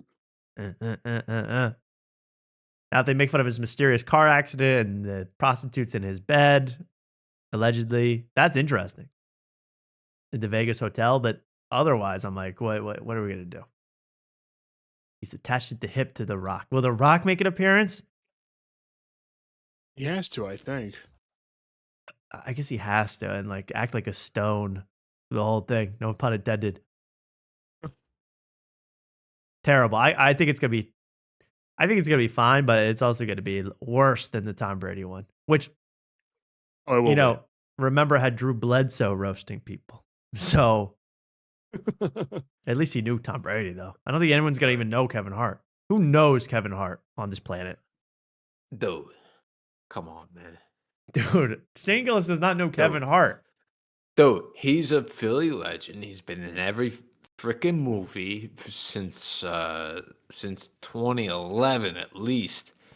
And he's a comedy legend, and he's in everybody knows the whole thing about swinging his when he uses the microphone as a prop and he hits it between his two thighs and he simulates his father's penis. I mean, that's a good bit. I guess you're right, Mark. I have to agree that this is going to be awesome. I'm so true. Thank you, Tony. I cannot wait. Well, there we go. The Netflix roast. I think it's in jeopardy. I think it's up for grabs. I think anything can happen. I think we could get invited. Yeah. I mean, if they want real Philly comics, they should ask Luke Kincaid. That's all I'm saying. Yeah, the real crumb, Luke Kincaid. My crumb. All right. I got more to play here, and let's do it all because it's time, right? There's no time Sorry like to distract. the present. How about this? This is more like news, but this is interesting. You guys know from SNL, Martin Herlihy. He was part of the Please Do Not Destroy group. And then now I think he is a cast member now, actually. The rest of the guys split off and they formed their own super groups, Crosby, Stills, Nash and Young and Buffalo Springfield. But Martin Herlihy has stayed on. No, not Martin Herlihy. Is that Martin Herlihy? Or it's the other guy. Because they all blend in together. I mean, I didn't see Escape to Foggy, the treasure at the bottom of Foggy Bottom on Peacock with those guys. But they all kind of blend in together, don't they? Who are these three? Who the hell are you? Those guys. These guys. I've seen those guys. Is it Martin? Yeah, it is Martin Herlihy. I was right the whole time. You've seen this character before. They're trying to put him everywhere now. I mean, if he's not... You ever seen him do a set at the Cellar? Uh-huh. No. That's all I had to say. Oh, okay. All right, I was wondering if you had. I mean, if you didn't see him do a set at the Cellar, then you can back off. We got nothing to talk about. All right. Yeah. Here he is. You guys probably have room. seen him before. And again, if he's not in 3 T-Mobile ads and a Cricket Wireless commercial, and by now he's failing. But here he is on SNL. How about this? He went on some local New York, Brooklyn bar crap. And he starts in It's, by the way, I'm sorry to show this even because I'm only going to show a clip, but this is absolute classic. And I hate to be associated with this group, millennial PowerPoint humor. Oh God. Where's my boo? I don't have a boo anymore. That's so icky. Millennial PowerPoint humor, Mark. Yes, I love humor. Fair enough. But this is the humor I don't like at all. You'll see what I mean, but I'll skip to the part where he really disses a comedy legend. And should you be doing that, wearing that kind of sweater? I would like to abolish hangovers. You're going to get offended, all right. And also... Wait. Jeffrey Epstein- What? They'll show it, Mark. They'll show it. It's okay. Okay. I know you're thinking the panel, right? The panel. Panel. We hate the panel. We hate on this show. We hate panel. No. Abolish hangovers. If you are Adam Ray in character, we hate you. We hate panel. We hate you. True. Unless you're dressing up as a funny lady, old lady, we don't want to see you on a panel. And you'll see this panel's horrible. Associates. Okay, there's the panel that Mark's so upset about. We've got Indy Burt Kreischer in the middle. We got the I'm Seth Simons. That's right. Yeah, that's right. And then we have this miscellaneous Brooklyn female quirky women. I don't know them. You don't need to know any of these people. Not even. Just know that Marlon Hurley's on SNL, and he's been on SNL for some time. And the whole Jack bit. Shaw in the back. Whoa! Oh my God! That is Jack Shaw. There he is. Kill Tony Ledge.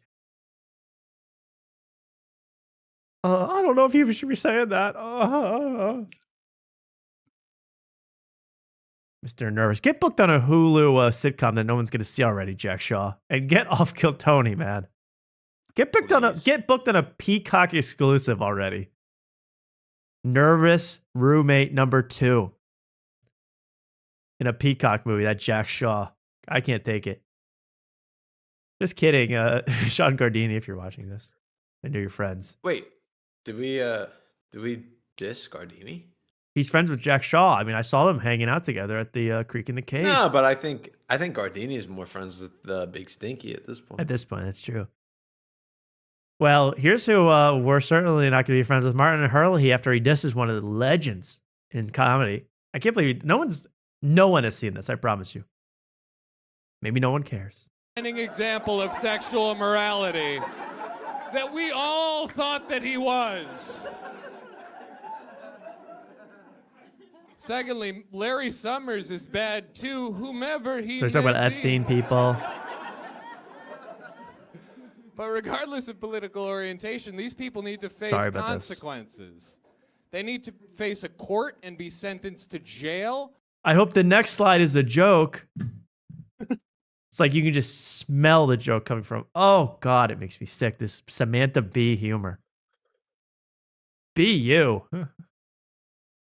Boston University. Wow. Hey, the Terriers, we love you. Here's the first joke, Mark. That's This is going to upset you, Mark, so just steel yourself. To jail, or at least face the court of public opinion and be sentenced to the Austin podcasting circuit.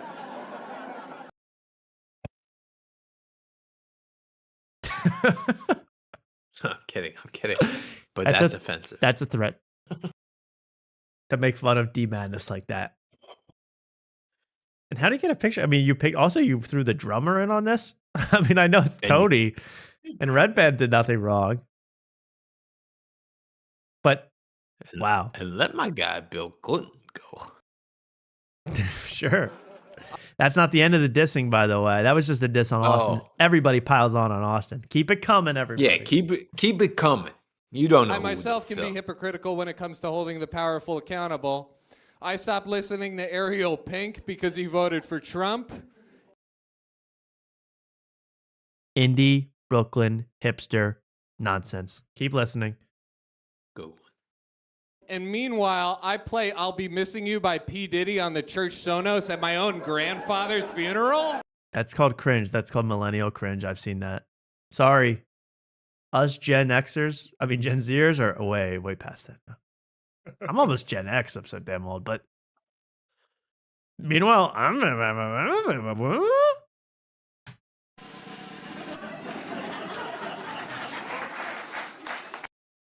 that's not the diss, though. We all like Ariel Pink out there. We don't have to admit it. All right? Right. Here's where it gets very offensive. Uh-oh. Guy slapping his bare nipple because it's so funny. Get him off my screen. I stopped watching Dave Chappelle's specials because of his comments about trans people and because they're not funny at all. And I've met him in real life and his vibe is awful. But... Oh, but your vibe, I want to hang out with you for hours. But what's his big butt, Tom? Give him the butt. Give him the big butt, Bimbo. Yet I still watch Rush Hour at least once or twice a day. That inflection is going to drive me bananas. Of course, I stopped watching Dave Chappelle, but instead I watched because that's not funny. And by the way, Dave Chappelle's vibe might be awful. I mean, can I hang out with you, Martin Hurley, or do you have to have Microsoft Office Suite installed so you can play a PowerPoint for me to hang out? Right. Do you have anything to say besides click funny picture now? Terrible. But that is a diss on Dave Chappelle. He's awful. His vibe is awful. His specials suck. I don't have a comment on that at this point. Mark? I have a comment. Is Dave Chappelle in Rush Hour? No, he's saying that Chris Tucker, who's in the Epstein files. He's comparing. Wait. He's comparing two black men together because they're black, basically. Because they're black and they're the same people. They're basically the same. Yeah. So he's making a You got racist it. joke. Like, you got it, man. so we should cancel him. Yeah. You gonna do that joke voice the rest of the night, or is that you just stuck like that? Despicable. Yes. When's our We Might Be Drunk? No, I'm kidding. We'll get to it. We'll get to it. We just started. No. I know. This show is young. The show is very young. Yeah, so I think it's just interesting that he really has the guts to, at this point, tear down Dave Chappelle, even though he's a former guest on SNL, and they'll probably be invited back when you're on. What are you going to say out. Big Stinky's coming for your ass. Big Stinky will be the feature player over you. You're a fucking liberal with your PowerPoint. Get the fuck out of here. You're going into like Soprano mode. What is this? Get the fuck out of here. Big Stinky knows. Big Stinky knows some people. Just saying. And I don't go to a psychiatrist because I'm not fucking loony in the I don't even. What are you talking about? Look, what is he talking about now? I lost it. I think he's going off the rails. Psychiatrist? All right. No, therapists. Sorry, not psychiatrist. Oh yeah, but that's the same thing. Right? Same thing. Psycho. You need some Big Stinky needs some psychotherapy, man. It's got to be a reason you went with Big Stinky that traces back to your childhood. I don't know what it is, but we'll figure it out. We'll figure it out. We have let's do something very upsetting to a lot of people. I didn't want to show this, man, because it's just like cringe. It's cringe. How about that? It's Kill Tony, though. Kill Tony with Ari Shaffir. Ari Shaffir is back on the scene, and he's back and better than ever because it's the Shaffir is here. The Shaffir is here. The Shaffir is here. And nailed it. Thank you. Nailed it. This is what I call, Mark. You've kind of been delving into this tonight, Mark. This is what I call dangerous riffing. This segment. Oh, applause. Here. So much fun. Dangerous riffing. I've been doing dangerous riffing. I'm sorry, Tom. Sorry to put you in this. No, I mean, it's okay. It's not been too dangerous. But Luke, you know what I mean by dangerous riffing. Yeah. I haven't talked about butts or blowjobs or anything. I don't know why I'm getting That's this. true. But this guy comes up and does something absolutely outrageous. This guy's a pretty normal dude, right? He's pretty normal. He does some normal ass material. Oh, how can I even find this? It's somewhere in the interview portion of this. And Tony, can I find this? Okay, well, let's go back. Guy wants it to happen. So, oh, damn it. Oh, you got to find this properly, guys. Here it is. Same age. Yeah. I left him in the room and they was arguing, so I just... Guy's I nice, came back, though. y'all done? No, that's why I left again. Did you... When I came back, they was entangled. They was entangled. Yeah, so I like, fuck it. Yep. Gotta throw it all the way in there. Break it in. Break it up. Riffing. That's not dangerous yet. Here it is. Okay. This guy's telling a story about he likes tomboys or something. That's what he's talking about. But he says something about he dated a 19-year-old. This is what I call riffing. I don't believe Tony has anything rotten about him. But this is when riffing gets too dangerous and you start going into a riff spiral. We've seen enough stiff socks. We've seen other places. Dangerous riffing. Ass crying baby. Okay, here it comes. 9. A little more in She detail. was a little too young for me. How old was she? It's about 9 years younger than me. Okay, I'm glad you said more. 9 years younger than me. That's what he said. I dated a girl 9 years younger than me. Makes sense. Okay. After the number 9. She was about 9 years younger than you. And this dude does love pussy. That's great. I love it. I'm like, geez, ever since the Epstein list came out, being a pedophile is a new fad. Yeah, but no. I was having bad baby mama shit. My dick wasn't fitting in this bitch. Oh, man. 9-year-old ass, whiny ass, bitch ass, crying baby ass pussy. Oh, no. This little girl pussy. Fucking. Oh, good Lord. Keep going. He's going to hit gold. He's about to. Yeah, that's what I'm talking about. I've said this for years. People get too deep in the riff mines. Way too deep in the riff mines, and they think that if they keep digging, they're going to tunnel their way out of it. Doesn't work like that. Sometimes you got to bail, and sometimes you got to dig up. But you've seen the meme where it's the one guy keep hammering close about to to the hit diamonds. diamonds, and the other guy's sadly walking home before he Yes. gets to the diamonds. You gotta let. I'll let him cook. I'll let him cook, baby. Let him dig. By the way, I think Luke is in a Rufflemans-induced coma right now. I don't think anything could wake him up. I'm somewhat of a coma, yes. Did the Tinder girl respond to you, by the way? Before, well, yes. No, she hasn't. Not once. He's just not over it. Over it. I'm just not over it. Bitch ass, crying baby ass pussy. Oh, no. This little girl pussy. Fucking crazy ass shit, man. You should have seen my dick next to this little 9-year-old. Oh my God. Your name must be on there. What? On the Epstein files, your name's got to be on there. All this young pussy you talking about. No, I'm kidding. I'm going off of your thing, Mr. Z. He's kidding. He's kidding. There we go.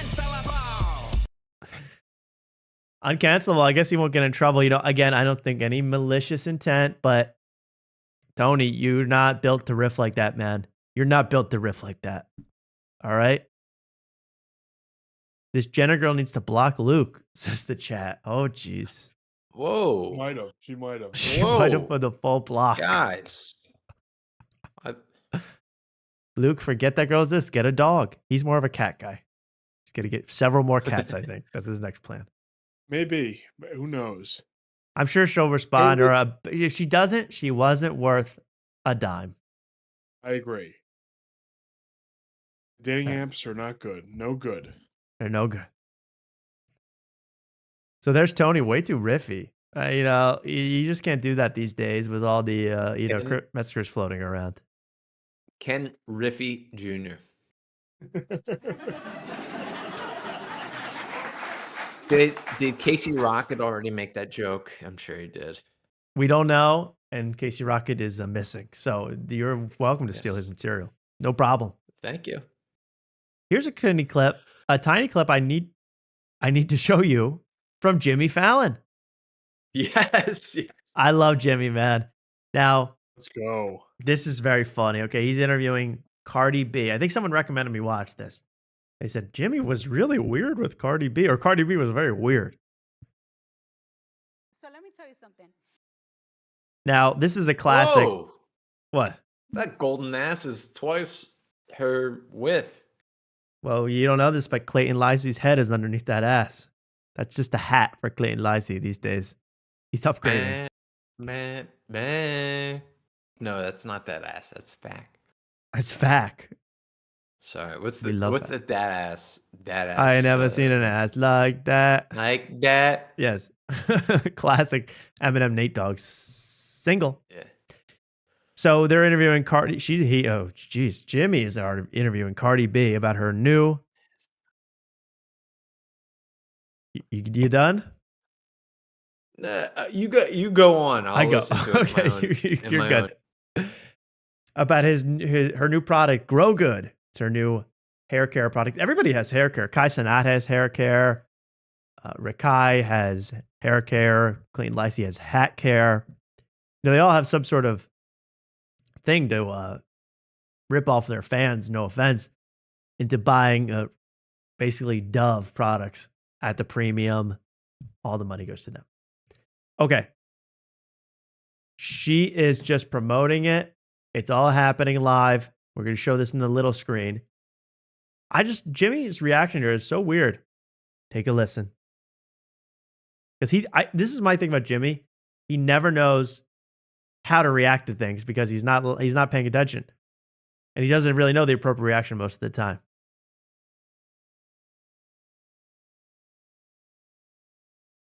You enjoying yourself? God. This has gone off the deep end. Here we go. The clip that you've all been waiting for, Cardi B. It is. Yeah. But then I saw you do one, you put the garlic in your hair? An onion? Oh, so let me tell you something. Oh, yeah. Let me tell you something. This is what I'm saying. I Cardi. put garlic, but I put it too raw on my hair. And for 6 months straight, Watch every this. single This time is I Jimmy. sweat, I smell like a pasta bowl. It was gross. Good. You know, yeah. Vampires Listen. won't bother you. Well, I am the vampire. Oh! Woo! Oh, Jimmy. I love Jimmy. Oh, woo. I don't know if that was that a pretend scared or was that a woo? Like, woo, you go, vampire girl. It Cardi B's so spaced out. The doing, doing, doing. That's right. It was gross. Good. You know, yeah. Vampires won't bother you. Well, I am the vampire. Oh! Woo! Jimmy, man. I'm just gonna say, get a driver when you're out, like Tiger should have. I'm just saying, whatever's going on. Yes, Mark? He gets anyone on the show. It's hilarious. He gets everybody, man. I mean, wouldn't you? I would die to talk to Cardi B right now. True. That's true. She's not. Yeah, Mark. What's more out of place, my doing, doing, doing, or who's woo? Both are equally annoying. I don't know. I gotta figure it out. Sorry. I gotta figure them out. My bad. Both are equally fitting into the show. I'll say that. Not annoying. Just what we needed. Woo! Ooh. Jimmy's lost another finger. That could be. Grow Good. Who's gonna take that Grow Good paste? By the way, here one eye is like sealed shut. Can you see that? It's been like that the whole interview. Wait, with Cardi B, because she's got that diamond. Here's, I don't like any face jewelry. I'm sorry. I guess I'm an old fashioned guy. Or curmudgeon. That pour. No. Oh, that's a gentleman's pour right there. That was classy. Get Now shake it. Get every drop It out. makes my BB go. You're at the urinal. Oh God, it's going everywhere. Well, hold on. There was a guy at. Tell me. I went to the Kill Tony sign up, and there was a guy actually like breakdancing before they set up the show, and he had a piece of jewelry in his face. So, you want to be big time? You might need to stick a. It made my pee go. I think we could convince you to get a stud in your head right now. Maybe. But you get a stud on your head every night in bed. Yo. Wait, what you mean? All right, enough. Mark, have you had too much to drink? Is that possible? I don't want to control your intake. Did I? Am I? Did he? Wow. All right, well, I've had a blast, man. I got to keep going with a couple more things or else they'll be irrelevant. They'll be out of here. So, Mark, now that you're on your, I guess, the end of your drinking, because that's your, the last you have, should we might be drunk? I mean, I think everyone loves when the episode... No. I thought you had more here. I don't mean to... No, Cardi B's done. It was just the woo. Oh, okay. Well, how about that cleavage? I mean, I could be here all night staring at that. Zooms. Those are nice. I won't lie. She's got bazoom. She's breastfeeding. I ain't never seen an ass like that. She's breastfeeding all types of people. I mean, Stefan Diggs is at her teat. I mean, it's really a lot going on for her. So I hope she gets the support she needs with her garlic hair and all that crap. But I just like to show when Jimmy's just out of his gourd. Any Bankus? Do you want to do Bankus before this? My guy. Bankus time. Yeah, you're right. I did save a Bankus clip that is really, really emblematic of Bankus. No jokes, no commentary. Let's watch. There's like the New Democratic Party of Canada, and they had their like annual fucking retard convention, and it was like a No Kings protest, except you had to pay to be there. So this is what I call every joke he makes. Laugh before the audience is the worst. He laughs before the audience every time. And this one has, I would say, all premise, zero jokes. And it was just a bunch of, people with the keffiyeh and the fucking, and the lady running it's white, lesbian with the, trans Hitler haircut. And she's up there being like, point of privilege, point of privilege. And there's some fat, retarded Asian transgender person being like, oh, so I had my privilege card revoked because... So is that the third retarded in this clip? Second, third, fourth trans, third retarded. I mean, this is like Joe Rogan. All his talking points regurgitated. How's Bankus not been on Rogan either? I mean, he literally would just say, dude, I know, it's crazy. He would do that for 3 hours straight with Rogan. Without a doubt. Eventually. There's no way he won't get there. Oh, he'll get there. He'll get there within the year. Absolutely. He should have been there by now, because I could see him being Canada. That's why I moved here. Yeah, it's true. Joe Rogan loves to diss Canada more than anything on planet Earth. I don't know if he's ever been, but he goes, dude, what Canada's doing, it's nuts. Oh, what's Canada doing, Joe? I'm not really sure, but it's crazy. Look it up on AI. I'll get back. Jamie, do that on the AI that I'm paid to look up stuff on. Can you do that? Because I took a shit in the wrong bag. I don't know what they were talking. I love when any bit ends with, anyway, I don't even know what they said, but it was probably funny and a joke. All right, I'm out. They were probably all like, not sure, but it was probably really dumb. Hate those people. Oh my God, the chest hair. Oh, good Lord. Oh, God. You don't like chest hair? I hate chest hair, actually. Again, I've been talking about bimbos all night, and bimbos don't have chest hair. Sorry. Not my bimbo. Not my bimbo. This is not my kind of tea. But if you want some tea, we have some piping hot tea, and we might be drunk. Woo.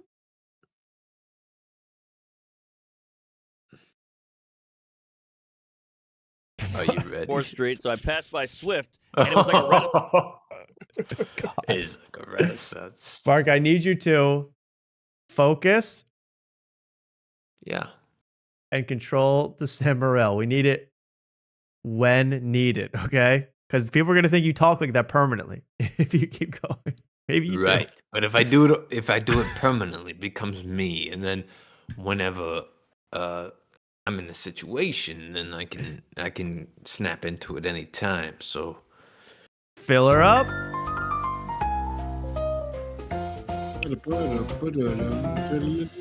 Yo, we're here.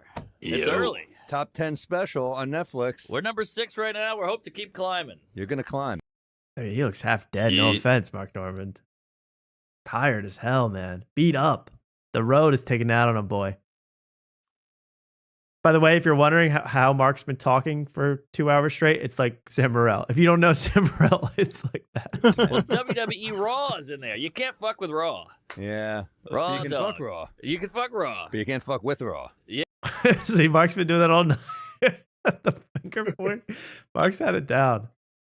come on. Come on. That's a pretty good line. Now you just need the OG Ananobi. Oh, he's wearing they're having on the kids, one of the kids from Stranger Things. He's wearing a Knicks Oh. Stranger Things t-shirt. Oh, I didn't notice that when I watched. Well, way to Wait, ruin wait, it wait, for wait, the what do you fucking crowd. It's awful. Yes, exactly. But even fucking Raw, bad idea. Bad idea, but boy, it feels good. It does feel good. And women like It's it. like oh God, I can't even. That's a. Sometimes it's their idea. I know that's a misconception. That's how they get you. When I was single, No, I that's was like- conception, my friend. That's true. God, they're hot as a pistol today. Yup. It's nonsense. I Keep watched. playing it. It's gonna be hot. It's gonna be even hotter. What did you watch, Luke? I watched this for 15 minutes. I had to sign off. It was so bad. I couldn't take it. Conception. Norma started singing. Post-conception. Immaculate conception. Immaculate reception. Football. What are you All saying? sports. Major Romans. Balls. Wait a second. That's a fucking hot cardigan. Look at that thing. That's I wish nice. I had that. I literally think I have that. Yeah, cardigan on. seriously. This isn't a bit. Look at this. I Love think I have bits. this. Look at it. I'm not even. Look at this. Oh wait. Look at this. Oh, nice. Oh my. What a Heavy. quinky dank. Now, if Oh only my I had God. my Josh Hart K-pop Demon Hunter novelty T-shirt, I'd be perfectly ready to be on this show. My God, am I attracted to the host? I should kill myself. True. It's not a baby till concept. Wait, what is it? I don't know.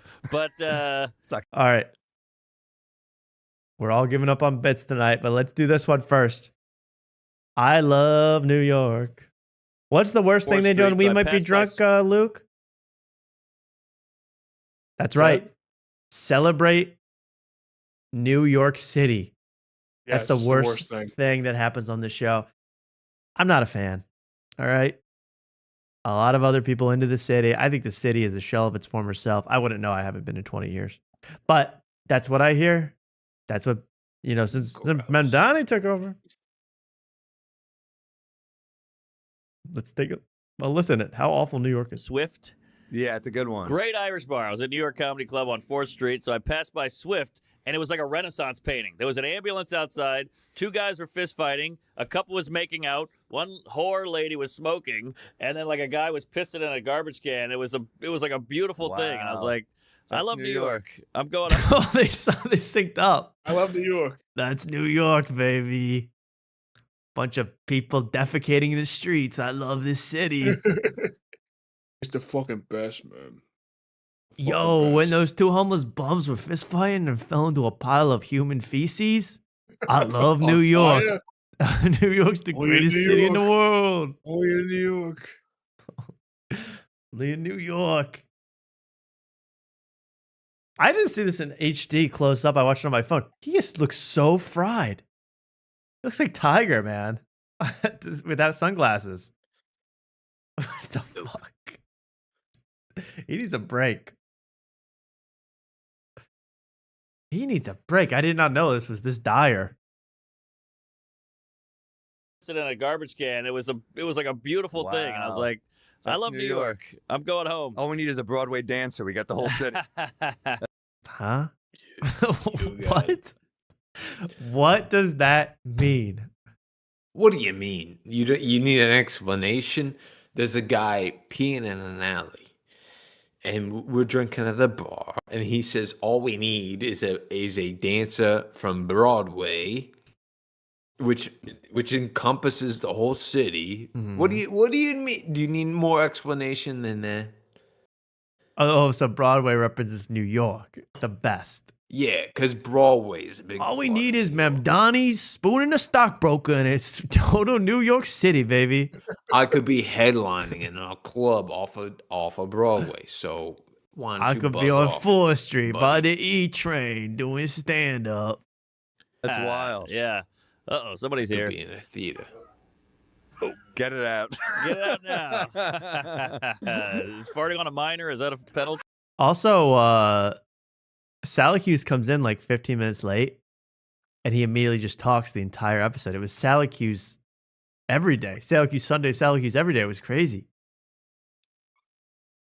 But Well, New I York, thought they were trying to get rid of Syracuse because the last comment, I saw. Am I doing Morel Dude. myself? I don't even know. dude. Dude. I went on Reddit on a WMBD Reddit, and they said, dude, Syracuse sucks. You got to get him off the mic, dude. He is That's the producer. talking too much. I'll agree with you that I believe that every We Might Be Drunk Reddit commenter talks like Sam Morril. Dude. Yeah.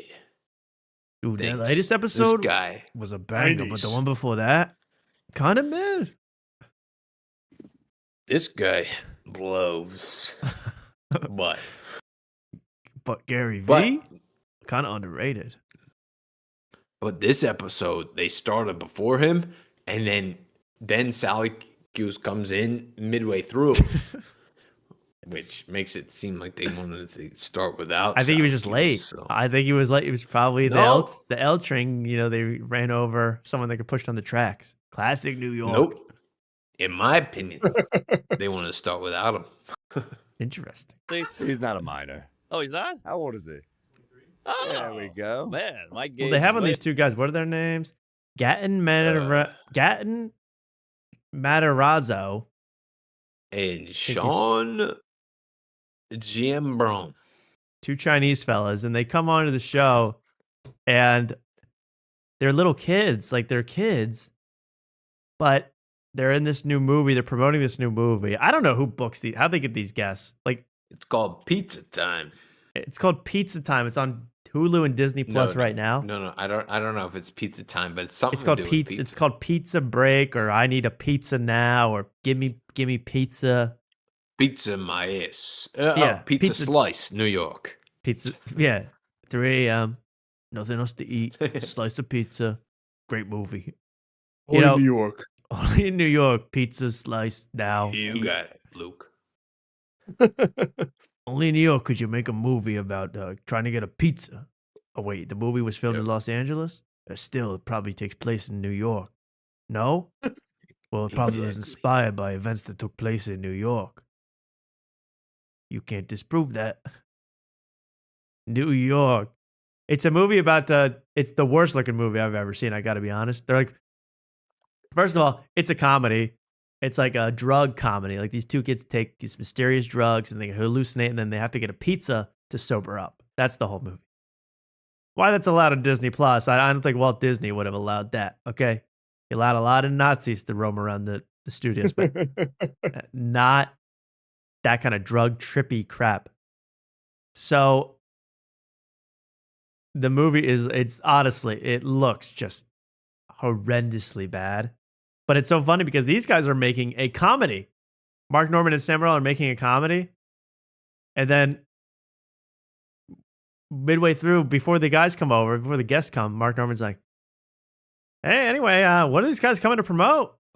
It's Pizza Time. It's a big, brand new indie comedy that got made by a big studio. He's like, oh, never heard of it.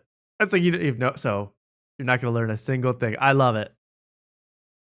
But he looks so fried, man. I hope he is getting some Z's. I don't think he's getting any Z's. Ooh, Mark Norman? Aziz He's Ansari. on Yes. He's on tour. He's promoting the special. He was on 8 different podcasts this week. And I watched the Rick Glassman one. That's all I could stand. Not because it was bad or his mark number 6, but that was just too much. Anywhere you want to play in this, Mark? I mean, you're in Morel mode. I could tell. Yeah, I mean, Sam's gross from 45 seconds in. I mean, did you play the whole thing from the intro? I don't know. I don't know. This is like when Robert Downey Jr. is Tropic Thunder levels of getting into character. I can't even understand what's going on. Sorry, Big Stinky loves the arts. My bad. Like, just take it off. Come on, I want to feel you. I'm like, what are you, crazy? But you still do it. You ever stay in too long and it shrinks and then the condom's left in there? And you're like, no. Can you get pregnant that way? Probably. I don't know. Ask Drake. Ew. That's why I stick in there. You ever stick it in there? No. Stop. It's a crime to talk Anyways, that's fucking gross. But that's what I keep you at on these levels. Can I interject? Go ahead. Please interject. Yeah, go ahead. For the love of God, interject. I watched 15 minutes of this. I actually have a Morellism, actually. Oh, for this. Go for it. Test me, bitch. Go for it. You got this, Luke. I believe in you, buddy. Let's hear it. Your Morellism. Give me. So it's a negative one, but it's give me like a random noun. Okay, I'll say a camera. Random proper noun. A camera. proper noun. Proper noun, yeah. I'll say proper noun. Montreal. Okay. It goes like this. It goes, Montreal is fucking rough, man. Can I interject? Can I interject? Do you have this already? Does he have a tip? Yes. You might have an acting tip. Oh, okay. Can I guess it verbatim? I think Mark probably knows it already. It's St. Patrick's Day. Yes, it is. Yes, it is. 15:30. Thank you. You can't outguess me. 15:30. Bitch. Luke, how would you like This to is be the new great. Morel on this show? That was pretty good. Yes, go for it. St. Patty's Day. I bird It's dog. fucking rough, man. All right, let's hear it. You gotta keep playing it. Let's hear how it sounded. As they say. That's good. That was fun. Then St. Patty's Day is fucking rough, man. You got to put more of a, you know what? You guys both did it right, but you got to put a smile on your face while you say it. That's how you really. Try it out, Mark. Try it with smiling like that.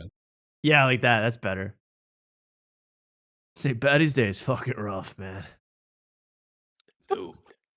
St. Patty's Day?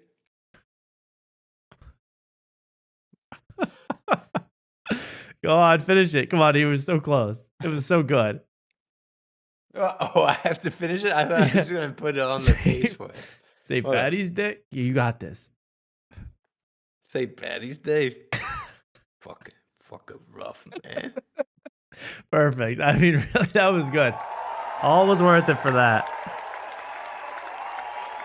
Anything else from this mess? I mean, really, I'm going crazy here. We're at 7.5 hours at this point. Well, I mean, Sorry, Luke. I might have one more. You probably Go already ahead, had Luke. one more. Go ahead. One, it goes crazy. Yeah, crazy dude. What We time did- code is that? We have to guess what he's It's talking about. 5:45. Crazy, Ooh, crazy I dude. don't have time codes up that early. It's going to be about promoting a special. Nope. I'll give you a hint. Sports. Oh, God, don't say it's the Knicks. So it's Knicks. Please. It has something to do with the Knicks. Oh. Oh. Someone getting hurt. What? Let's hear it. Can I don't get know. the hint again? Crazy. Yeah, crazy dude. That's crazy, dude. Get 5 seconds, Mark. It's pretty Alright. like specific and kind of hard. Oh, you're gonna give me hard shit? I already got yours. No, Let's play it. Pass. I couldn't play baseball, but you never know. Right. Because then Charlie Ward for the Knicks won the Heisman, and he ends up playing point guard for the Knicks. Wow, that's incredible. Right. Crazy. Wow. Damn. Yeah. Specimens. Damn. Crazy, dude. And you gotta get that with a little comment. Holy shit! Holy fucking shit! You nailed it. Wow. Good Lord. That's all I got. Well, that's good. I think that's good enough.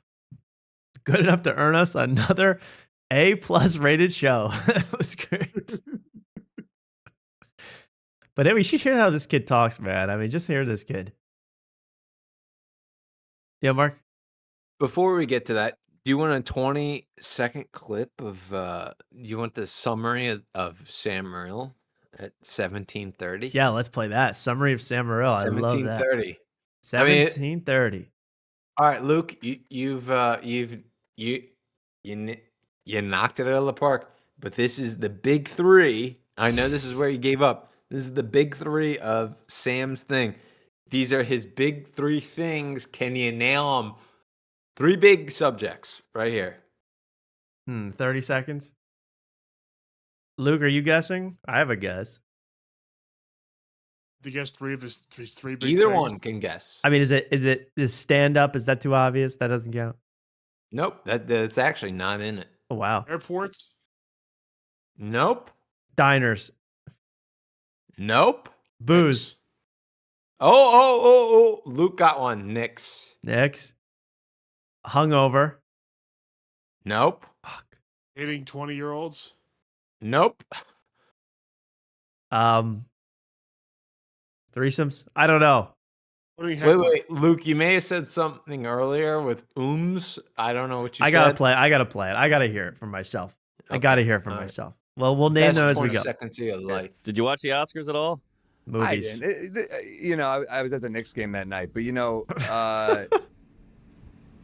I think our predictions were like kind of close, right? Yeah. And also Michael B. Jordan, he's fucking great. Like I got no issue. Played 2 guys. I like that thing they did with him in the crowd where there was like a bunch. He was all the seat fillers with Michael B. Jordan. That was fun. That was fun. Conan's great. It's a tight room. Very. Oh, Jesus Lord. Tight room. Tight So room. it's Acting. movies. It's movies, Knicks, rooms. That's all it is right Movie that yeah. You had noir in I- there. You got yourself a stew. Yeah, I thought he said movies at one point, but I guess he didn't It's say like, it. his tone is so good though. His tone Yes. is not preachy. Oh, It's I just love like a good let's have tone. Dude, his tone. It's like white noise to me, bro. fun. Silly. We made good movies in this room. It's a good vibe. It's sharp but not mean. Yeah, it was pretty. It's sharp. Yeah, it's sharp but not mean. That's right, boss. Sharp but not mean. Yeah, boss. Good That's idea, sharp. boss. Yeah, boss. Oh, it's so right. I'm done with Syracuse. He's dead to me. Write that down. That's gonna be social media. It's gonna be a picture of Mark looking real serious like that, and then put the caption. I'm done with Syracuse. Put that like an NBA graphic. I'm done with Syracuse. Mark says, I'm done. Oh God, that's a threat. That's a threat. All right. I'm all right. I'm done with Syracuse. I'm done with this show. Can I be honest? I'm done. You guys have drained me of all my energy and my enthusiasm. My bad, Tom. And I am over it. How about that? How about that, Luke? Oh, yeah. I just got over it. Over it. But you know what? We'll be back on Wednesday night, and I have a good feeling about Wednesday night. I honestly think that this show was great, but Wednesday night show. This is going to be awesome. I think so, man. You're right, Fuck Tony. yeah. Fuck, man. Well, No, that was I said fuck yeah. Not Oh. fuck man. fuck, Idiot. man. I'm not into men. Fuck, man. I would never do that. Fuck yeah. Well, I hope you guys are. That's fucking funny. I hope you guys are alive and well tomorrow. You, Mark, and you, Luke. I mean, it seemed like a heavy drinking night. Oh, you're wrapping up the show? Yes. I'm just now feeling sober enough to that was way too much alcohol for me. Well, it kind of gave you the courage to desperately beg a woman to talk to you. That's good. And she did talk to me. And she did talk to me. And she talked to you. It worked. And she goes to me for like an hour. So she probably fell asleep and her phone fell out the window and she can't find it. Sure. Something like that. I used to do that, that's a little thing, but I always used to be like, well, she responded 22 hours and I never see her not on her phone, but she's probably missed it somehow in the shuffle. People lose their phones for 7 days. It happens, Yeah. Right. Right.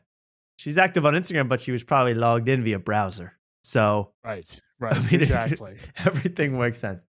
Well, I had a fantastic show, and oh geez, I forgot about this. I forgot when the Ways to Well did my plasmapheresis.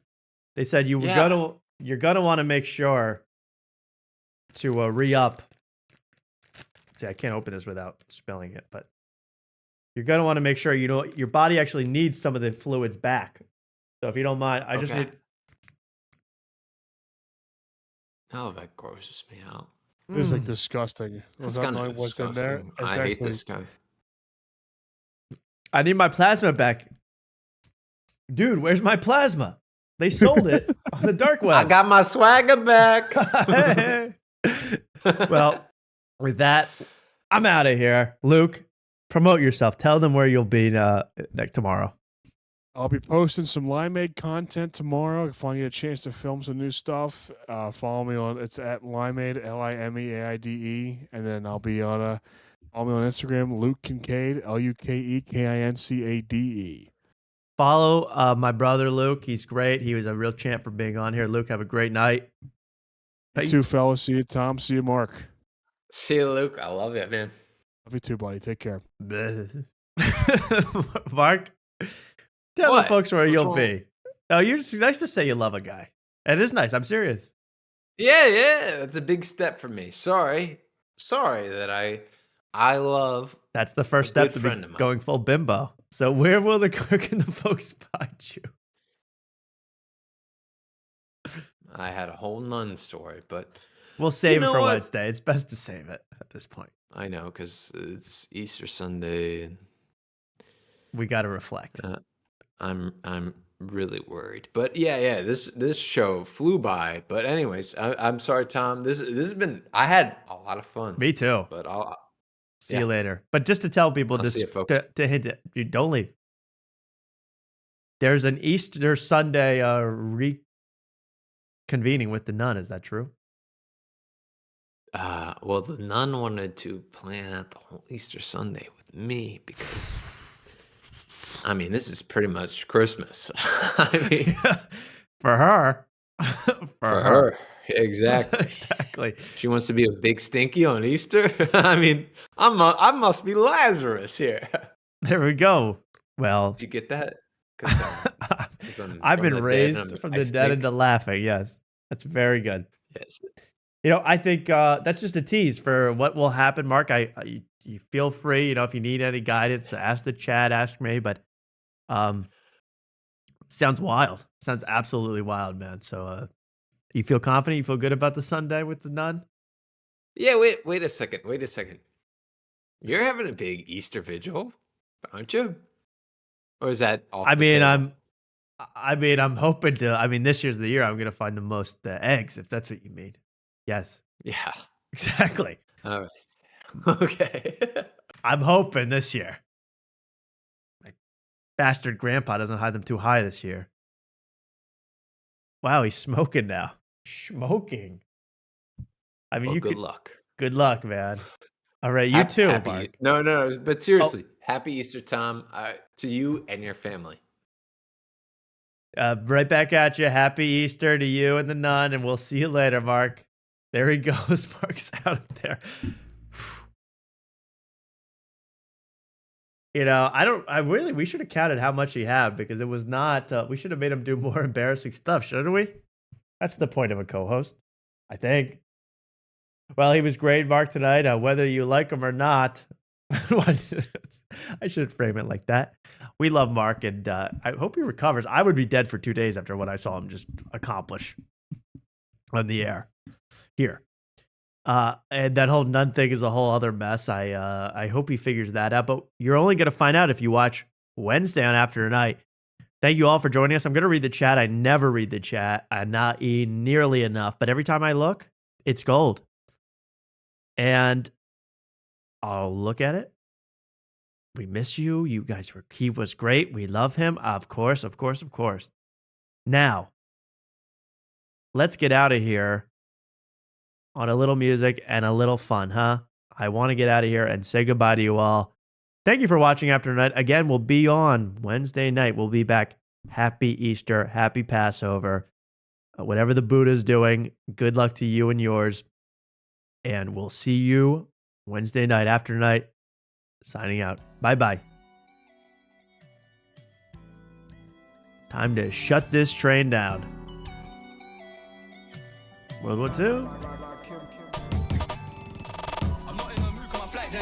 So I jumped on a private jet and I'm asking a pilot at ETA. Lambo parked on a landing strip, everyone in my gang and my DJ paid. Where's my man talking about inshallah? These guys, he don't even pray. Where's my man wearing a Jesus piece? How does she squeezing them jeans? Big behind and petite is waist. Take time with a GVG, we don't beef nobody like GVK. Woke up on the wrong side of bed, so he's gonna get slapped if I don't have my piece today. I love my young boy, I won't lead him straight. I'm stuck to little bro like PVA. Paid already, I don't need no hit song. We don't need ID, low bro 17 in the club, ain't scrolling TikTok. Extra saw him, I'll flick one. Which one? Who do you want, bro? Pick one.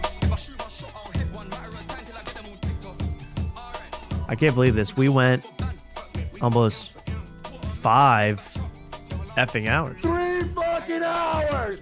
Plus 2.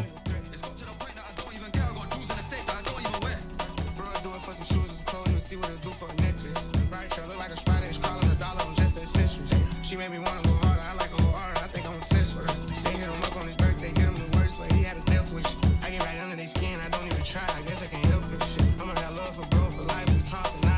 Thank you, everyone. Have a great night. Y'all looked great in the chat tonight.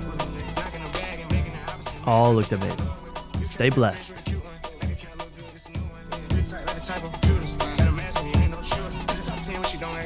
I gotta clean up all this plasma. Any guests coming up? That's a great question. I think there's one that's really going to excite the people out there. It's, you know him from the Austin comedy scene. I hope we get him soon. I think it might happen. I think you'll like what you see on After Night.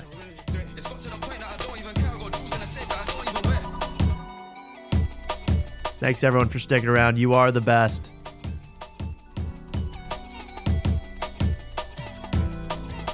Believe in yourself and believe in After Night.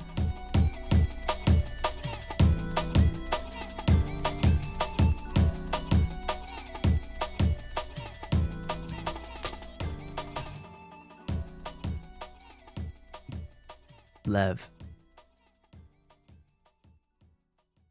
Because I live in joke world.